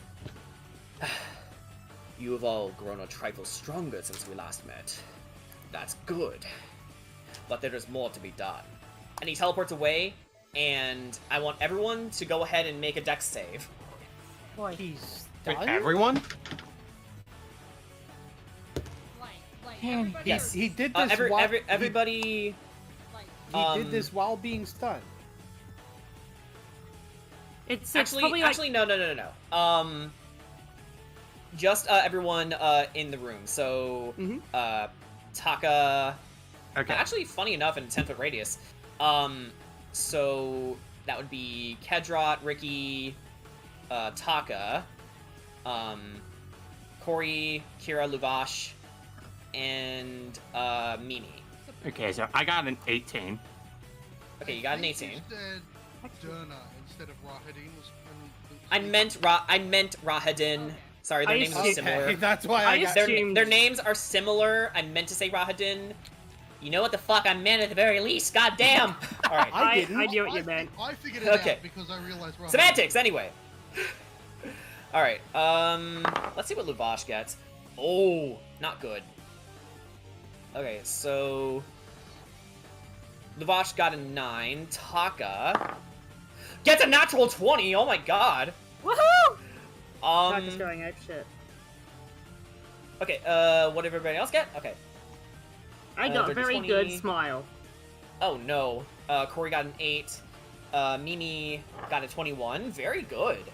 And Kedra, what did you say you got? 18. Okay. Natural 1. Okay, so Corey, Luvash, and Ricky. You all take. Oh man.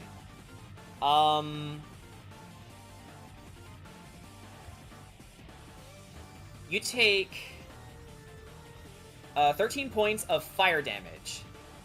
Oh wait, hold on. Oh, Let me just check I something. resist that. I resist fire. Oh, you resist that? Okay, so half damage.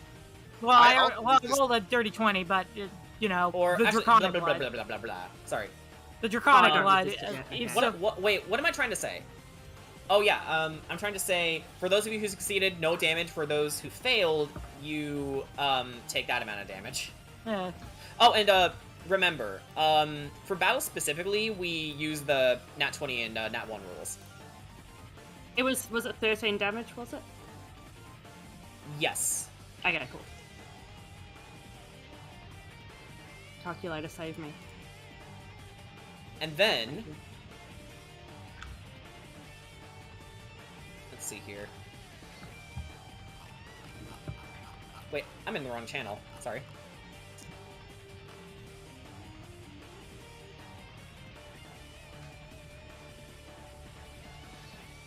Sorry, getting something else set up here.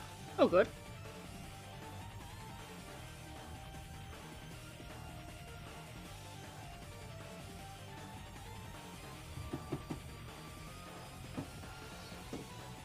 So, in the wake of Rahadin's escape,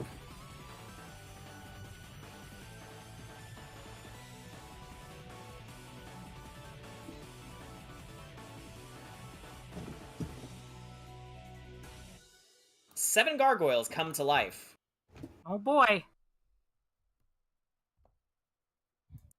And immediately they begin to take flight. One of them in particular moves behind Derna. The purple one actually... Hang on, where is everybody?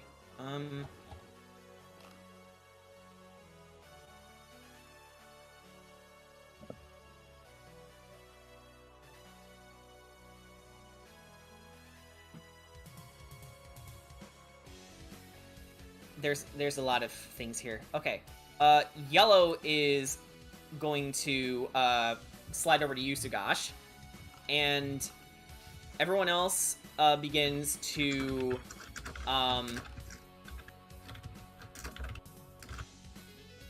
actually, they're beginning to descend down to the courtyard.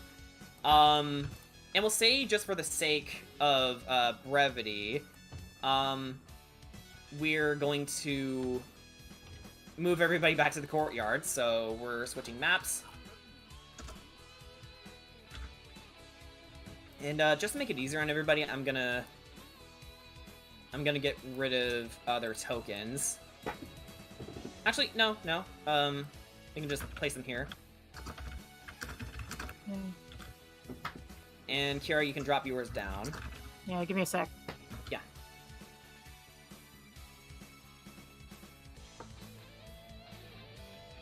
As soon as Roll20 wants to cooperate with me. Yeah, Alright. Nocturna is this Bleeding and that. stunned. Mm-hmm. Arc is still raging. I'm still zephyrine. Oh, I should do a symbol for. Why can I not do symbols? That's weird. You should be able to. All right, it was being stupid. I need to do a symbol for given bloodline. Alright. Well, that's the symbol being used for his stunt, so I don't know if I want to do that. We want to You're move yellow. this. There we go. Perfect. Alright, Tia Frele! Yeah, and then we'll say the others are like converging outside, and they're in the middle of flight. There's 7 of these guys, right? Okay, so 4, 5, 6, 7. Okay. Well, okay. I love this remix of Infinity Maginian's theme, by the way.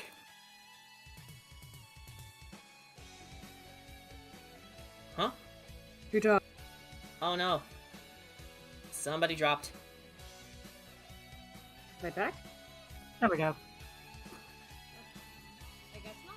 And that- Okay. I guess someone did drop, but then came back.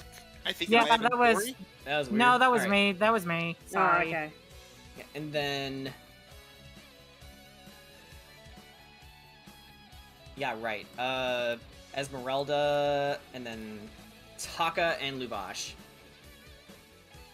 Oh, you forgot to put me on there too. You can put yourself on there. No, I mean on the initiative. What? I did? Yeah. Right. I Symbol see. for divine bloodline is Kira. the same Got as it. Kira's Wait, no. symbol for being on the broom. But it works. It works. We're You civil. know what I mean. We know what it means. It makes sense in our brains.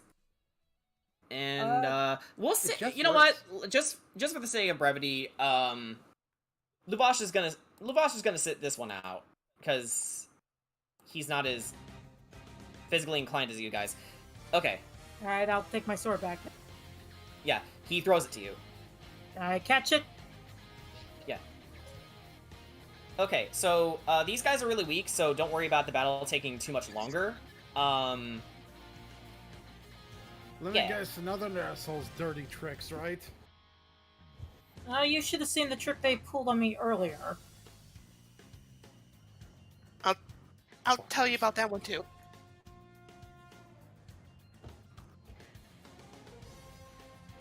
These guys are really about to hate me here in a second.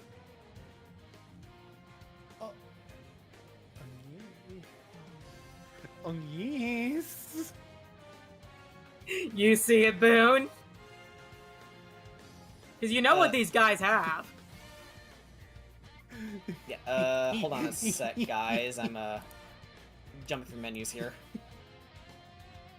Take your time. I don't want to take too long. What do you have to say Okay, about that? now I think we should be ready. Okay, so we'll put Taka and Esmeralda outside.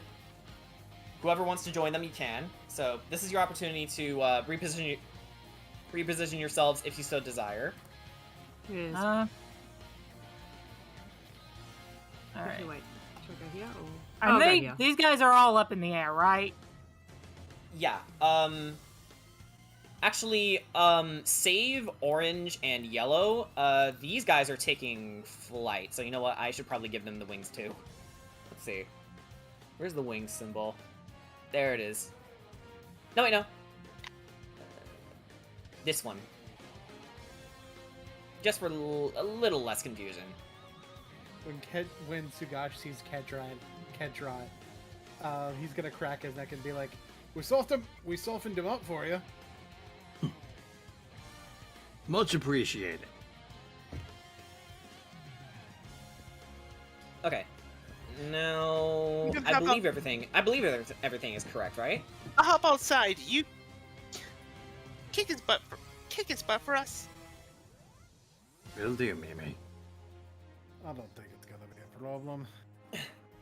Don't be so certain. Oh, shut up, you coward! You don't say that, but yeah. Alright. Let's resume the battle. Alright, so Esmeralda is up first, and what she's gonna do is... Can I flavor it that she's riding on my broom? No. Okay. Because I already have an action in mind for her. Okay. Alright. I'm an idiot. Why did I close roll 20? Sorry, 5e tools. The website... You know, the split, the sneak, the peek, Why did you close D&D Beyond? Why would you do that? Because So yeah, we're using D&D Beyond, like good people. Yeah. It said a naughty word to me. It said a swing.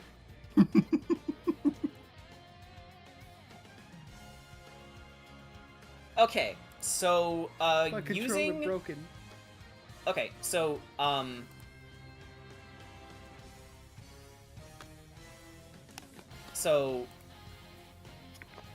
using her hand axe, she's gonna throw in a, I believe, 60-foot cone.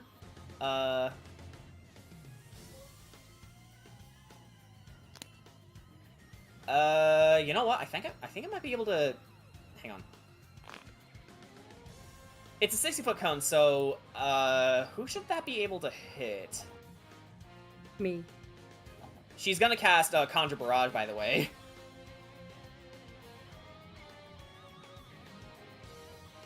Luckily, we're positioned where she won't hit any of us.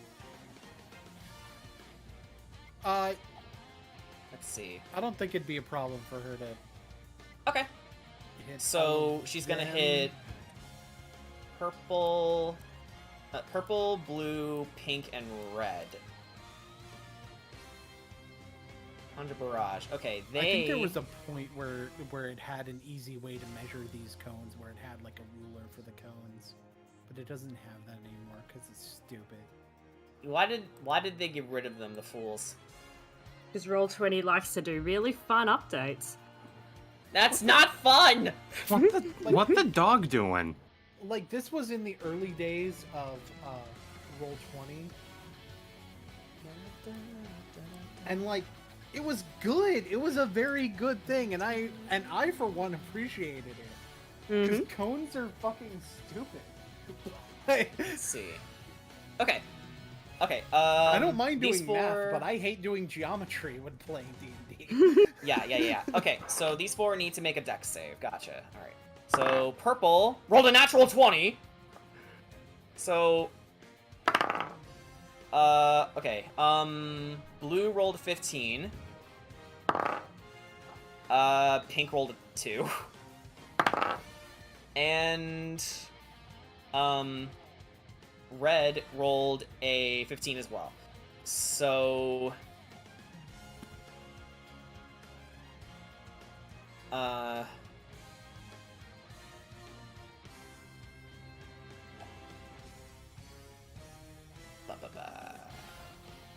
shit, they all succeed.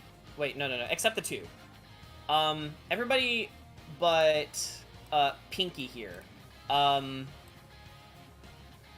So Pinky takes 3d8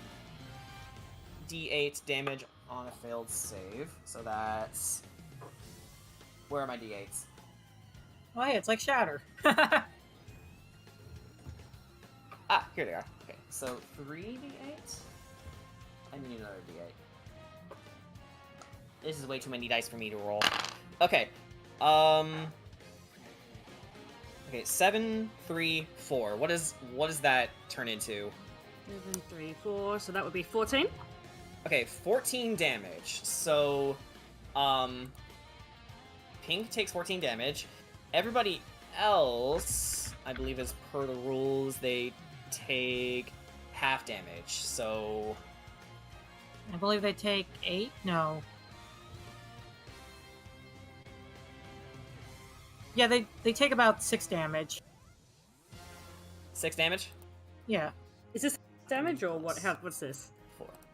14 divided by 2. 7 damage. Okay.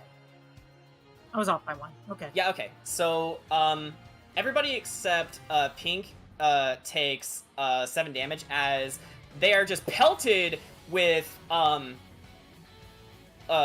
cacophony of axes. Since, she threw it towards them. Seeing as Pink is the one who took the most damage, it sticks into this one. So she's gonna have to get it back. Sorry about that. Spell casting. Weird. That's Esmeralda's turn. Ricky, it's your turn.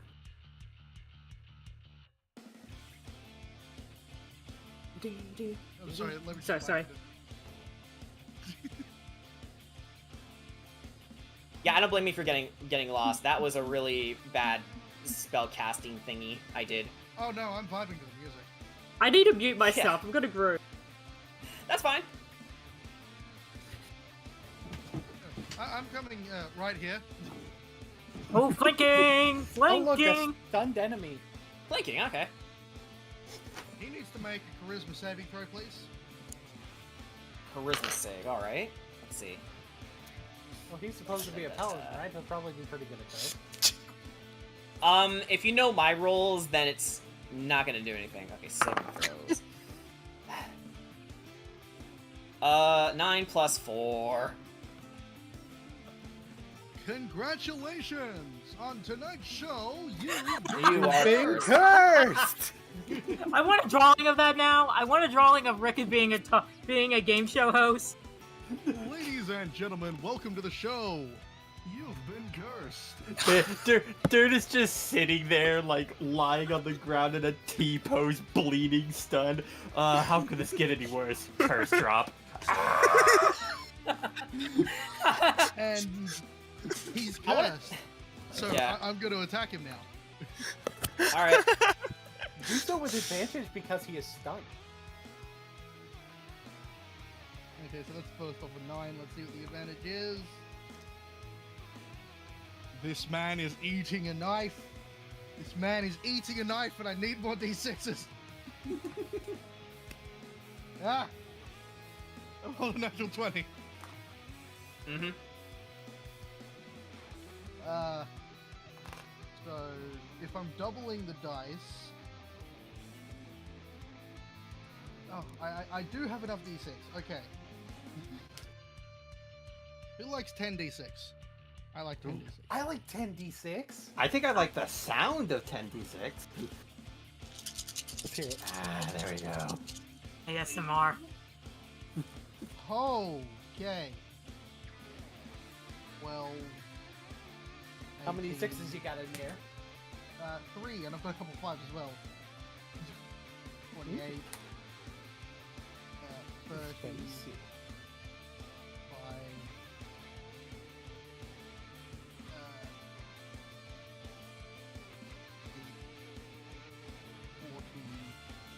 48 damage. 48 damage, okay. Hang on.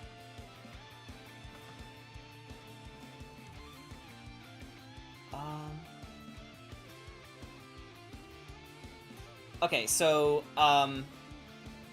he does get damaged a lot, but, as his reaction, he's gonna have you make a dex save. Can he do that? He's doing Hellish Rebuke. He can't do that. What? But it's a reaction! He's stunned. I hate magic. Stunning is. I didn't. Stunning Fist is not magic. I was saying in terms of Hellish Rebuke, I know that Stunning Strike is not a fucking spell. I was talking about Hellish Rebuke! I think it's more that it's just like he can't do much at all. Because he's stunned, I know. Is there any way to get out of Stunning Strike? Hang on. Make the save. What save? Be specific. The save when I did it in the first place. What? Target must succeed on a con saving throw or be stunned until the end of your next turn. The end of my next turn. Okay. Say Should have done that that. Should have done that in the first place then. If I can make a Monks are recommendation for the future, legendary resistance. Whatever. Anyway, where are we? Ooh. Okay, so fuck Durna. Ark, what are you doing? Ark is going to fuck Durna. Okay, can you reword that? No. Yeah, so, yeah, just, another reckless attack. Alright. Arc superior, Turna You don't inferior. even need a reckless attack. You have advantage. That's okay. I mean, if she wants to do it, let her do it. If you want to do it, do it. Okay. Let her do it I'm then. just letting you know. Yeah, well, Let her do it then! Okay. 2 dice either way, 19. What's his armor class again? Yeah, that hits. Alrighty. Okay, so time to calculate damage. Game old. D8 slash plus. Whoop! Dropping dice on the floor like I'm like a goddamn idiot. That's my best talent. That will be 11 damage. Yeah, okay, anything else? Nope, that's it. Okay, so, what's Taka gonna do? His best, hopefully. Let me read. Hang on. Do his best. Okay,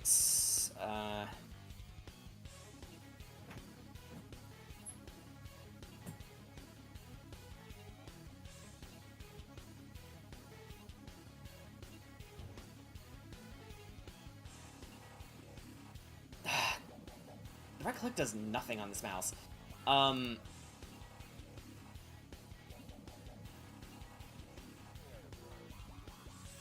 Yeah, every time I try to right click it scrolls the entire map. I don't know why my mouse does that. Okay, he's gonna move over here. And then he's gonna do a multi-attack on Gargoyle Orange.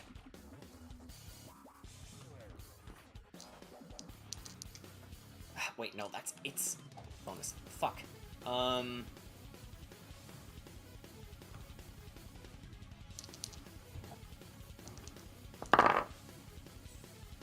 Alright. So first attack is a 16 to hit. That hits. The other is a 8. That misses. Okay, so he's just gonna hit Gargoyle Orange for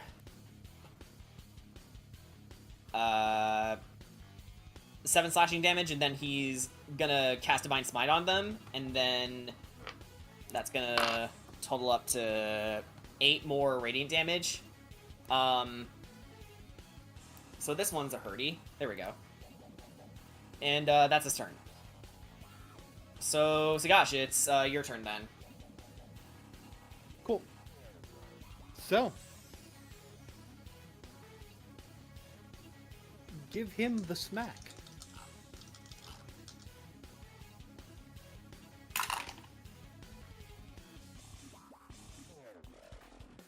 A 25 probably hits. No, it does. Are you? I'm gonna spend a key point to make him do a con save.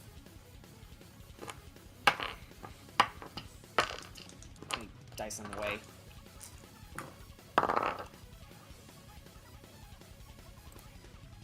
Let me guess what he didn't do. I'm not even gonna add the modifier. Wait. It's 9 plus 5, in fairness. If it meets, it beats. does it succeed? Yeah. Okay. What were you trying to do? Sorry, I'm like mad right now. Stunning strike. That was the stunning Oh. strike. Okay. What happens now that You're you not stunned. beat it? You're not. He does. Well, he's still stunned until the end of my turn, but he's not re-stunned basically. All right. So, but he does take 22 damage. Okay. My extra attack. Oh fuck! Does a 16 hit? It does not. Yeah, it just barely misses. So, Durna, finally fed up with all this, starts, trying to wriggle himself free and manages to, tilt himself just enough to dodge your blows. Which is impressive for someone who's stunned. Nah, it's dope. This has been a bonus- good fight, by the way. You've done a good job. Up until this point, but thanks. No, it's still been good. Stop. Legitimately. Alright. And I'm going to bonus action do an unarmed strike. Alrighty. It'll be the knee. The knee. Yes. Knee of Justice. That's a 15, so it doesn't hit. Yeah, it doesn't. That doesn't hit either. All right. That is the end of my turn, which means he's no longer stunned. Oh, he doesn't have to roll con again? No, he's unstunned. Oh, He's unstunned. okay. All right. Durna too angry to be stunned. So I guess that's the end of your turn. Yes. Okay, so Gargoyle Orange is gonna go ahead and do a multi-attack on you, Ark. So 2 attacks. One with a bite, one with its claws. Oh man. So I think the first hit is a 23 to hit, so 19 plus 4. Oh yeah, that definitely is. Okay, and the next hit is 18 plus 4. That's... Yes, that also hits. Oh man. Okay, so you take 10 piercing... sorry. 5 piercing damage and 5 slashing damage from both attacks. Okay.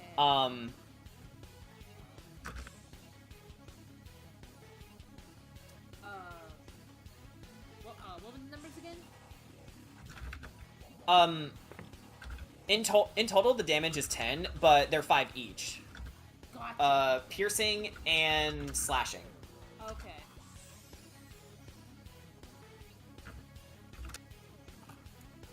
And that's the end of its turn. So, Kedrot, you're up next. Okay, so, I see, so, Kedrot's gonna be basically looking at Durna. And he's taking a look at some of the other gargoyles that are all around. And he looks back to Durna. I'll deal with you later. So he's gonna go over to Ark, go over to Sugash to get close to, Gargoyle Yellow over here. Alright. And, I like to imagine, Durna's actually watching, walk off, this motherfucker's not paying attention to me? Damn. And I'm going to use my sword against Gargoyle Yellow.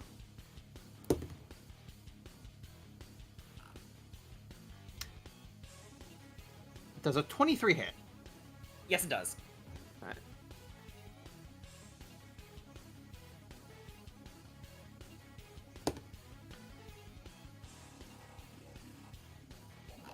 That is 20 damage. Hang on, let me double check the thing. This thing is hurting pretty badly.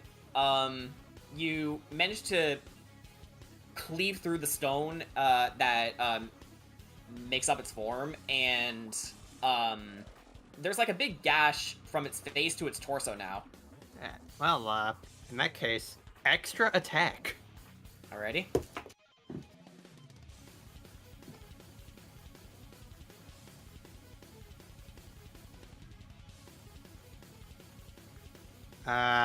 Does a 16 hit? Actually it does, yeah. It's 1 point over its armor class. Alright.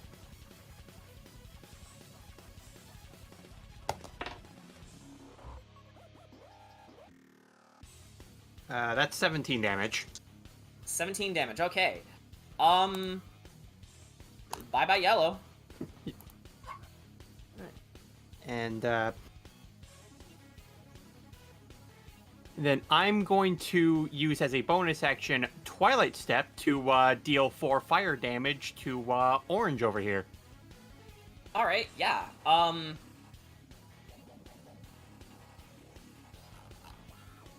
Yeah, so, you managed to scorch the side of its, side as, you make your way over to it.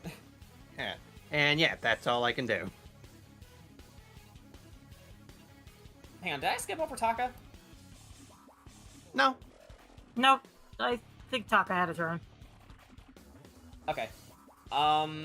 Then... I guess we're going over to Mimi then. What's Mimi doing? Oh boy! I get to do something. Okay. I am going to... Okay, let's 1, 2, 3, 4. They're all in the sky, right? Yeah. Okay, so, how far up in the sky?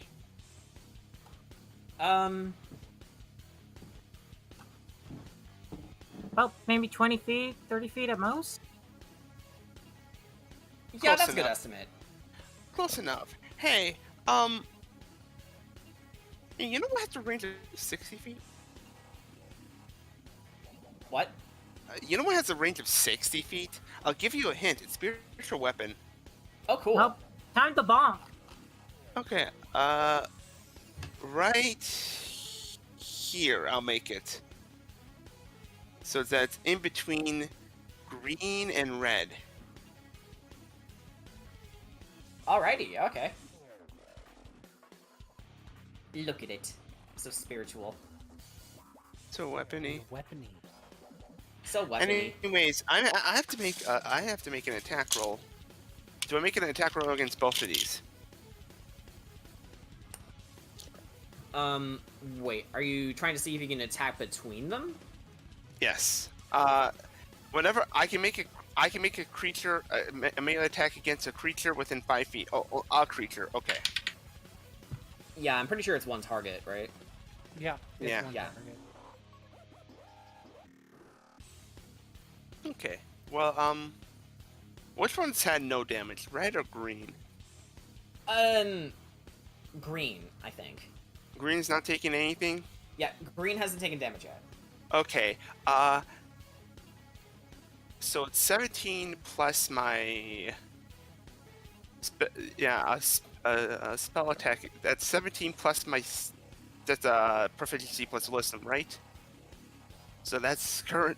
Excuse me. That's gonna be a 24 to hit. If it doesn't hit, I'll cry. No way. It definitely hits.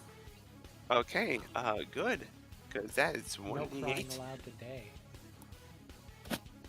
There's already a reason for the cry, but it's not gonna be this. Well, yeah. Okay, 7 plus my spellcasting ability. It takes 11 damage. 11 damage is still a lot.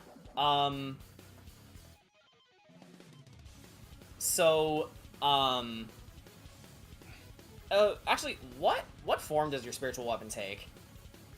We'll say this time around it replicates Esmeralda's axe. Okay.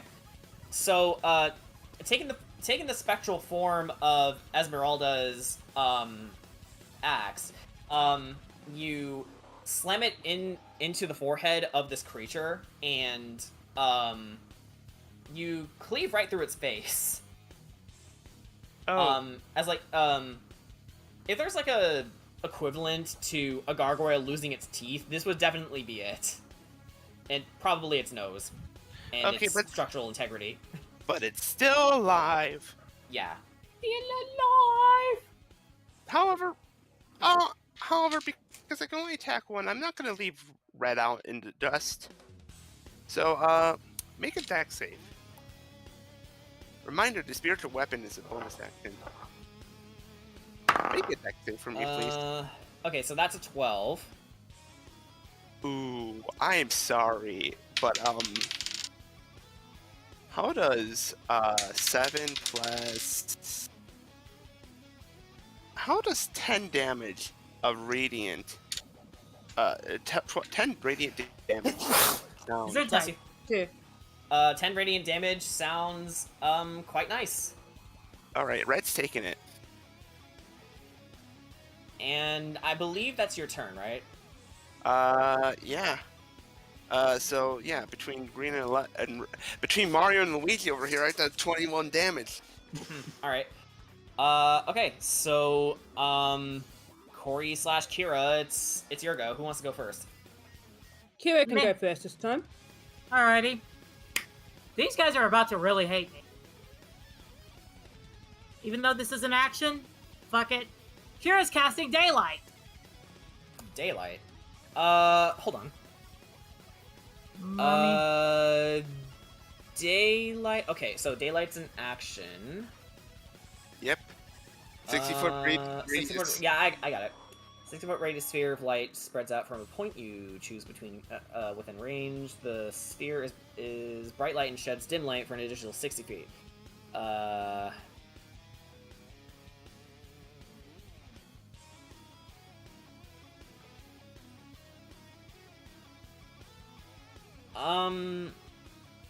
What are you planning to do with Daylight? Essentially, I am going to angle it like right here, so that way I believe these guys will have disadvantage on attacks because they are creatures of the night.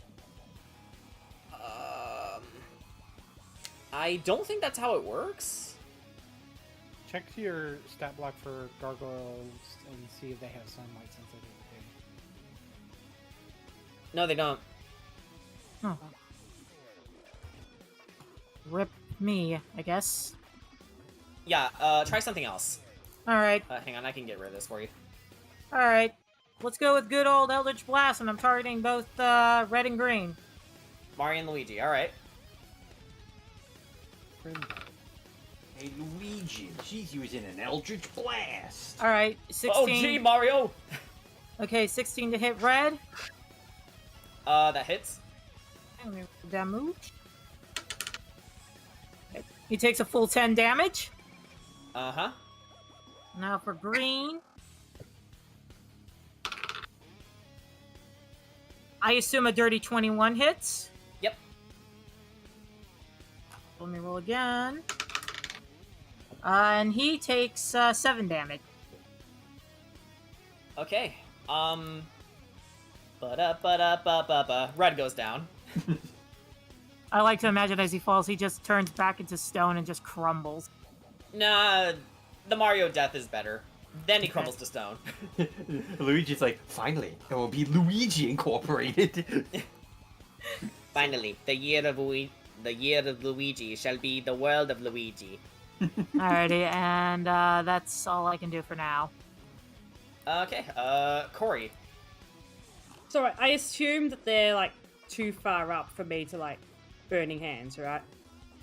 That's only What's your range 15 on foot. burning hands? Only 15 feet. Yes.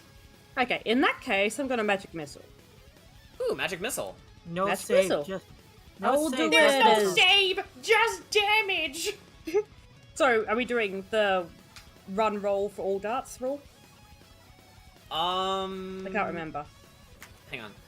What are the rules on magic missile? Okay. I think it was usually one roll for all the darts, but it's also easier. Let's see. All darts strike simultaneously. You can direct them to hit one creature or several. Yeah, sure. Okay. I'm doing it as second level, so 1 extra dart. So that's 4 darts. Yes, 4 darts. Okay, so we'll go for 1 for each of these boys. Alrighty. Each of them. Oh, might have 5. Oh, that's not bad. That's not bad. That's a decent roll. That is 4 damage. 4 damage, alright. Yeah. On all these guys? Yep. Okay, so Green also shares the fate of his brother and crumbles to nothing. Now Wario will take over. Oh no. Yeah, Wait, don't- Waluigi. Wario and Waluigi. Wait, yeah. And that's all I'll do. Okay. Simple turn. So speaking of Waluigi, it's his turn next.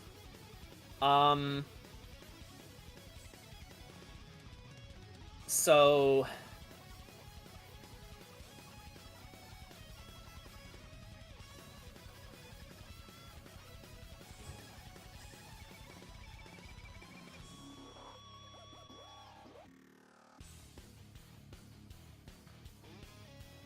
okay, so it's gonna fly around and go over to you, Sugash, and I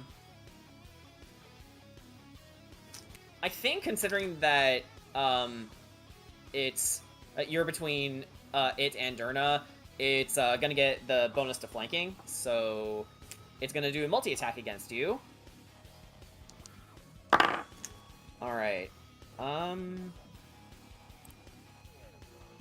that's a +2 to that, right? Okay, so the first attack is 16 to hit. Nope. Oh. What? Well, No, wait the for a exact same roll is on the second attack, so it misses both times. So it sounds like he can get right raw fuck. Yeah. So Gargoyle Pink is going to go over to Esmeralda. Is gonna fly down, and You leave the queen alone. You leave that queen alone. it doesn't matter. It's going to do a multi-attack on her as well. Okay, so first attack is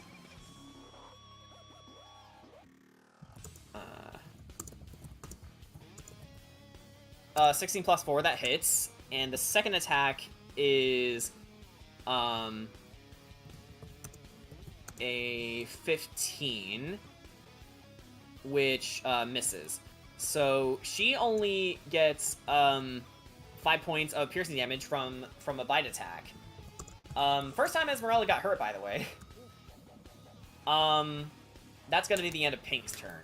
So up next is Blue, and Blue is actually going to go over to you, Corey, and do the same thing. Ooh. Oh man. Okay, so 18 plus 4. That's I assume that's gonna 22. hit. Yeah, Okay, 22 to hit. Hey guys, can I do a reaction spell still in this or not? You should be able to. What do you have in mind? Yeah, you're allowed to do a reaction. Okay, Yeah. just making sure. Yeah, like just I don't say think you've used her. a hellish rebuke. Hellish Rebuke. Okay. Yes. That's 2d10. Where's my D10? Okay, it's instantaneous. Okay, gotcha. Yeah, there's my d10. Okay, they do need to make. Oh, wait, dex save. Oh, they do need to make a dex save? I guess I'll just use this one. 4. Oh, yeah, he doesn't pass that. And as for the other hit, that's a 14 to hit. I think that misses. That misses. Okay, yeah, so you take 5 points of piercing damage from the bite. Oh, do it? Yeah, because the first attack connected. It was a 22 to hit. Oh, yes, sorry, yep, sorry. Yeah, you're fine. that's why you were able to hellish rebuke. Yep. Yeah, So that was 5 damage, was it, or what? 5, yeah. Yep, cool. and I give him 8 damage. Okay. We'll say that's enough to completely, well, rock its day. Huh. I get it. Okay, it seems that there's only 4 baddies on the field now. They're gonna be quite the corner. Alright. Back to the top of the round, Esmeralda. What can Esmeralda do right now?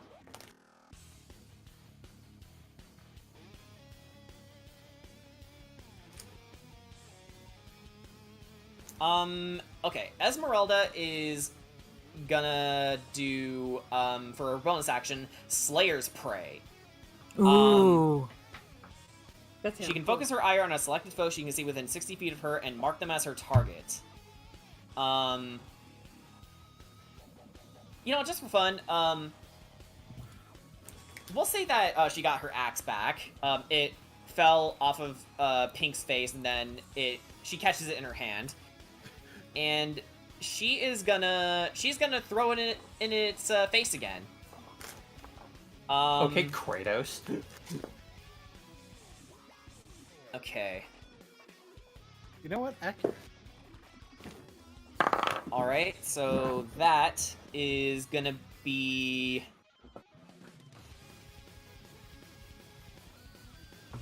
Oh. That's a 12 to hit, that misses. So,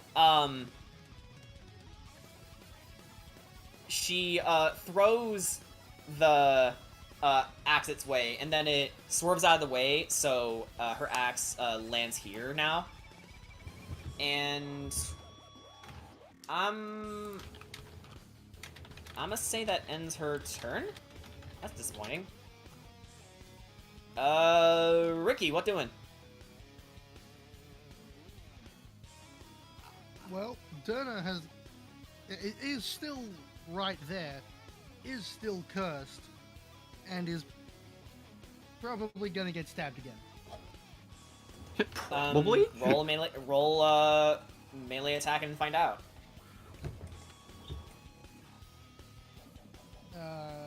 With +2 from flanking, that is...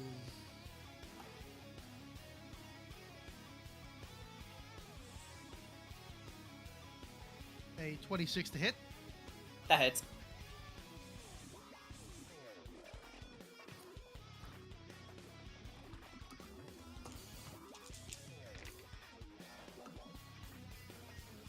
For a total of 20 piercing damage. 20 piercing damage, okay. I think now I can use Hellish Rebuke as a reaction. Yeah. Yep. Dex save. 22. 22, okay, so, so, if it had failed, it would have been, 9 fire damage, so you take half as much.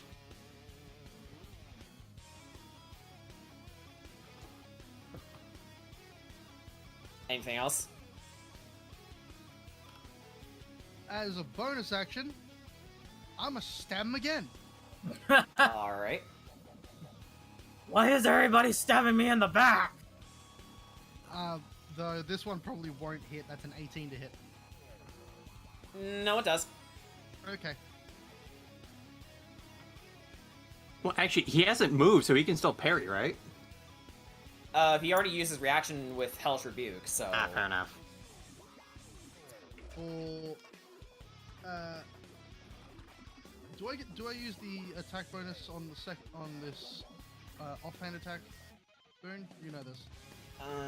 You don't add dex to your damage unless you have like the 2-weapon fighting style. Okay. So that's just another 4 piercing damage. Yeah, pop. Or rather, slash. And I'm guessing that's the end of your turn? Yeah, that's the end of my Okay, then it's Durna's turn next.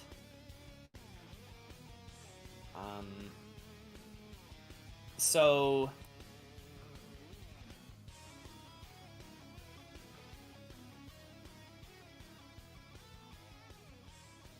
looking over what he's got here.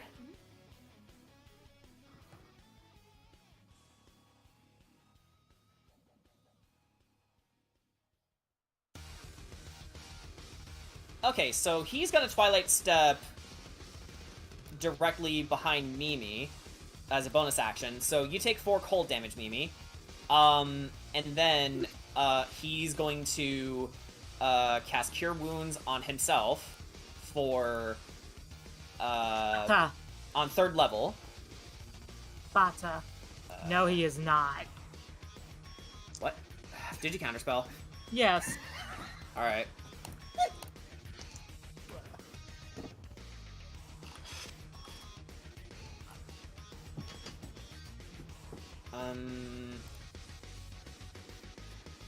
I guess that's it. But before the end of his turn, he's...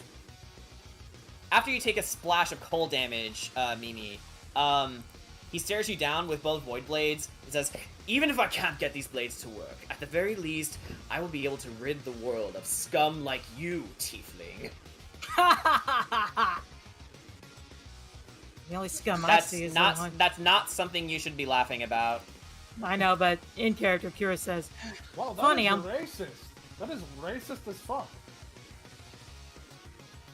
yeah, funny coming from the trash No wonder himself. your god dumped you. Oh yeah, resist cold. So I take half of that. However, I still take 2. So Still hurt you. yes. And I think just for fun, we're gonna give you a free turn, Kedrot. All right. So yeah, Kedrot just starts slowly turning his head towards Durna, like not just dissing her for being a tiefling, but also basically trying to emotionally hurt her. The golden clips on his wings fall off. He is going to Twilight Step in between them and blocks the hit. Yeah, actually, good idea. So as Durna was about to slash down on Mimi with both Void Blades, he stares you down, and in a moment of fury and anger, he slams down on your blade several times over, Star Wars style, like Luke bashing his lightsaber against Darth Vader's. He keeps slashing and says, "Why won't you stay down?" And, your sword shatters completely. Kedrot doesn't even react to the sword breaking. He just starts slowly looking up at Durna. And all of you see an expression you don't actually ever see Kedrot in. His eyebrows are furrowed. Ooh, he's mad. The fires on his wings start to grow. And as a bit of a flavor, a ring of fire envelops the both of them.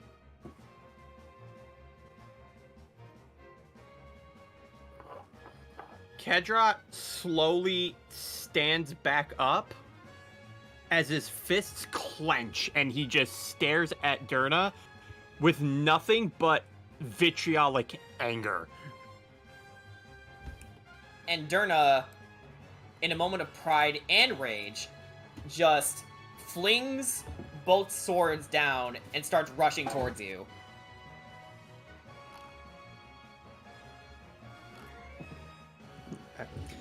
So it comes a bit of a hand-to-hand combat thing at first, and then Kedrot just looks at Durna dead in the eyes. I can't believe I was so foolish back then. What do you mean? The most foolish mistake I ever made as a child was being afraid of the likes of you. And you actually hear him, like, squeezing tighter, like, on Durna's hands, and you actually hear, like, cracks. Oh. And Durna lets out a scream. Ah! Ah! Ah! I was young and weak, and yet I stayed behind for the people you threatened to murder. I stayed behind to stay as strong as I could. And yet here you are, with all the power in the world. You can't do anything against us. You couldn't do anything against the people who overwhelmed you, despite having everything. And what do you do with that power? You go for the one who is the most emotionally tormented of all of us, just to rub it in further. This is the end of the line, Durna. No more running. No more fleeing. This is the last time that you face me.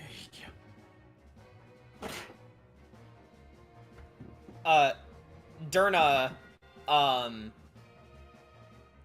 for the first time in a long time, drops his proud facade and looks at you in sheer fear. But even in that moment, he looks for a way out through the flaming rings, trying to find an angle to get you at. He can't find any. Instead, he opts to just exhale deeply and say, "You are right. This will be the last time we fight like this. But my death will not be this day."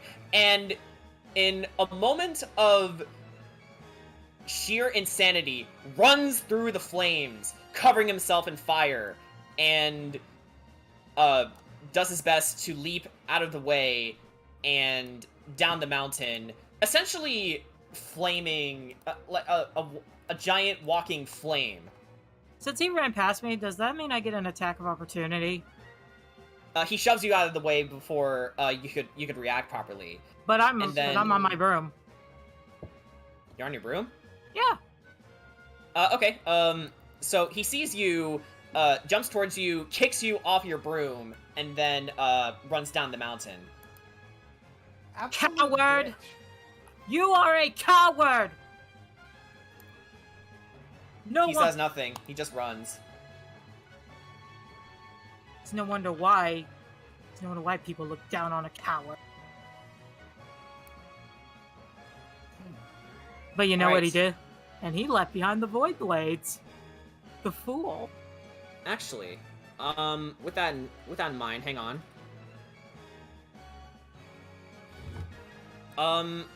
We've been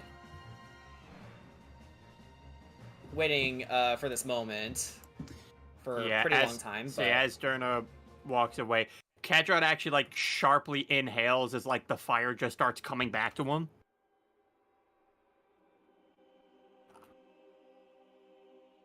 and surprisingly, the gargoyles begin to fall and dissipate.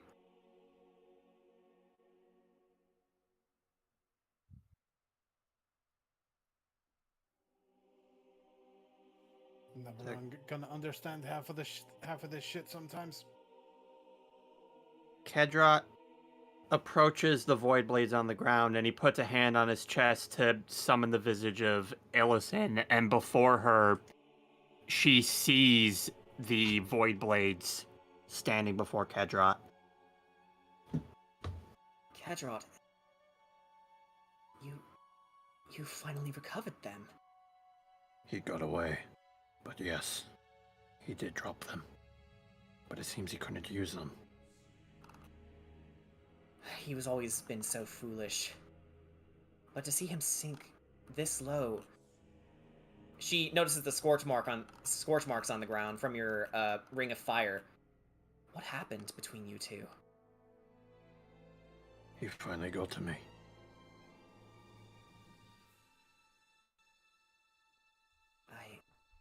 see. Lydia, listen. Am I truly worthy enough to wield this power? She looks at you, smiles gently, and if she could put a hand on your shoulder, she would. But you can feel the love in her voice as she says, "You are more than you realize. You are a stronger man than he is. You got angry, not because you are a cruel, vindictive monster like him, but because you got angry for someone else, because you were afraid to lose them." He looks over the Mimi, and then he looks back at the blades. He kneels down. Then, by the power invested within me, I will wield this strength and see us through to the end of Barovia. And so he grabs both of them, and they do start to glow purplish as he grabs onto the hilts.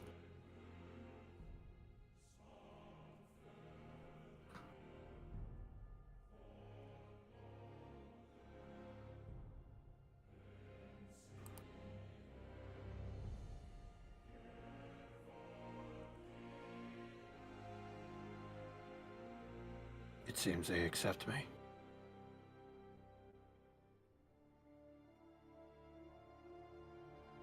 As I knew they would. And then the rest of you look up to the second floor. And you all return to the balcony and make your way down to the barracks, where you look over the body of what used to be Arabelle. Sugash, you were met with a horrible sight. A corpse of a child that doesn't even look like a child with how flayed and full of holes she was.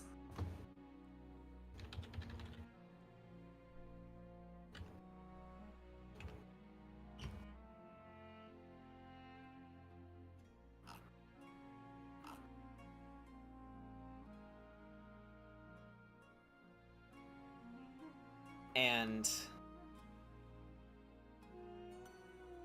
Luvash looks over the side of his child and vomits.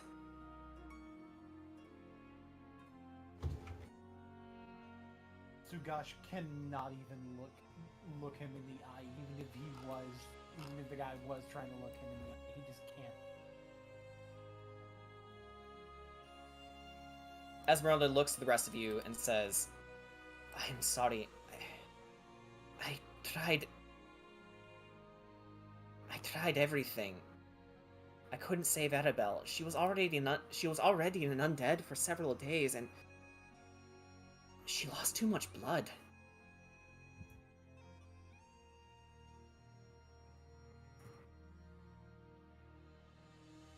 Kira just breaks down and cries. You tried your best, Esmeralda. It's okay. Rahad is going to pay for this dearly. Then allow me to right this wrong. You all see the abbot as he enters the room. Allow me to revive her from the dead. No! It's the least... If you do it, she's gonna end up like me and Basilka. She does not deserve this. He ignores you and makes his way over to her and casts Revive Dead on her. And as you were trying to wrestle him away, the spell already took effect. And Arabelle's body stitches itself back together as if nothing ever happened. But something about her clearly has changed. Her skin was paler, her eyes are glowing red, and she appears to have bat ears. But otherwise, she seems mostly herself. What happened? And Luvash just hugs her tearfully. Annabelle! Oh, I thought you were gone. But... He looks over the changes on her body and says, your ears. And she touches them, and she says, I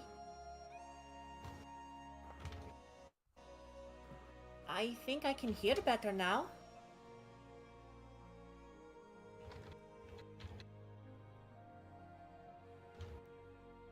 And, the abbot just stands, idly by, waiting for the moment to pan out.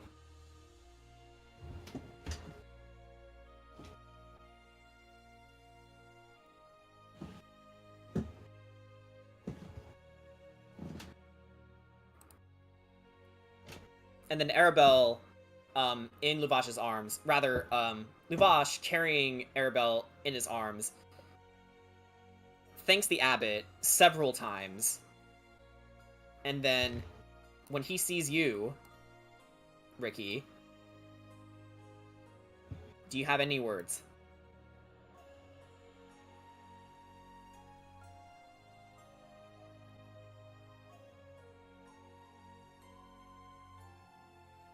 I'm sorry. Luvash punches you in the face and says, sorry! It was your fault in the first place! Lubash. No! Taka, surprisingly to you, Kira, actually takes his side and says, yeah, Ricky, what the hell was that? Taka, calm down. No! I mean, why didn't he listen to Kedrot? He didn't know. He didn't know. She was brought here intentionally, just to cause that problem. Yeah, but he saw the Displacer's Beast. We didn't. We saw Arabelle. Did we say Arabelle? Did we? You all saw Arabelle. Oh, okay. I didn't know. Did Didn't you realize. say he saw Displacer? Yeah. It must have been some sort of illusion magic. Esmeralda, says, no, it is a curse. I've heard tales like this, but... Ricky, did you happen to kill the Displacer Beast for its pelt that you're wearing around your neck? Yes.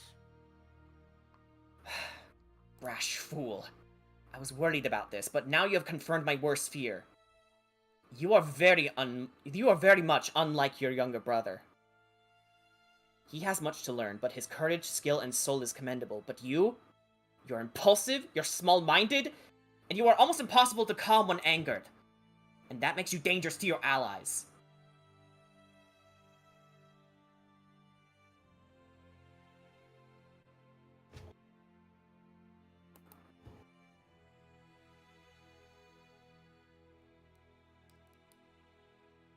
It doesn't matter the results. What matters is you keep everyone alive. Safely.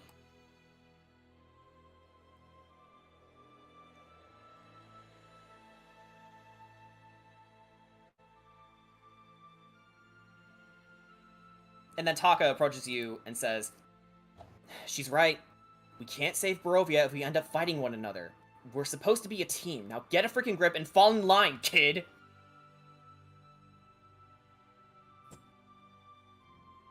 Kira's kind of shocked that Taka said that. If it was a curse, then that also wasn't his fault.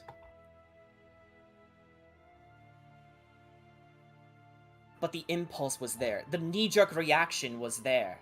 Would you have done differently?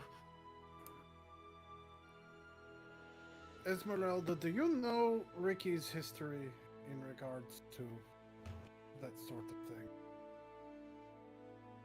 I know that he and his brother were killed by a displacer beast.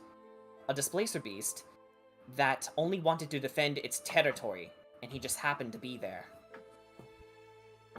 So you would not kill? Wait a minute, Kira takes a double take? Like, wait a minute. They said that... Well, he said that he was fed to a displacer beast.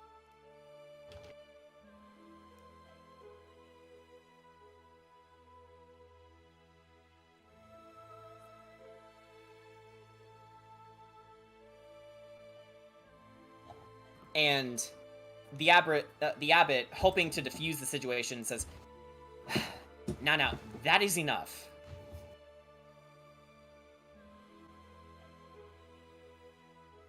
There has already been enough violence here in this abbey. I do not wish to see any more dissent. We'll head back down to the village then. Yes, you should. I do have one thing to say. Thank you for saving me from that dreadlord. Huh? Who fell? Who dropped? Who done? Huh? Oh. JJ. JJ! Oh no. Shit. I guess while that's going on, Kira will inform Sugash and Taka what happened when they first arrived at the abbey. Before you do, Esmeralda looks to you all and says, and the rest of you, if you think that you can take advantage of Ricky's strength, despite his flaws, then you are in as much danger as the rest of Barovia is. If you can't see the potential of an out-of-control Tarot Court... Are you saying we're worse than Strahd? If left unchecked, yes. Many heroes have fallen to the dark side for one reason or another. One is the temptation of power, or madness. Even the desire of good can lead those to that path. If You must understand your actions have consequences. And Luvash silently makes his way downstairs and says, just stay away from my daughter. Oh, oops, sorry. Whoops. I was supposed to just... There we go. There we go. It was supposed to be just them that left. Sugash, after what Esmeralda says, like, just can't look anybody in the eye, because part of it is him blaming himself for things getting out of hand because he wasn't here.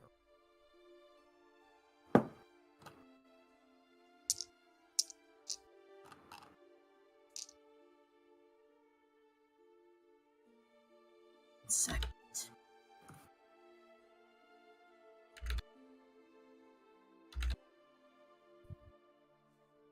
I'm gonna go. I need some space. Yeah. Me too. I guess they'll be up here, I guess. Up here. Kedrot's gonna go up to Mimi and like crouch down to her. Are you okay, Mimi? No. No. And after hearing that, Kedrot just quickly grabs Mimi and gives her the biggest hug he can.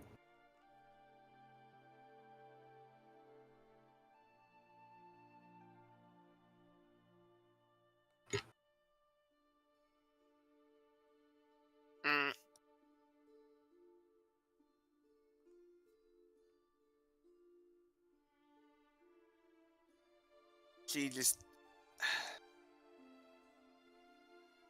She's still processing.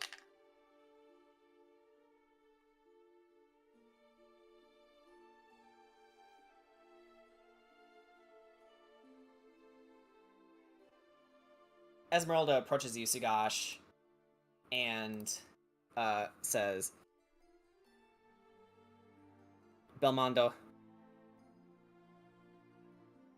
you've all done good work today, but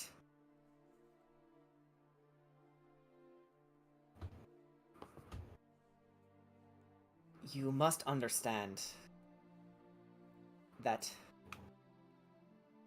sometimes there are things you need to consider when working with those who are destined for great things.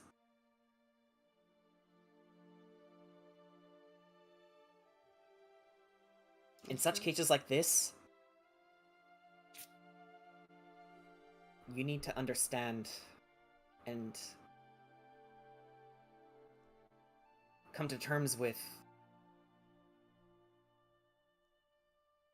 the sacrifices you have to make and the things you want to keep. I did not mean to snap, but Arabelle is like a little sister to me, to all of us Vistani. But I believe my words are justified. Ricky is dangerous. You must temper that anger. If I can speak? You may. Ricky is also our friends. We've discussed this issue.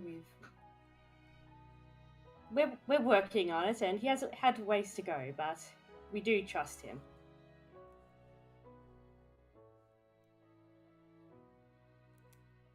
This was a mistake, and it could have had dire consequences. I understand that, but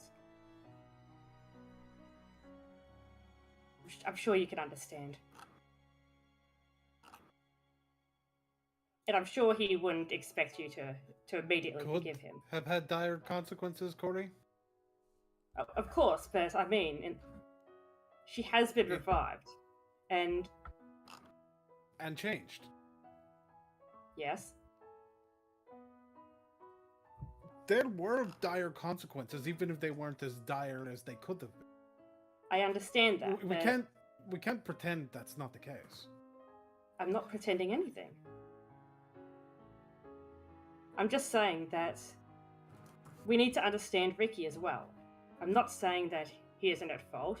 I'm just saying that we also need to understand what he's going through as well. This is That's all. part of the reason that, while I understand everyone's anger at Ricky did, I can't be angry because I know what he went through. And the trauma like that, you don't just shrug that off so easily. Exactly. I do apologize if it seems like I'm making light of his actions, but... And Esmeralda, you know me. You know that I've always seen the realistic side of a situation, and I have a tendency to not to really... How should I...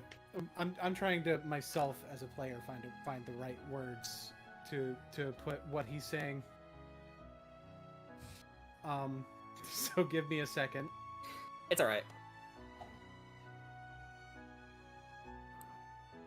I've never been one to mince words about what is necessary, and I've personally always been someone who does my best to push emotion to the side, because I know it's necessary. But I'm also someone who understands, and who feels, and who understands how other people feel. The reason I'm able to fix some situations that I fixed in the past is because I'm able to see what they're seeing. If I'd have been here, maybe I could have done something about what Ricky was doing? Maybe. But even then, I'm not sure how much I would have actually been able to do, other than take what Ricky was dishing out myself.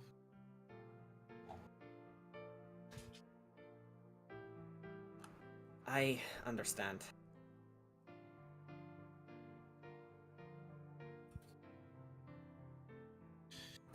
Hearing what you had to say,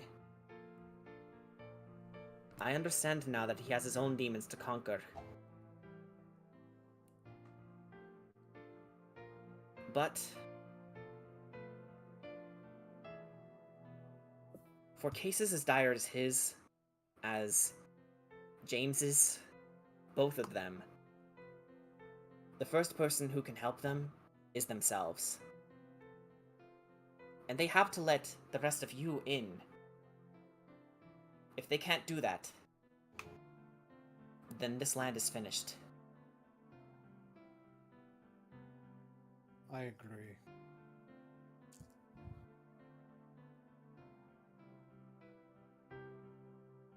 Once again, I do not mean to sound contradictory or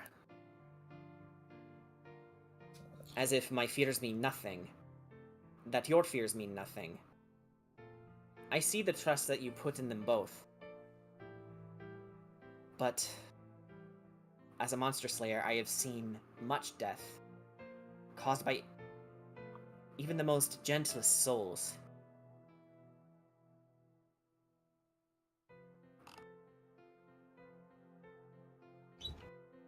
And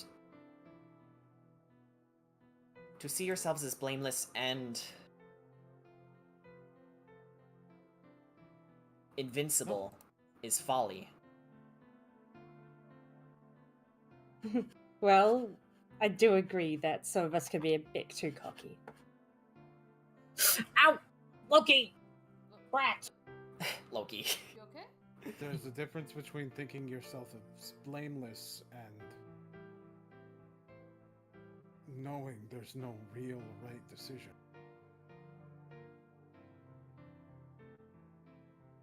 It's But what we were there's trained to always believe.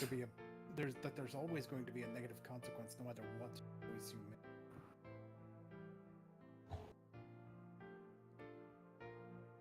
And hearing this, Esmeralda puts a hand on your shoulder, Sagash, and says,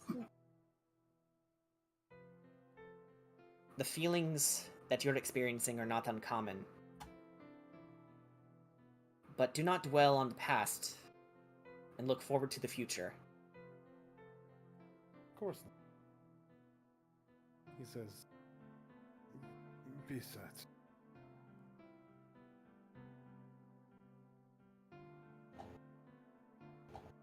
If we get rid of Strahd... Oh, sorry. If we get rid of him... There's a power vacuum left. Someone's going to end up needing the fillet. Someone who's willing to make the best choice they can when no choices are good. Sometimes there are just choices. Sagash. And Kedrat kind of starts walking in, like, kind of like carrying Mimi, almost like, you know, almost like a dad carries their daughter. Aw. I think eventually we should be confronting him. After all, he's learned to trust me. And my kind has already given him another set of personal demons. I think a word from someone like me would mean more.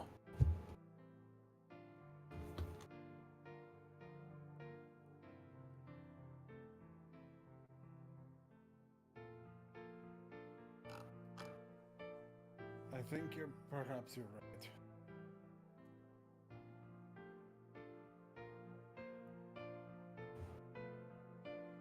We're all carrying burdens. We're carrying them together. So let's conquer them before we can conquer our enemy.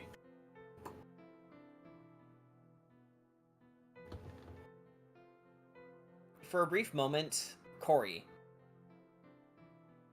The abbot was listening to this entire conversation, and there's a sense of curiosity and a sense of possibility in his eyes, but he still has that same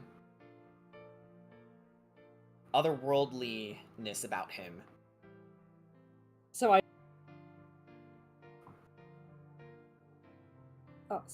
do I notice that? You do. What do you think of that, sir? I think that the people below are more complicated than I realized. You have something that I lack.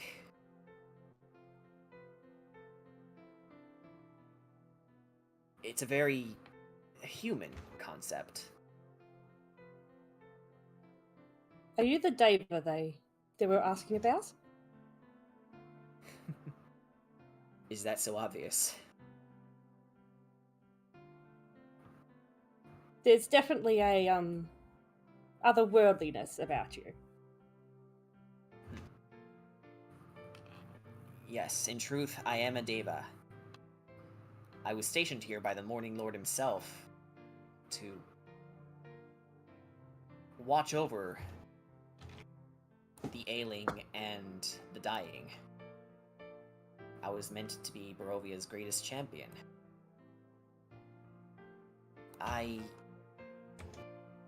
Before this, I didn't expect to see such a land be plagued by chaos and death. And for many years, my sole mission is to strike out against the darkness. But perhaps he looks over at Ark. Perhaps I have not been as understanding to the world of mortals as I should have been. I will admit, I agree with that. But I'm glad that you've noticed that too. And thank you. I thought I was helping. I truly was. Now, seeing everything that has transpired, I am beginning to have doubts. Have I ruined Ark's life?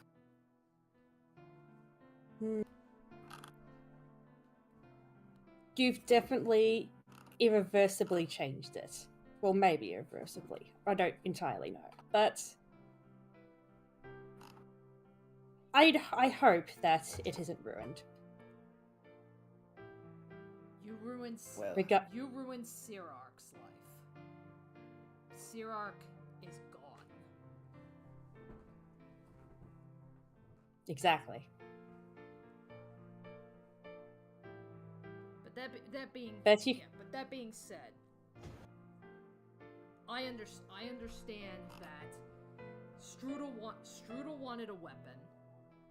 Babalai Saga knew where to find a possible candidate. You still have not answered why my sister. How does she fit into this?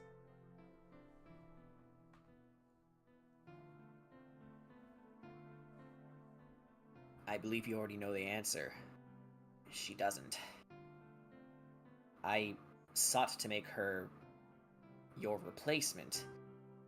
I thought that, given your family, given your tribe, as it were, that she would have the same strength as you did.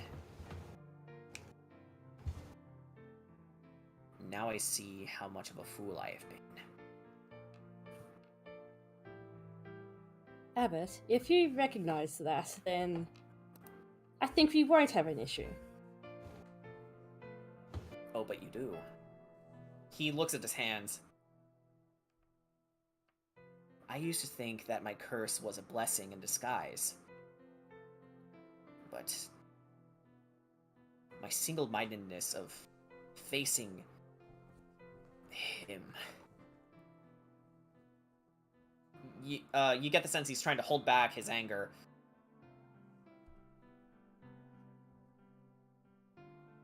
I am supposed to smite evil where it stands. If I can't do that, what hope do we have?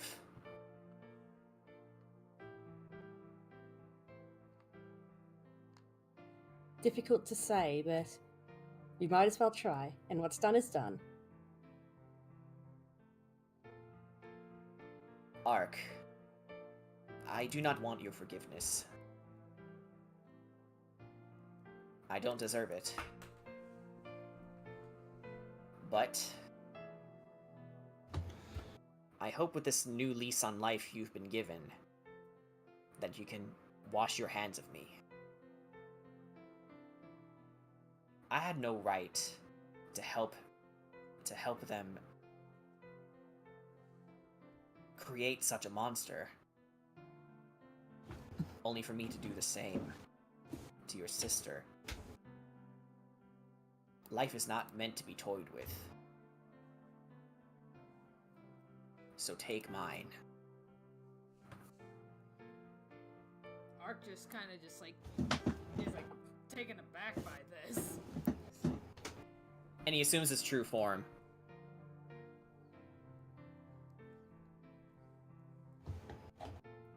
Hot damn.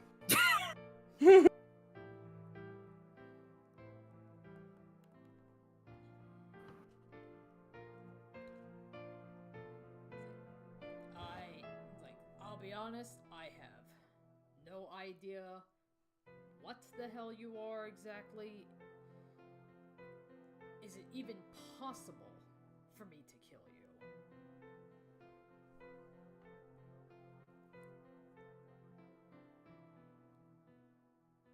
If he offers, I'd assume so, but it's your decision to make. Whatever you decide, I am done. I am done toying with the lives of others. Just for my own bloody crusade. If I could heal your sister, I would. But I do not know how much help I can be with the dark powers corrupting my influence as I am now. But I am through playing God. Could you use any of your gifts to legitimately heal people?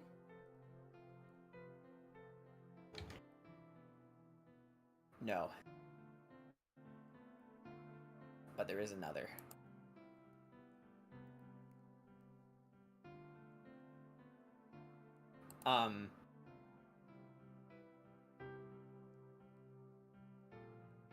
Cloven slowly makes his way down to see all this transpire and peeks his head through the door, listening in. So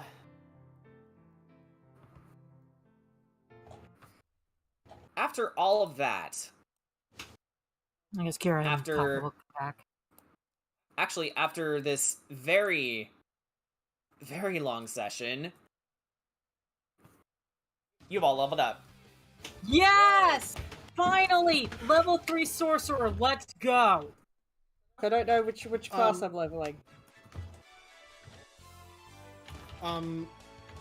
Jordan, I think you know what I'm referring to when I ask this. Do you feel like it's time? I think it is. It's time. Okay, so, it is almost 1 in the morning. Sorry that took so long, but there was a lot to unpack. So, thank you guys for playing. We'll check on, Ricky very, very soon, off screen. But, as for everyone else watching, thank you very much, and, fuck Koopa. We don't have a good transition this time. Just fuck Koopa. Yeah, fuck Koopa. No, it's just I don't no, even it's not care anymore. fuck Koopa. It's fucking Hoopa. Yeah, by the way, for my last experiment, I turned someone into Hoopa. I turned him into a pickle. I'm Hoopa. Finally, I It is Ranger time, baby! Let's go. Let's go. Da, da, da, da, da, da,